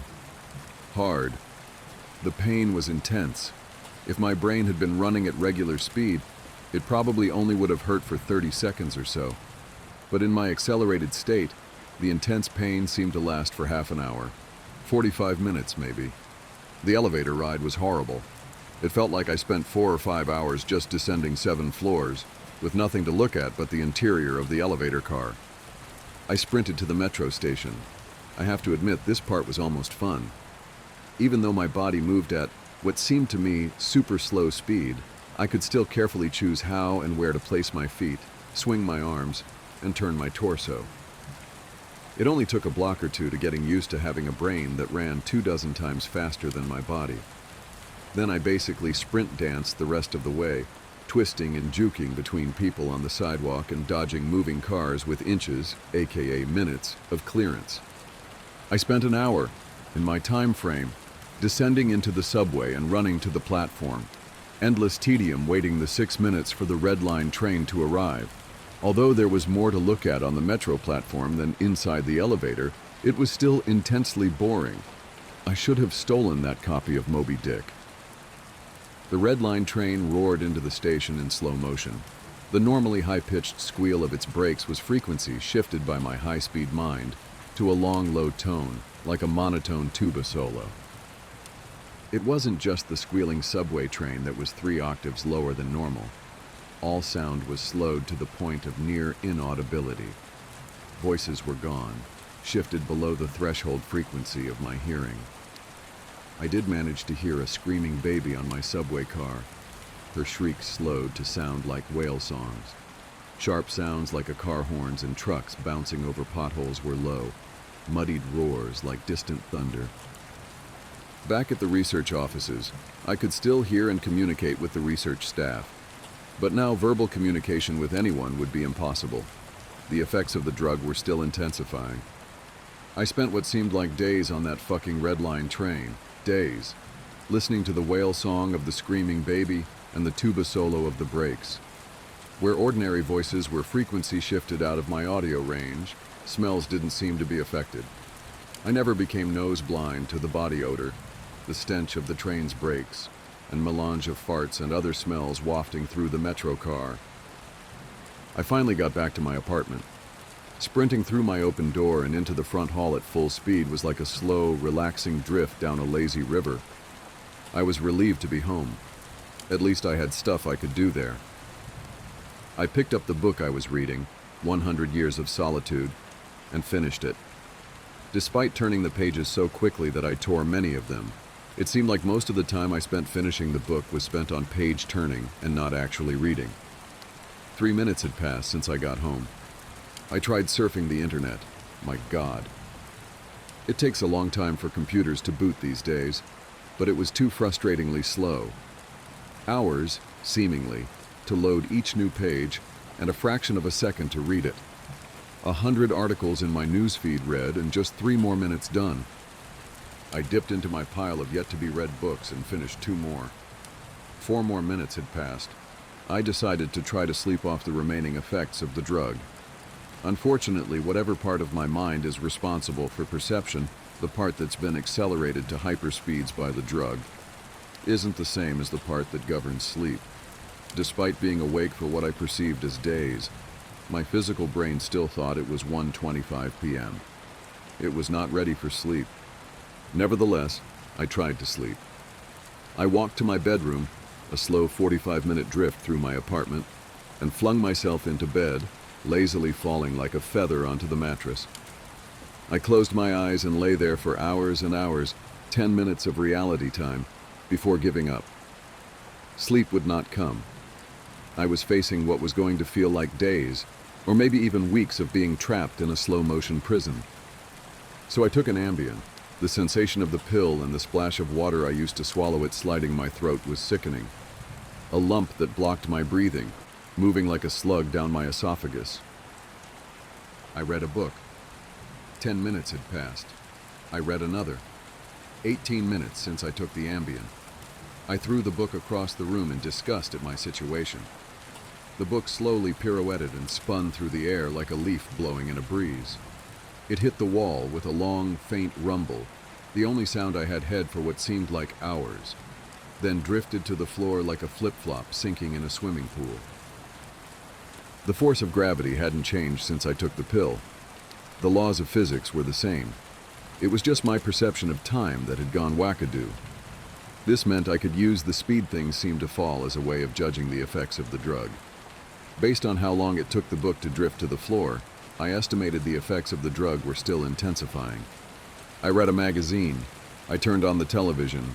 I clearly saw each frame of video like I was watching a slideshow. Frustrated, I turned the television off. I read some more. The first two books of Churchill's A History of the English-Speaking Peoples. Not exactly a light read. Frankly, I hated it. But given the hours of tedium it would take to go get another book off my bookshelf, just sitting on the couch and reading Churchill was better. Or at least less worse. It had now been 35 minutes since I took the Ambien. I lay down on the couch and closed my eyes. Time passed. I inhaled, an hours-long process. Time passed. I exhaled for more hours. Sleep would not come. I needed a new plan. I decided to go back to the offices where they gave me the drug. Maybe they would have something that could counteract its effects, or at least something to knock me out until it wore off. I exited my apartment as fast as possible, taking hours in my time frame to do so. I didn't even bother locking the door. It would have taken too long. Down the stairs, it's faster than the elevator if you run, through the lobby, out the front door, and onto the street. These few things felt like a long day at the office. Sprinting down the street, dancing and weaving between pedestrians with what must have looked to them superhuman dexterity. Down the first flight of stairs at the metro, across the landing, another hour. Then onto the second flight of stairs. That's when the Ambien hit me. The Ambien didn't make me sleepy. Not at all. Instead, it must have had a severe cross-reaction with the experimental drug I took this morning. I was bounding down the second flight of stairs, moving in slow motion, but still making perceptible progress. Then wham! Everything stopped. The dull roar of the street and metro noise ceased, replaced by the most perfect silence I've ever experienced. My downwards motion seemed to completely freeze. Before the Ambien kicked in, my perception of time was maybe a few hundred times slower than real time. After the Ambien took effect, time moved thousands of times slower. Every second seemed like days to me. Even just moving my eyes to focus on a new point was like an impossibly slow scroll across my visual field. Over the course of the afternoon, I learned how to walk, run, and jump when my mind ran hundreds of times faster than my body. But with another 4 or 5 orders of magnitude of slowdown caused by the Ambien, body control was almost impossible. I fell on the stairs. Even though I was all but frozen in mid-step, controlling my muscles was impossible. I commanded my foot forwards for hours, then backwards for hours more when it seemed like I would miss the next step. Hours attempting to adjust the angle of my ankle, then readjusting when it felt wrong. Despite these efforts, I rolled my ankle on the next step. The pain wasn't at all mitigated by the slowness. Hours of increasing strain on my bent ankle. The nerve signals that send pain into the brain must work differently than the nerves in my ear. Sonic energy was spread out over time, diluted until it was imperceptible. Pain flowed into my brain undiluted by the change in my perception of time. Hours and hours of increasing weight on my turned ankle turned into hours of increasing pain upon increasing pain. I pitched forwards, my high-speed mind completely unable to control my low-speed body. I drifted downwards for days, managing to rotate my torso enough to keep my head from impacting the ground first. I eventually landed on my right shoulder. At first, the impact wasn't even noticeable. Then I felt a slight pressure in my shoulder as it came in contact with the ground. The pressure grew, bringing increasing pain for hour upon hour. My shoulder finally gave out, popping out of its socket with an endless, sickening tug. I came to a stop days later, crumpled onto the ground, staring at the ceiling. The pain in my shoulder still screaming with the intensity of a fresh, violent injury. I had plenty of time to think during that fall. If every second seemed like days to me, then each minute of real-world time would be like years. Even if the drug cleared out of my system in the next 2 or 3 hours, this nightmare would seem to last centuries. By the time I hit the ground, I had a plan. I would somehow get to the platform and throw myself in front of a train. I twisted onto my hands and knees, days of my dislocated shoulder crying for relief. I misjudged my rotation and rolled onto my back. I tried again, collapsing onto my face as I tried to figure out how to control a body that moved slower than grass grew. Weeks of effort were finally rewarded with success. I stabilized on my hands and knees. If just getting on all fours was this difficult, I figured that walking or running was completely out of the question. So I crawled. I crawled through the metro tunnel. The dumb looks on the faces in the crowd lingered on me for weeks. I crawled under the turnstile and onto the escalator. The escalator spilled the rush hour crowd onto the platform at the same speed a glacier spills ice into the sea. I looked out over the crowded platform during my interminable downward ride. The train status sign said the next train wouldn't arrive for 20 minutes. 20 minutes was like a year to me. I'd have to spend a year on the metro platform, waiting to die. I crawled off the escalator, enduring days of stupid expressions on the commuters' faces. I crawled a few feet to a concrete bench and curled up next to it, trying to find a position to lessen the pain in my shoulder. Then my problem with time got worse, impossibly worse. The massive slowdown on the stairs was just the beginning of the interaction between the experimental drug and the Ambien. It fully hit me while I was curled up by the bench. I blinked. Years of darkness followed. Sound was already gone, and with my blink, sight was gone as well. All that existed was the pain from my fall. My hyper-accelerated mind wasted no time compensating for the lack of sensory input. Voices spoke to me. They sung to me in languages that never existed. Patterns and faces and colors came and went in my mind's eye. I recalled my whole life and imagined living another. I forgot English. I settled into a profound despair. I spoke to God. I became God.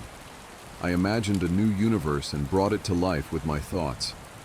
Then I did it all again and again. My eyes opened with geologic slowness. A faint glow, weeks. A slit of light, weeks. A narrow view of the metro platform, ankles of the commuters near me, and an advertisement on the opposite wall. I extracted my phone from my pocket. A project that spanned decades. How can I even explain the boredom? The pain in my shoulder is nothing compared to the boredom. Every thought I can think, I have thought hundreds of times already. The view of ankles and advertisements never changes. Never.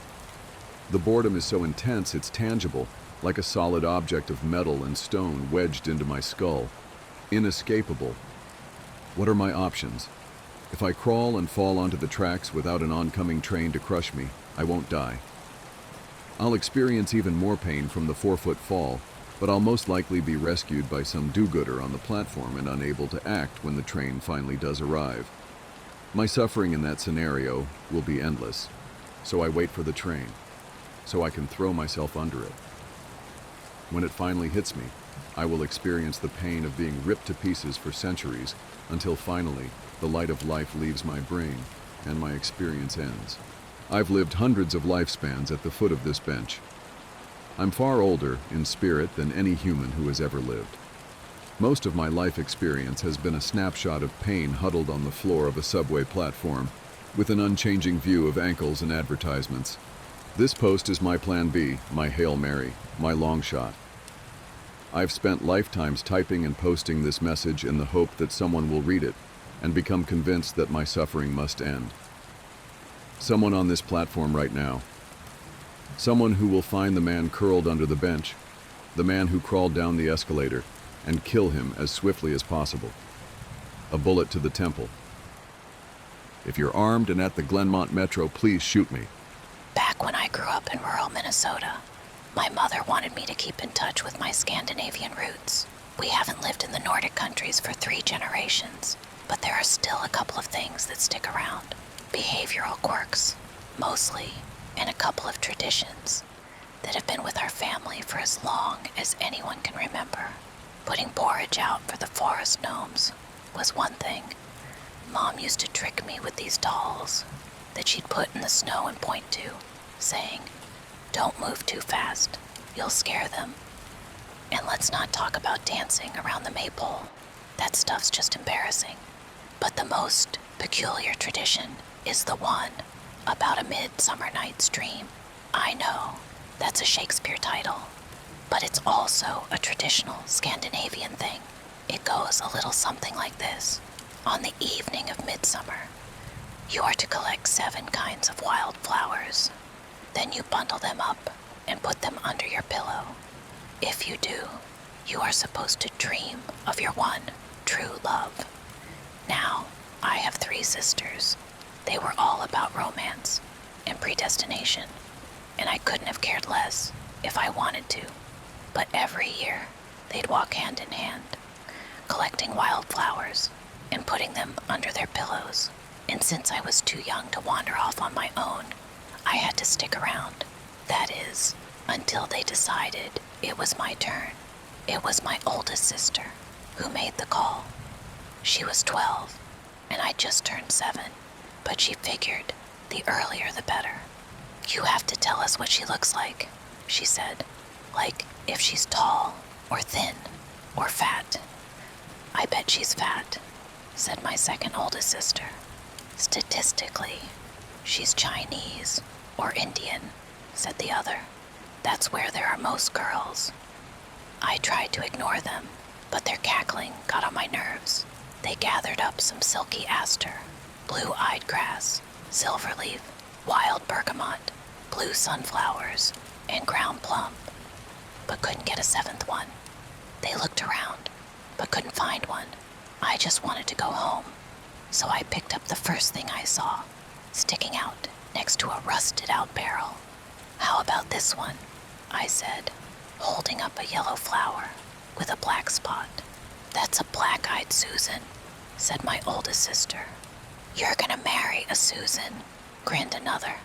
"Little Susie Woo gonna love you." "Who?" sing-sang the last. I rolled my eyes so hard that they almost popped out of my head as they cackled and teased, putting my hair up in a bow. They bundled up the wildflowers and made me sleep with them under my pillow. I didn't notice anything strange at first. Just a night like any other. You have such vivid dreams when you're a kid, like everything just happens faster. You even sleep faster. But this was something else entirely. It wasn't just a dream. It was an experience. And the worst part is, I didn't even remember it. I just remembered it was bad. Really, really bad. It was so bad that I completely blocked it out. I don't even remember waking up. I just remember laying in the bathtub, submerged in cold water. I looked up at my 3 sisters. They looked terrified. My throat was hoarse, and I was wide awake, but I couldn't even remember going to bed. "Does it hurt?" my oldest asked. Her voice was different, lower, careful. I shook my head. "No," I said. "I'm okay." "It sounded like it hurt," she continued, "like it really hurt. I think it was a bad dream." "Was it her?" asked my youngest sister. "Did you dream of her?" I couldn't tell. It was just a dark space in the back of my mind that made my pulse shiver when I thought about it. And yet, I knew the answer. "Yeah," I said. "It was Black-Eyed Susan. Now, I've been teased by my sister my whole life. But they never teased me about Black-Eyed Susan. They'd never seen me like that. I'd woken up screaming at the top of my lungs, rolling around on the floor, They thought I was having a seizure. They took me to the bathroom while my mom called an ambulance. We didn't talk much about it. They never had me checked for epilepsy, and I was perfectly healthy otherwise. They talked a little about it being some kind of allergic reaction, but I'd never seen a reaction like that. Over time, we came to this unspoken conclusion that those wildflowers gave me the worst nightmare of my life. And in that nightmare, I saw my one true love, Black-Eyed Susan. I wouldn't think much about that night over the years to come. It became this distant memory, like your first cold. But every now and then, particularly around midsummer, I would try to remember what that dream had been like, and something inside me would sink into this bottomless hole in my chest. It teased me. I could concentrate, and I'd see it, but I didn't want to. To have forgotten was a blessing, and I knew better than to challenge it. But it's a weird headspace to live in, to have concepts such as true love and marriage so closely associated with trauma, especially since all other couples in my life were perfectly fine role models. My mother and father were an extraordinary couple, and while my sisters had some dating life drama, nothing bad ever really happened to them. So as I got into my teenage years, I didn't want to chase girls and flirt. I didn't want to fall in love. I joked about it a lot, but the feeling of meeting my one true love felt like throwing my soul down an endless pit. I tried to rationalize it away. It was just a stupid phase, a quirk. It became like a fun party story to tell in my late teens. It was funny, in a way, saying I used to believe in such things, but there was an asterisk stuck to that story every time I told it. A little white lie. I never stopped believing in it. It started to really bother me when I was about 17. At that point, I'd been in short relationships, and I'd been in love, but I couldn't stop thinking that it wasn't real, that true love was out there, and that it was terrifying, something that would make my heart sink into my stomach. So I decided to just bite the bullet and try the whole thing again, to face my fears. So that midsummer, I put together 7 types of wildflowers again, ending with a Black-Eyed Susan. As kids, we're very good at handling pain, or at least we're resilient. We have time to heal. But when you're 17, it hits differently. When I went to bed that night, I had cold sweats, and I couldn't stop thinking about what was waiting behind my closed eyes. Would there be a reaction at all? Or had I wasted all this time being anxious about nothing? I closed my eyes and tried not to think about it. I counted down from 100, then 200. I twisted and turned, trying to get the sweaty covers to stop sticking to my skin. At the slightest stretch, my eyes would pop open. I'd get this ache in my face from trying to keep them closed. But after hours, something clicked. My muscles relaxed, and I caught a whiff of the flowers from under my pillow. And something inside me screamed at me to turn back, to open my eyes, but it was too late. It felt like looking at the bottom of a pool, but straight ahead. A reflective shimmer, ethereal but physical at the same time, like a night sky that you can push your hands through. I fumbled with my hands, trying to find something to hold on to. There was this swirl in the back of my head, like having a large drink on an empty stomach. Something reached for me and touched my fingertips. Something as hard as fingernails. It poked and prodded me from different angles. A strange voice seeped through me, neutral, genderless, and with an unusual pronunciation. "Where have you been?" it asked. I tried to regain my footing, but there was nothing to hold on to, just these protrusions from the dark. Finally, I felt myself slowing down, a steadiness, control. Something came out of the dark, eyes so black that their head looked hollow against the night. A vaguely human skull, connected to an infinite mass, like a broken flower growing out of cracked concrete, muscle and vein, contracting and compounding at every angle, ripples of flesh with every offset heartbeat. It's been so long. Something wrapping around my ankle, tightening. Come home. My eyes snapped open, but I wasn't awake. I could feel her wrapped around my ankle. I pulled away the covers and watched my foot turn blue. It was bending, and I felt nothing. Then the bone snapped. I've never experienced something like that. I've never broken a bone. And experiencing a traumallar fracture in the comfort of your own bed is inhuman. It hurts so bad, you lose bladder control. And I couldn't do anything but to fall out of bed and writhe on the floor. But the pain wouldn't go away. I just screamed. I tried to reach for my phone, but it's like it refused to let me reach it. A neighbor heard me. Help came. It would take time for the leg to heal, but bones mend all the time. But true love doesn't. I pushed the thought of love and marriage out of my life for over a decade. I would shy away from coy smiles and flowery laughter. Some people thought I had a problem with my sexuality. Others thought I was under some kind of religious repression. I tried to explain that relationships just weren't my thing, but it's hard to explain without a reason. If I was really pressed about it, I'd say it was a childhood trauma that usually stopped the questions. I'd do this for years, a string of short-term relationships, where I kept hoping and praying I wouldn't fall in love. Anything to keep me away from that dark space. I couldn't tell what was going to happen if I met someone who'd make me feel things, real things. But life isn't so simple. It would take me years, but when I turned 31, I met her. Lilia hit me like a summer's breeze the first time I talked to her. It was a birthday party, and she was invited by a mutual friend of ours. Lilia had been working overtime and forgotten all about the party, so she joined at the last minute. She showed up in an oversized hoodie and yesterday's jeans, spending most of the night at the snack table, looking at her phone. Her enthusiasm started and stopped at bobbing her head to the music.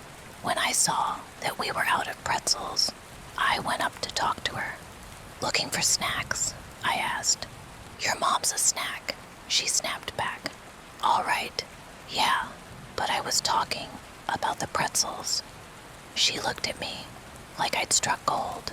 She'd been so hell-bent on the idea that I was coming up to hit on her that it never even crossed her mind that she'd eaten a full bowl of salty pretzels. She snort-laughed, apologized, and I felt my heart skip a beat.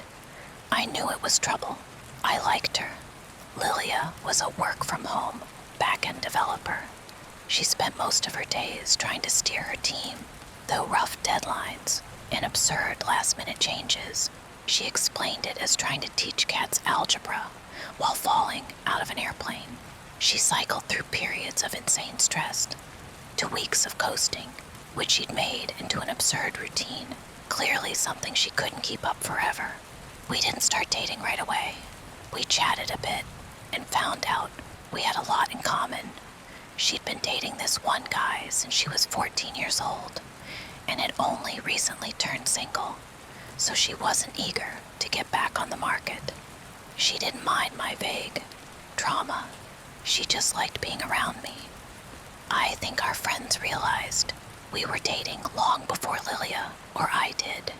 We just spent time together until one day when we didn't want it to stop.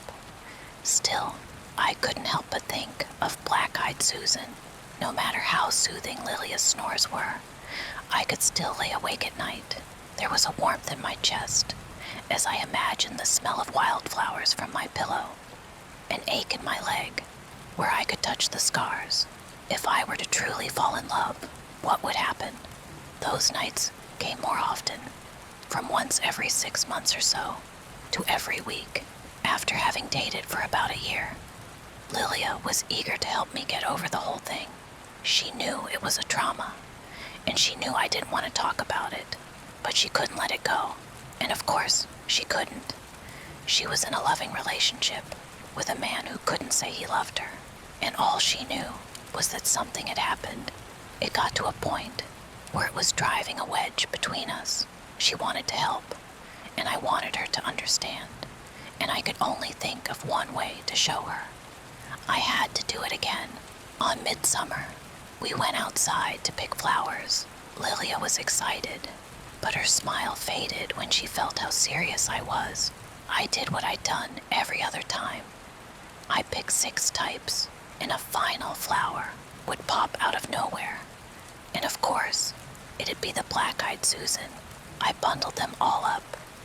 I could feel a phantom pain cutting into my leg, which gave me a limp. "So what are these for?" she asked. "For sleep," I said, "and I'm gonna need your help." "Sure, yeah, whatever you need. If it looks bad, I need you to wake me up." "How do I know if it's bad?" I shook my head and took her by the hand. "You'll know. I did some preparations. I had gauze and painkillers." Lilia was prepared to call for help if necessary. She still had no idea what was going on, but I could tell she was nervous. Then again, so was I. Problem was, I couldn't sleep. I just lay there, and she watched me. After about an hour, she crawled up next to me. She knew it was something that happened when I slept, but she wanted to calm me down. "I need you to see this," I said. "It's okay," she whispered. "Go to sleep. Promise you'll keep watch." I promise. I didn't turn my head to look. I trusted her. So I closed my eyes, let my breathing slow, and felt my head fill with the smell of wildflowers. It was like waking up again, a mild tingle covering my body, like being draped in spider webs. I blinked and blinked, but it was all black. A long, drawn-out breath echoed like a field of sighing flowers. Beautiful. A growth coming out of the dark, translucent, like living glass hardening into soft marble. A woman dragging her legs through the night, like she was trudging through a swamp. She grabbed me by the hand, pulling me along. It felt like I was carried through a current. I could see the bedroom from above. I lay there, and Lilia was sitting next to me. I can't really explain what it felt like. Sort of like watching your reflection blink. I could see her struggling to stay awake, nodding on and off. She was trying so hard. "Is that what beautiful looks like?" Black-eyed Susan asked. "I don't even know what you are," I said. "Of course you do," she said. "I am your one true love." The words slithered. A drawn ounce poisoned the air. I tried not to look at her. It was like the opposite of staring into a sun. The light in your eyes begin to die, and you can feel yourself grow colder, slower. "You can't be," I said. "It's impossible." "But I am," she said. "You love me." She turned her attention to the room, hovering in front of us. I could see little tendrils creep under the furniture, reaching for Lilia and me. Long finger-like limbs, in layered scales, bending at painful angles. One pulled down her phone, another moved a chair. 2 of them struggled to move the bed. "What are you doing?" I asked. "Passing the time." One of the tendrils closed around my stomach. There was pressure, like someone tightening a belt. It cut into my hips. Before the pain, I could feel a slight pop. "If you love me, why are you hurting me?" I asked. "How else are you going to get used to it?" she asked back. "Get used to what?" She turned to me, breath reeking of ammonia with every spit of a word. "Us." A hand closed around my neck. My eyes flung open. I couldn't breathe. I couldn't feel my legs. I flailed with my arm, reaching for Lilia. She got out of bed, only to find that her phone was gone. "What's wrong?" she asked. "What's happening?" She had to cover her mouth. When she saw my neck, she grabbed my arm, but the moment she did, something took hold of her. In the corner of my eye, I saw her getting pulled into the other room, clawing at the carpet with a terrified shriek. My left arm rose out of the bed as if carried by an unseen string. 2 of my fingers popped out of their sockets like a painful countdown. I couldn't scream. I could barely think. No oxygen. Lilia came running back and grabbed me. She pulled on my arm and something let go. I fell out of bed, gasping for air as she cradled my head in her arms. I could see color returning to my hands as 2 fingers turned purple. I didn't feel a thing, but I would in a couple of seconds. "Hold on," Lilia said. "Hold on." Her phone was gone. She bandaged my fingers and tried to keep them straight. "I'm sorry," I gasped. "I'm so sorry." She just shook her head, trying to process what had happened. There were no words. We just stayed there on the floor. But I could see something in the corners of the room, little quirks and shades. Something was waiting for me to let my guard down. "What's hurting you?" she asked. "What is it?" Something broke in me as I swallowed my words. But Lilia deserved the truth. I think she loves me. Over the coming weeks, I tried my best to explain. Lilia was terrified. She'd never seen anything like it, and there was no explanation that could settle her nerves. It's one thing to know someone you care about has trauma, but it is another thing entirely to experience something impossible that can make or break you. But Lilia didn't break. She started asking questions. Why was I targeted? What was this thing? What did it want? But things were getting strange. It's as if thinking about black-eyed Susan brought her closer to us in a physical, literal way, like we were building toward something. I would spot movement in the shadows. I'd notice furniture out of place and hear creaking doors in the middle of the night. And of course, it had to be her. She was playing with me.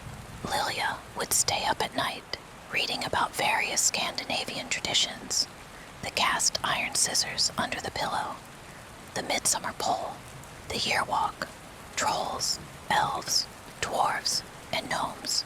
She gave me lists of things to ask my parents about, to see if our family had been targeted by something ancient or evil.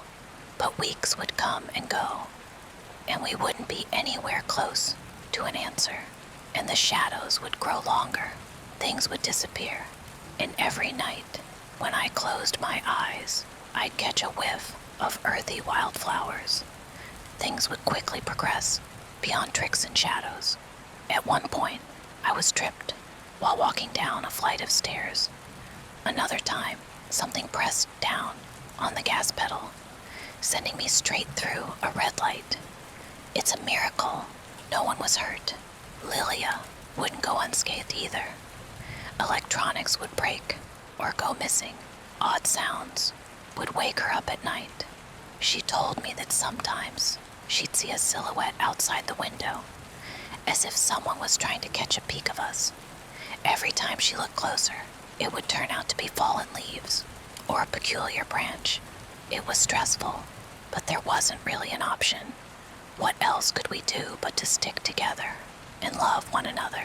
I don't remember the moment we moved in together. It just made sense, since we spent all our time together anyway. She just moved more and more of her stuff in, and all of a sudden, her place was pretty much empty. So yeah, we lived together. It wasn't really a conscious decision. Lilia had a couple of rough ideas about what that thing might be. She had a binder with ideas ranging from Arthurian mythology to jinn and some kind of Polish bird demon. None of them fit perfectly, though. And frankly, it was such an odd thing for it all to be tied to this one ancient tradition. How could this thing be my true love? What was I missing? We figured it had to be something connected to that very first night back when I was a kid, when they had to put me in the bathtub to wake me up For a full year, all we did was try to make it to the next day. It affected pretty much every aspect of our lives.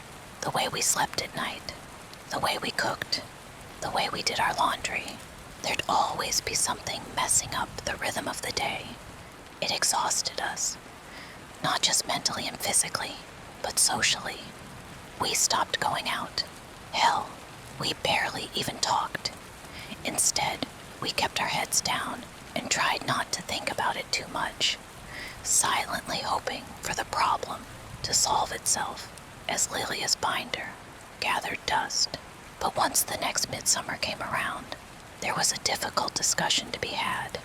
We can't live like this. She'd sat me down at the kitchen table. The light bulb had burned out somehow, despite only being 2 weeks old. I'm sorry, I said. I wouldn't blame you if... I'm not going anywhere, she said. You know that. So what do we do? She looked around. The kitchen faucet was leaking again. I suppose we ought to try something, she said. You got any suggestions? She could kill us, I said. We can't go there. Maybe we don't have a choice. I just sat there in the dark, counting the seconds. She was right, of course, but that didn't mean I had to like it. As midsummer came, we decided we would do this together. We got a single, large pillow and gathered the flowers together. We didn't say a word. We just walked among the wildflowers as a low rumble lingered on the horizon. A damp taste in the air as a storm brewed. But to me, all I could see was the woman I loved and how she carefully brushed her hands against the tall grass. Even now, she could find something to appreciate. Tradition, ritual, and myth be damned. At that moment, there wasn't a force in the world that could convince me that she was anything but my actual true love. We rounded out our wildflowers with a black-eyed Susan. It was hidden next to a rusted-out barrel, as if trying its best to hide.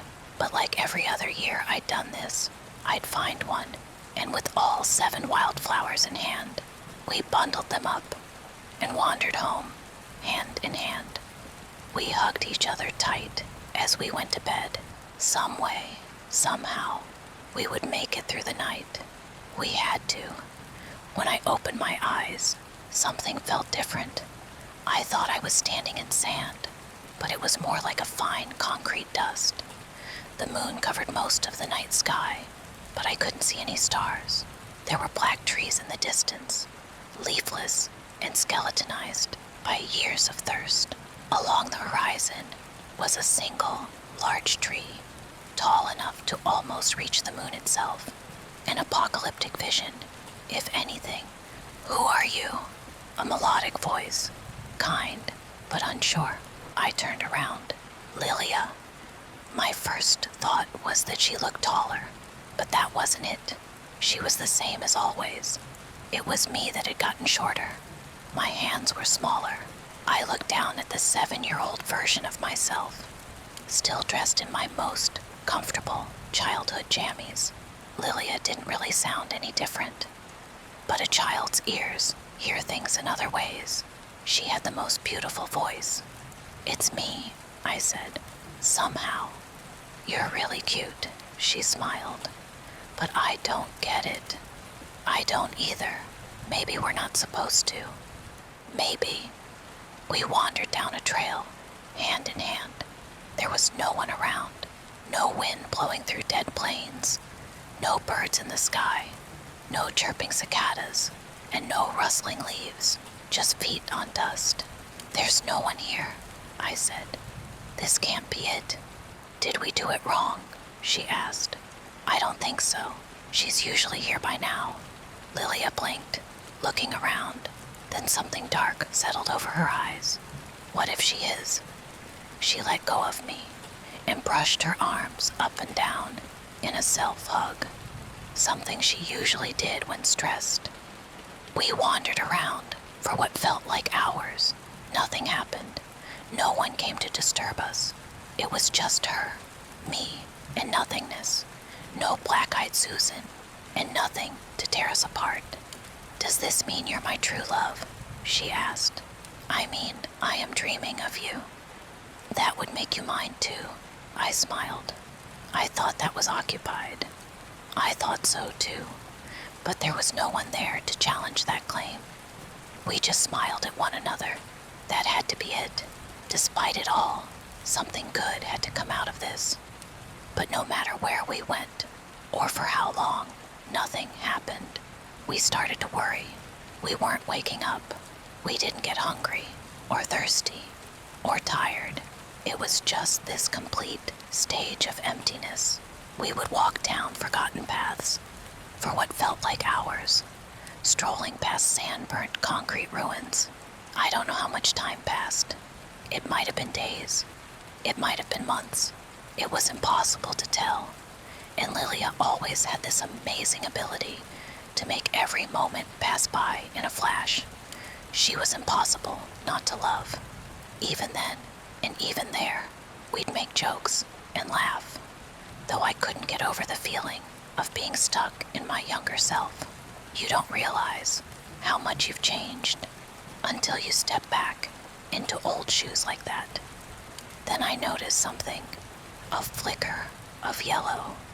Right there, behind a rusted-out old barrel, was a black-eyed Susan, the same yellow flower I'd found on that fateful midsummer night as a kid. I don't know how I recognized it, but I did. It was the same flower. It had to be. I picked it up and showed it to Lilia. "Strange, huh?" I said. "Only one of these I've seen around." "I wonder what it does," she said. "You think it means?" Her voice cut out. The light warped in front of me, blurring like I was watching through a thin layer of rushing water. I could feel a tingle in my eyes. Lilia looked different, further away. "Don't go," she called out. "What are you doing?" "I'm not. I just picked this. I held it out and dropped it, giving her one last flower. We drifted apart. Something shifted. My head rolled back, and I felt this intense heat settling into my head. Then a coolness, someone trying to lower my temperature. Young voices, terrified. Lilia drifting further away, screaming at me to stay with her. Her voice goes from beautiful to desperate to something else. She would scream how much she loved me, and then scream at how much she hated me. I would leave her in that place for what would equate to eternities, for her to twist and turn in a place where she'd have nothing but her thoughts and regrets, where a starless sky would seep into her, whispering things to do, ways she would play whenever I returned, her head spinning with tales of jinn and mares and demons. It would just be seconds passing as I felt her disappear. But in those seconds, there would be eons, long enough for a body to forget what humans looked like, for a mind to forget what love is supposed to be, for a word or a phrase to change. True love, an ammonia-reeking scream, reflected off a fractured space as she reached for me, trying to pull me back through the breaking light, a hand so warm that it burned my face. How could I be so cruel as to leave her for endless time to suffer? How could I be so selfish? Black-eyed Susan, Lilia, my one true love. Then I woke up. My head burst through the water as I looked up at my three sisters. I was 7 years old and still in my jammies, submerged in the bathtub of my childhood home. And as healthy young minds do, my memories healed themselves, sealing away a trauma for me to uncover years down the line. Life would turn out the same way. Awkward teenage years, short relationships, and I'd come back to that broken place, time and time again, and she would play her games, reminding me of the betrayal she felt, and I wouldn't understand. That is, until one night, when I woke up alone. We'd gone to bed together, one had made it back. I'd lived a life twice, and I hadn't even realized it. I stumbled into the shower, set it to cold, and collapsed. I could just think of one thing to say. I'm sorry. I'm so sorry. Another view of the world from behind a shimmer, be it warm tears or running water. Today, I'm 47, never married, no serious dating. I go back to Lilia every year, hoping I can find something to remind her of what she used to be. I've tried bringing things along, something to bring her back with me. I've yet to find anything useful. It doesn't work like that. Sometimes I try to stay a little longer, but the pain is unbearable. I suspect one day she'll kill me, and I won't come back. I suppose that's the only way this can end. I try not to think about it, but when I do, I try to convince myself that I will end up the same way as her. Maybe we can find solace in our madness. Maybe we'll live together in a paradise of dust and strange moons. I don't know. I don't think that old tradition just shows you true love. I think it will take you to a place where you can meet. But perhaps that place isn't what it used to be. Maybe there used to be more flowers and dancing. I've asked my sisters about what they've seen the times they've done this. All they tell me about is handsome men and blue skies. I guess we don't all go to the same place. After all, true love isn't the same for everyone. If there truly is someone for everyone, well, then we must face some hard facts. They could live across the world. They could have passed away. Or maybe they're just not what you expected. But the older I get, the less I worry. Maybe I'll wake up in that bathtub a third time, years from now. And if not, then at least I get to see her again. There must be something of Lilia left in Black-Eyed Susan. There has to be. Or else she wouldn't still be my one true love.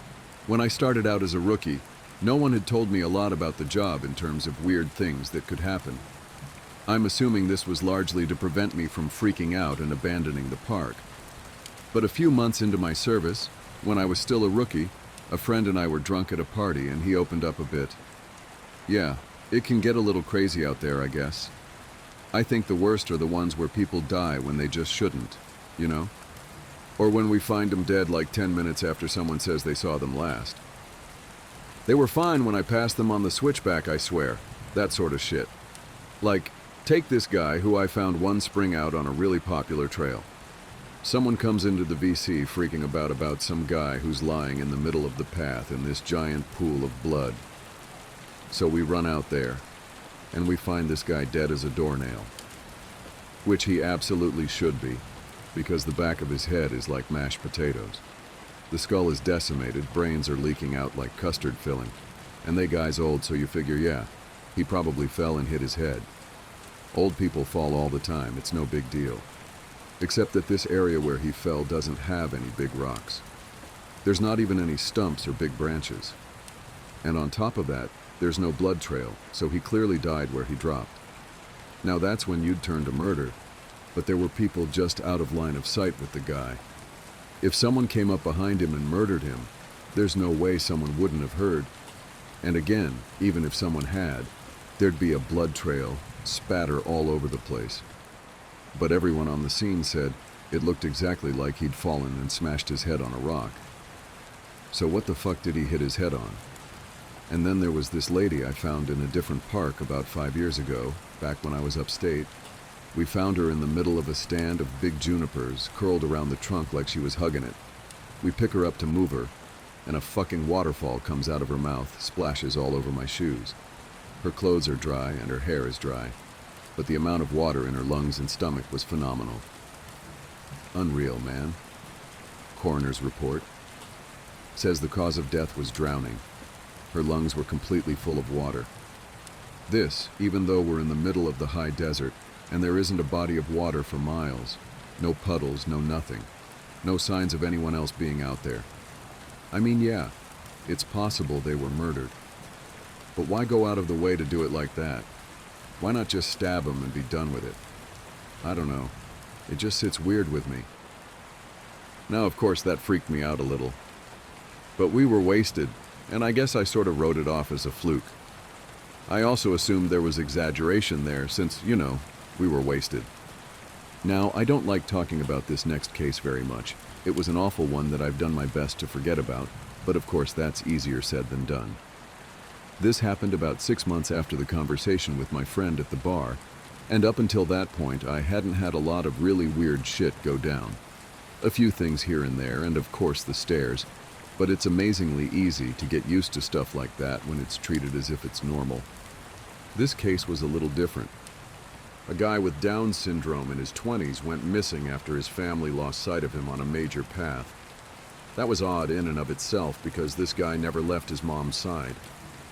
She was absolutely convinced he'd been kidnapped, and unfortunately, a ranger who isn't with the park anymore insinuated that no one was going to kidnap someone. Well, with that kind of disability. Not very tactful to say the least. We wasted a lot of time trying to calm her down enough to get information about him, and then we put out an official missing persons call. Because of the urgency of the situation, him being mostly unable to function alone, we had local police come in and help us. We didn't find him the first night, which was heartbreaking. None of us wanted to think of him being alone out there. We assumed he'd just kept wandering and was staying ahead of us. We brought out helis the next day, and they spotted him in a little canyon. I helped bring him back up, but he was in bad shape, and I think we all knew he wasn't going to make it. He'd fallen and broken his spine, and couldn't feel his lower half. He'd also broken both his legs, one at the femur, and he'd lost a lot of blood. He was confused and scared while he was alone, so he'd probably exacerbated the injuries by dragging himself a little ways. I know it sounds awful, but while I was riding in the copter with him, I asked him why he'd wandered off. I just wanted something to tell his mother, to let her know it wasn't her fault, because he was fading fast, and I didn't think she'd get to ask him herself. He was crying, and he said something about how the little sad boy had wanted him to come play. He said the little boy wanted to trade so he could go home. Then he closed his eyes, and when he woke up again, he was in the canyon. I'm not sure that's exactly what he said, but it was what I thought the gist of it was. He kept crying, asking where his mommy was, and I held his hand and tried my best to keep him calm. It was cold out there. He kept saying that. It was cold out there. My legs was frozen. It was cold out there. It's cold in me. He was getting even weaker, so he eventually stopped talking, and he closed his eyes for a while. Then, when we were about 5 minutes from the hospital, he looked right at me, with these big tears running down his face, and he said, "Mama won't see me no more. Love Mama. Wish she was here." And he closed his eyes, and he just never woke up. It was horrible, and I don't like talking about it. That case was one of the first ones that really rattled me badly. Because of how badly it affected me, I reached out to a senior ranger, and who ended up helping me through it. As time went on, and we got to know each other better, he ended up sharing one of his own stories with me. It was disturbing, but it helped to know that I wasn't the only one affected by the things going on out there. I think this must have happened before you got here, because I think if it had happened while you were here, you'd have remembered it. I know it didn't end up in the news for some reason, but I think most people who've been here long enough know about it. The park sold off a portion of land to a logging company, and it was a really controversial thing. But it wasn't that large or old of a plot, and it was right after the recession, so we needed cash bad. Anyway, they were felling this plot of land, and we get a call that we need to get our supervisors out right away. I don't know why, but they ended up sending me and a few other guys along with the heads, I guess for power and numbers, to see what was up. We got there, and all these guys are crowded around a tree that they've just cut down. They're all pissed off and freaking out, and the foreman comes over and says he wants to know what we think we're up to. What the hell y'all think this is, some kind of sick joke? You've got a lot of fucking nerve pulling this shit. We bought this land fair and square. Well, we don't know what the hell he's talking about, so he brings us over to this felled tree and points at it and tells us that when they cut it down, it was just like this. And they'll be damned if they put it there. The inside of the tree was all rotted out and hollow in one spot, and when they'd cut it down, it had exposed that chamber, and inside it is a hand, like a perfectly severed hand, and looks like it's actually fused with the inside of the tree. Well, now we think they're pulling a joke, so we tell them that we don't like being fucked with, and we start to leave, but they tell us they've already called the cops and that they'll go right to the media if we don't stick around. Well, that gets the head's attention, so they stick around and talk to the police about it. Everyone is denying that they put the hand in there, and besides, how would anyone have even done it? It's clearly a real hand, but it's not mummified or skeletal. It's brand new, probably not even a day old. And it is definitely fused with the wood. You can see that it's coming right out of it. The loggers, they insist that they didn't put it there. Somehow, this fresh human hand ended up fused to the inside of this living tree. The cops have them cut up that section of tree into a movable chunk.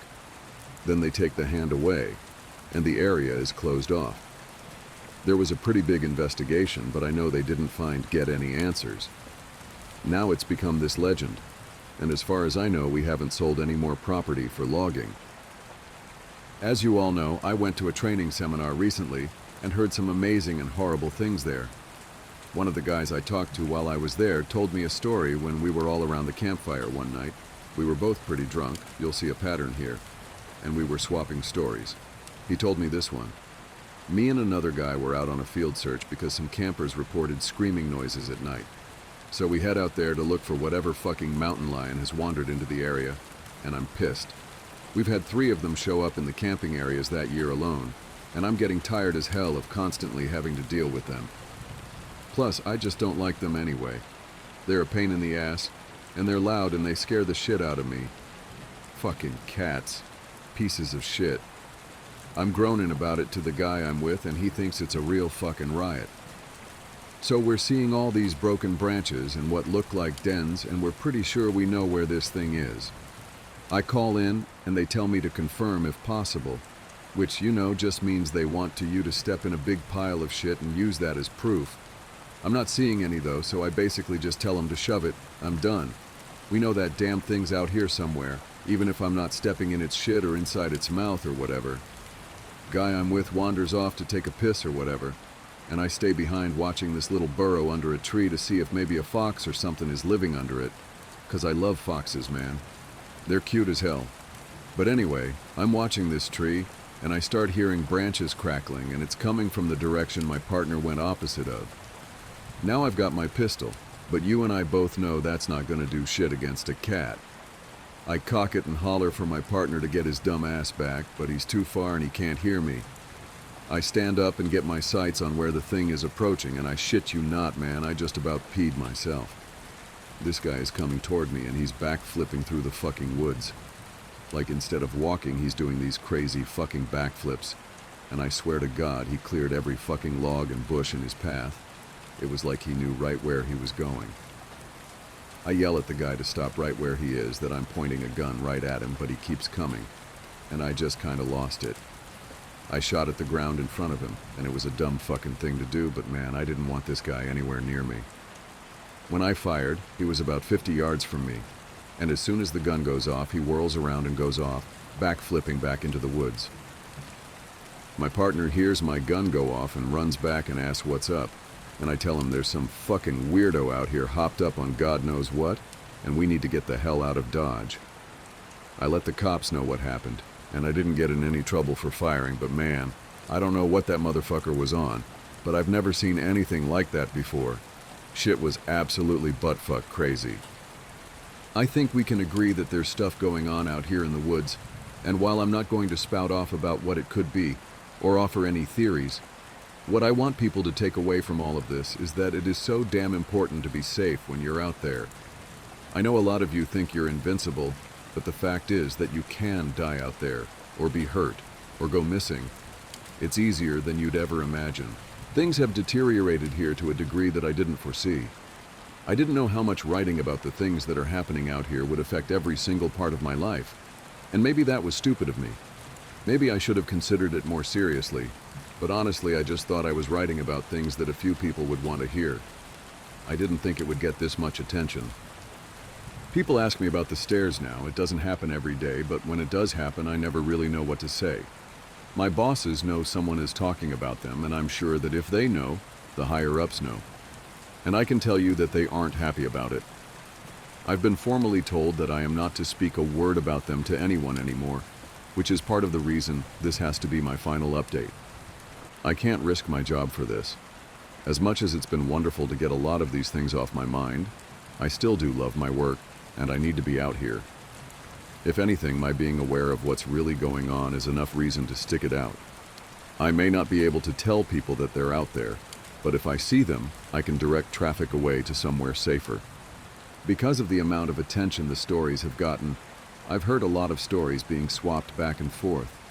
I've heard so many I can't even remember most of them. The ones I do remember are the ones that I wish I could forget. One story that's made the rounds here was about a young woman who disappeared upstate. Initially, everyone assumed she was a runaway. She didn't come from a great home life, and so it really wasn't any kind of surprise that she'd choose to cut and run. But people started coming forward saying that they'd seen her around the park shortly before she vanished, so some of the rangers in the area were sent out to make sure she hadn't hung herself or something on any of the back trails. It took them a while, but they did find her. Well, not all of her. Just half of her tongue and a quarter of the lower jaw. Very clean cuts, from what I heard. They've never found the rest of her. So many stories about children, so many of them going missing and turning up in caves, wedged in between impossibly tight spaces. So many of them found on mountain peaks or at the bottoms of sheer gullies. Missing shoes, missing socks, or found with both in perfect condition despite them being miles and miles away from where they vanished. So many stories of black-eyed people wandering around the woods and calling out in the night, mimicking the sound of running water or a bobcat screaming. One man in particular goes to every news station he thinks will listen to him and tells the same story. He was deer hunting, had camped out in a very remote area, and woke up because something was scraping against his tent. He thought it was a raccoon or a fox until the thing pressed its face against the door of the tent, at which point he could very clearly make out a human nose and mouth. He kicked at it, but it leapt back and was gone by the time he opened the tent flap, gun at his side. He fired 2 warning shots, and when the sound had faded, he heard a snap behind him. A man was standing at the edge of the campsite. This man was not wearing any clothing, but he also didn't possess any kind of human flesh.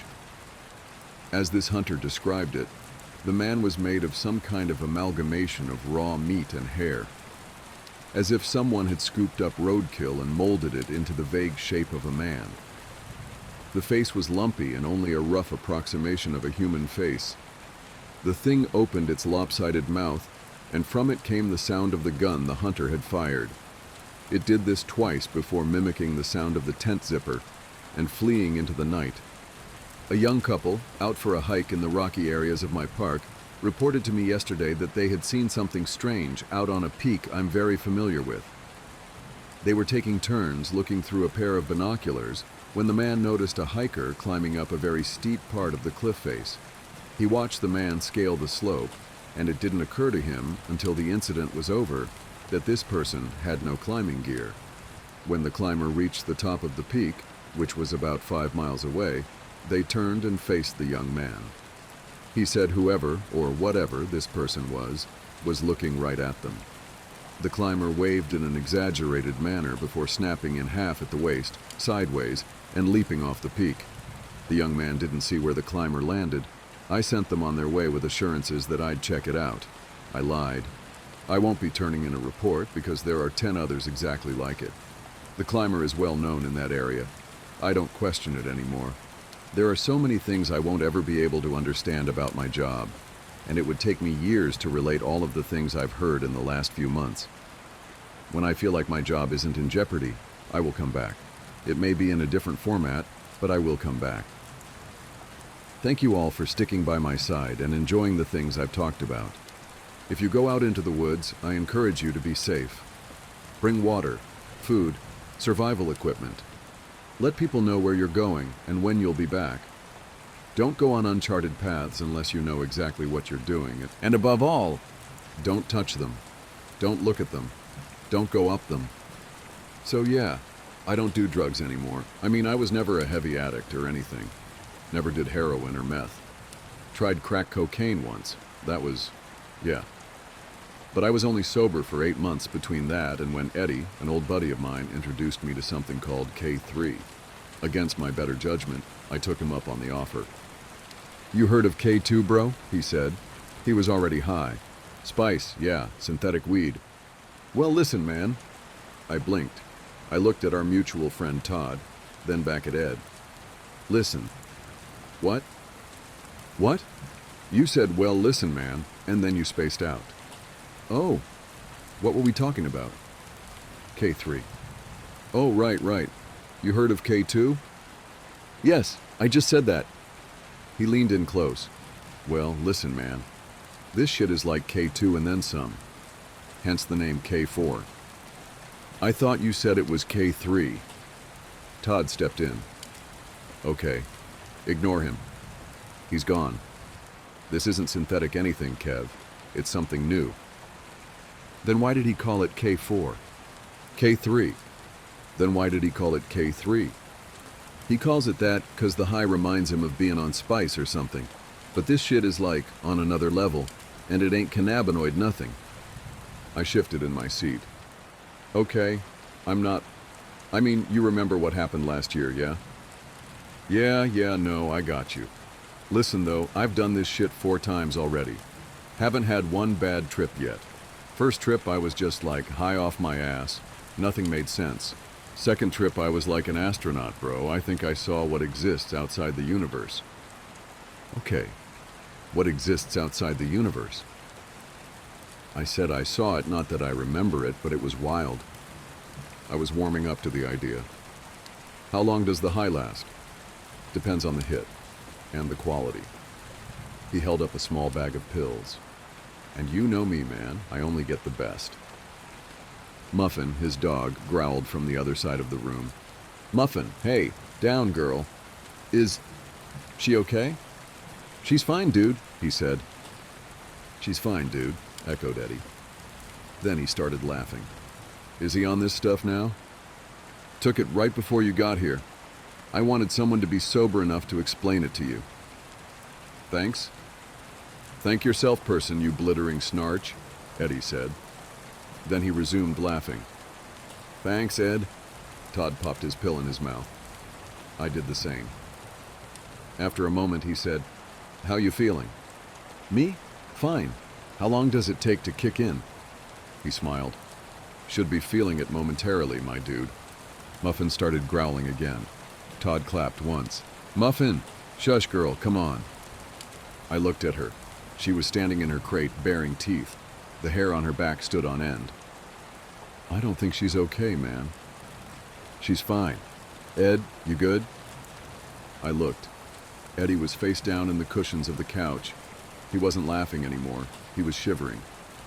I said, Are we gonna get cold or something? I usually don't, Todd said. Every hit's different and every person's different. All I know is it's fucking fun. Okay. Ed didn't look like he was having much fun. He doesn't look like he's having much fun, I said. Yeah, well, you know how your friends can be, sweetie, said my mom. I know, Mom. What? I said I know, Mom. I'm not your mother, said Pastor Lewis. Oh, I said. Sorry. He leaned in from where Todd had been. He looked concerned, disappointed, had his elbows on his knees, his hands clasped between them. Kevin, you know you shouldn't be doing this. I know. Especially after what happened last year. What were you thinking? Thought I could handle it, I guess. I stared at the floor. The way the colors on the carpet swirled in and out was always so mesmerizing. It's going to be a bad trip, you know. I looked up. Pastor Lewis had on that old evil smile he always had. Or did he? I furrowed my brow. What? It's going to be a bad trip, he said again, in a deeper voice. Todd said all the trips he'd had were fun. That doesn't mean it's impossible to have a bad one. Oh, Pastor Lewis doesn't sound like that. Man, who the fuck is Pastor Lewis? Said Pastor Lewis in Todd's voice. I blinked. Todd was sitting there looking at me like I'd lost my mind. I cleared my throat but couldn't feel it. My old youth pastor from back in the day, I said. Muffin barked from her kennel. It was a deafening, alien-sounding bark, gravelly, dark. I looked over at her. She looked at me. She barked again, but this time didn't open her snout to do so. Whoa, I said. What? Said Todd. He was crawling on the ceiling, looking down at me in a way that should have broken his neck. Cool how your dog can bark without moving her mouth. Can you sit down? You're weirding me out. Yeah, sorry, Pastor Lewis said, before sitting down and becoming Todd. Then Todd said, laughing hysterically, I am sitting, man. He was indeed sitting. I looked up, nobody on the ceiling, and no indication that anyone had been. He was doubled over with laughter, howling, aching laughs. He held his stomach. Is it that funny? It ain't that, Todd said. The spiders in your ears are singing. I smiled. Oh yeah? What are they singing? Todd couldn't stop laughing long enough to respond. But he didn't need to. I could hear it too. Dude, I said. It's the song from Snow White and the Seven Dwarfs. Todd laughed even harder. Man, what? What? You spelled it wrong, my dude. What? Go back. You spelled dwarves wrong. It should be dwarves, not dwarvers. What the fuck is a dwarver? I scrolled up. There it was. Dwarvers. Huh, that's weird. Huh, that's weird. Todd was still laughing, far harder and longer than the situation warranted. How am I seeing words I spoke? I asked. I grabbed at the R in dwarvers so I could rearrange the word, but the R slapped me just as Muffin barked again. Bark smack, just like that. A single bark. Sounded like Satan. I sat back down. Easy there, dwarvers, I said. I'll just spell it right next time, damn. Make sure you do, said Muffin. One by one, the letters comprising the word dwarvers headed out the kitchen window. Dude, I said. Todd, the letters are escaping. Stop the letters. Stop the letters. I can't hear you, bro, said Todd, in Pastor Lewis's voice, or Pastor Lewis in Todd's voice.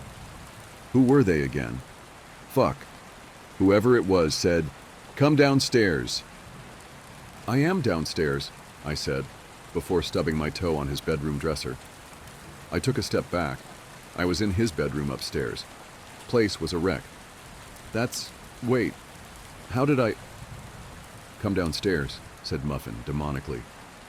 I couldn't see her, but somehow I just knew she was standing at the bottom of the stairs, on two legs, with her head upside down. You know when you just know a dog will look like that? It was one of those times. That's okay, I said. I like it up here. I pulled one of his dresser drawers out, dumped out all his underwear and condoms, and put it on my head for protection. No way you're getting me now, you bitch. I sat down on his bed, but his bed was on the other end of the room. Ow, I said, sitting on his floor. Hurt my ass. Go downstairs, said Muffin. From so close behind me, she must have been inside my head. Get out of my head, I said. The power of the dresser drawer compels you. He was crawling on the ceiling, looking down at me in a way that should have broken his neck. Hey! He was crawling on the ceiling, looking down at me in a way that should have broken his neck. Stop it. He was crawling on the ceiling, looking down at me in a way that should have broken his neck. Stop repeating that sentence. What sentence? Said Todd. He was in his room. At least I think he was. I don't know, man. I blinked again. He wasn't there. I could hear him laughing downstairs hysterically. Holy shit, I could hear myself say. I sounded distant, underwater. I am not in control right now. I started crawling towards the hallway, and he was crawling on the ceiling, looking down at me in a way that should have broken his N. I shoved the sentence aside. The letters crashed into the wall and melted. I kept crawling, but now my hands were getting stuck in the quicksand. Shit, I said. Here we go. I made it to the door, but the dresser drawer on my head was too wide. I turned it the other way, the only possible solution to that problem, and went for the stairs. Downstairs, Eddie, up and about yet again, was approaching Muffin's kennel, bent over, walking unnaturally, wide-eyed, mouth open, out of his mind.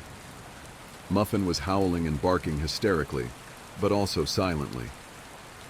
"That's weird," I said. "It's going to be a bad trip," said Pastor Lewis. "You already said that, Pastor Lewis. I'm asking why I can't hear Muffin bark." "It's going to be a bad trip," he said again. He was crawling on the ceiling, looking down at me in a way that should have broken his neck. "Why is everything repeating?" I asked aloud. He was crawling on the ceiling, looking down at me in a way that should have broken his neck. "Why is everything repeating?" I asked aloud. "Drink, drink, water, water, bro, said Todd. He handed me a glass, and I tried to drink it upside down. The water spilled into the swirling vortex that was his floor. "Oh man," I said, "I lost the water." "Where did you have it last, sweetie?" said Mom. I looked at the empty glass. "I can't remember. Hey, Roy Rogers, what did I do with my water, man? Did I eat it?" Roy Rogers didn't respond. He was too busy floating on an upside-down chair that was attached to the ceiling. "Snarch," said his chair. Roy Rogers, who was also my Uncle Mo, tipped his hat. "Let me know if you find it," I said. "I could have sworn I had it." Bark, bark, bark, bark, bark, bark, bark. "Ah!" "It's going to be a bad trip, you know." "Why am I just now hearing Muffin barking? That was like an hour ago." I looked over. Eddie had picked up her kennel, with her still inside, and was holding it above his head. She was consumed in absolute and utter panic, and he was trying to eat the entire crate. He unhinged his jaw to fit it inside, revealing exactly 14,543 razor-sharp teeth the size of railroad spikes. Bark, bark, bark, bark, bark, bark, bark. "Ed, stop!" "I heard myself say," I said. I squeezed my eyes shut and shook my head. "Ed, stop," I heard myself say. "Why?" His face was static, like when you turn your TV to a channel you don't own. "Ed, put her down and get that static off your face." He was crawling on the ceiling, looking down at me in a way that should have broken his neck. "What?" Eddie said. He dropped the kennel. Muffin yelped. "I don't know, man," I said. "Your face is all static-y, like when you turn your TV to a channel you don't own." "My face is static," Eddie said through the static. He started clawing at it. "And who's crawling on the ceiling, looking down at you in a way that should have broken his neck?" That sentence seemed out of place. I heard the words, but didn't see them coming from Eddie's mouth. In fact, Eddie wasn't even standing there anymore. He was in the kitchen, getting a knife. Shit. It's gonna be a bad trip, you know. "Shut up, Pastor Lewis, I know that now." Eddie started swiping the knife in front of his face. "Get off me, static," he said. "Get off me, static." I put the knife down. "Ed, stand up." "Wait, I stood up," Eddie knifed, putting the said down. Damn it, I stood up. "Ed, put the knife down." There we go. It's gonna be a bad trip, you know. I turned around. Pastor Lewis was at the top of the stairs. But it wasn't Pastor Lewis. It was a perfectly black figure. "Pastor Lewis, black is slimming on you." "Come upstairs," said the figure. It didn't sound like Pastor Lewis anymore, but it did sound like static, almost as if the static had formed itself into words. "I can't. I have to save my friend from the static knife." "Come upstairs," said the figure. "Come upstairs, come upstairs, come upstairs, come upstairs, come upstairs, come stairs up, come stairs, stairs, ceilings, ceilings." He was crawling on the ceiling, looking down at me in a way that should have broken his neck.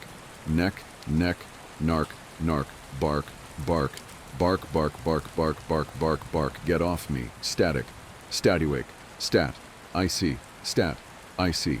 Yo, who the fuck is Pastor Lewis? He was crawling on the ceiling, looking down at me in a way that should have broken his neck. "Come upstairs, Dwavris, sweetie. It's gonna be a bad trip, you know. No, no, no." I was falling, I realized. Falling, falling, falling. And it was hot. Wherever this endless tunnel was, it was dark and hot. That's a bad combination usually, isn't it? I haven't been in many dark and hot places, but having experienced it, I can say I'd much rather be in bright, cool places. "Help me," I said. I felt asphalt. "Help me, I'm falling." Now I saw lights coming on from the side of the pit. "Come upstairs," said a single voice from behind me that was also Todd, Pastor Lewis, Eddie, and my mother at once. "This isn't a bad trip, Kevin," the voice continued. "It's real, and you know that. What you thought was real was the trip. Time, space, those are illusions. This is what exists behind the veil. This is the nothingness that exists outside the universe. This is the nothingness that awaits you at the end." "No!" Falling. "Get him to his feet. Come upstairs and get that thing off his head. Come upstairs. Join the static. Static, static, bark." "Are you okay?" I blinked. "Hey, kid," said the officer. "You okay?" I looked around. I was lying in the street. Concerned neighbors. Police cars everywhere. Most were in front of Eddie's house. Muffin whimpered in her crate next to me. What? What happened?" "Well, you're out here screaming, 'I'm falling, I'm falling,' no. With a dog kennel, a dresser drawer on your head, and no shoes. I was hoping you'd tell me." "I think I was saving Muffin," I said. "Who's Muffin? The dog?" "Yeah." "Saving her from what?" "My friend was going to kill her, I think. Then he tried to cut his face off because it was all static. Holy shit." My now sober brain processed unsober words. "Holy shit. That stuff was insane." "Yeah, I'd say that's a fair assessment, dumbass. You're lucky you didn't jump off the roof. Can you stand?" The officer helped me to my feet. I stumbled towards his car. "Wait," I said.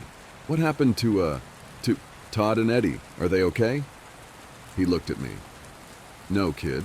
They're not okay. This is why you don't fuck with this stuff. Now we have to clean up what's left. Sit there." He went off to talk to the other officers and the paramedics. Shit. Paramedics, 2 gurneys, ambulance. I came to a full 36 hours later in my own bed. As I later found out, Eddie did succeed in getting the static off of his face, along with the rest of his face. And the last I heard of Todd, he was in a straitjacket. Muffin was given to the shelter, and then to another family. So there's some good news, at least. As for myself, I was told the effects might never wear off. I didn't believe them at first. I mean, who would? And how do you even process that kind of news? Fuck, I don't know.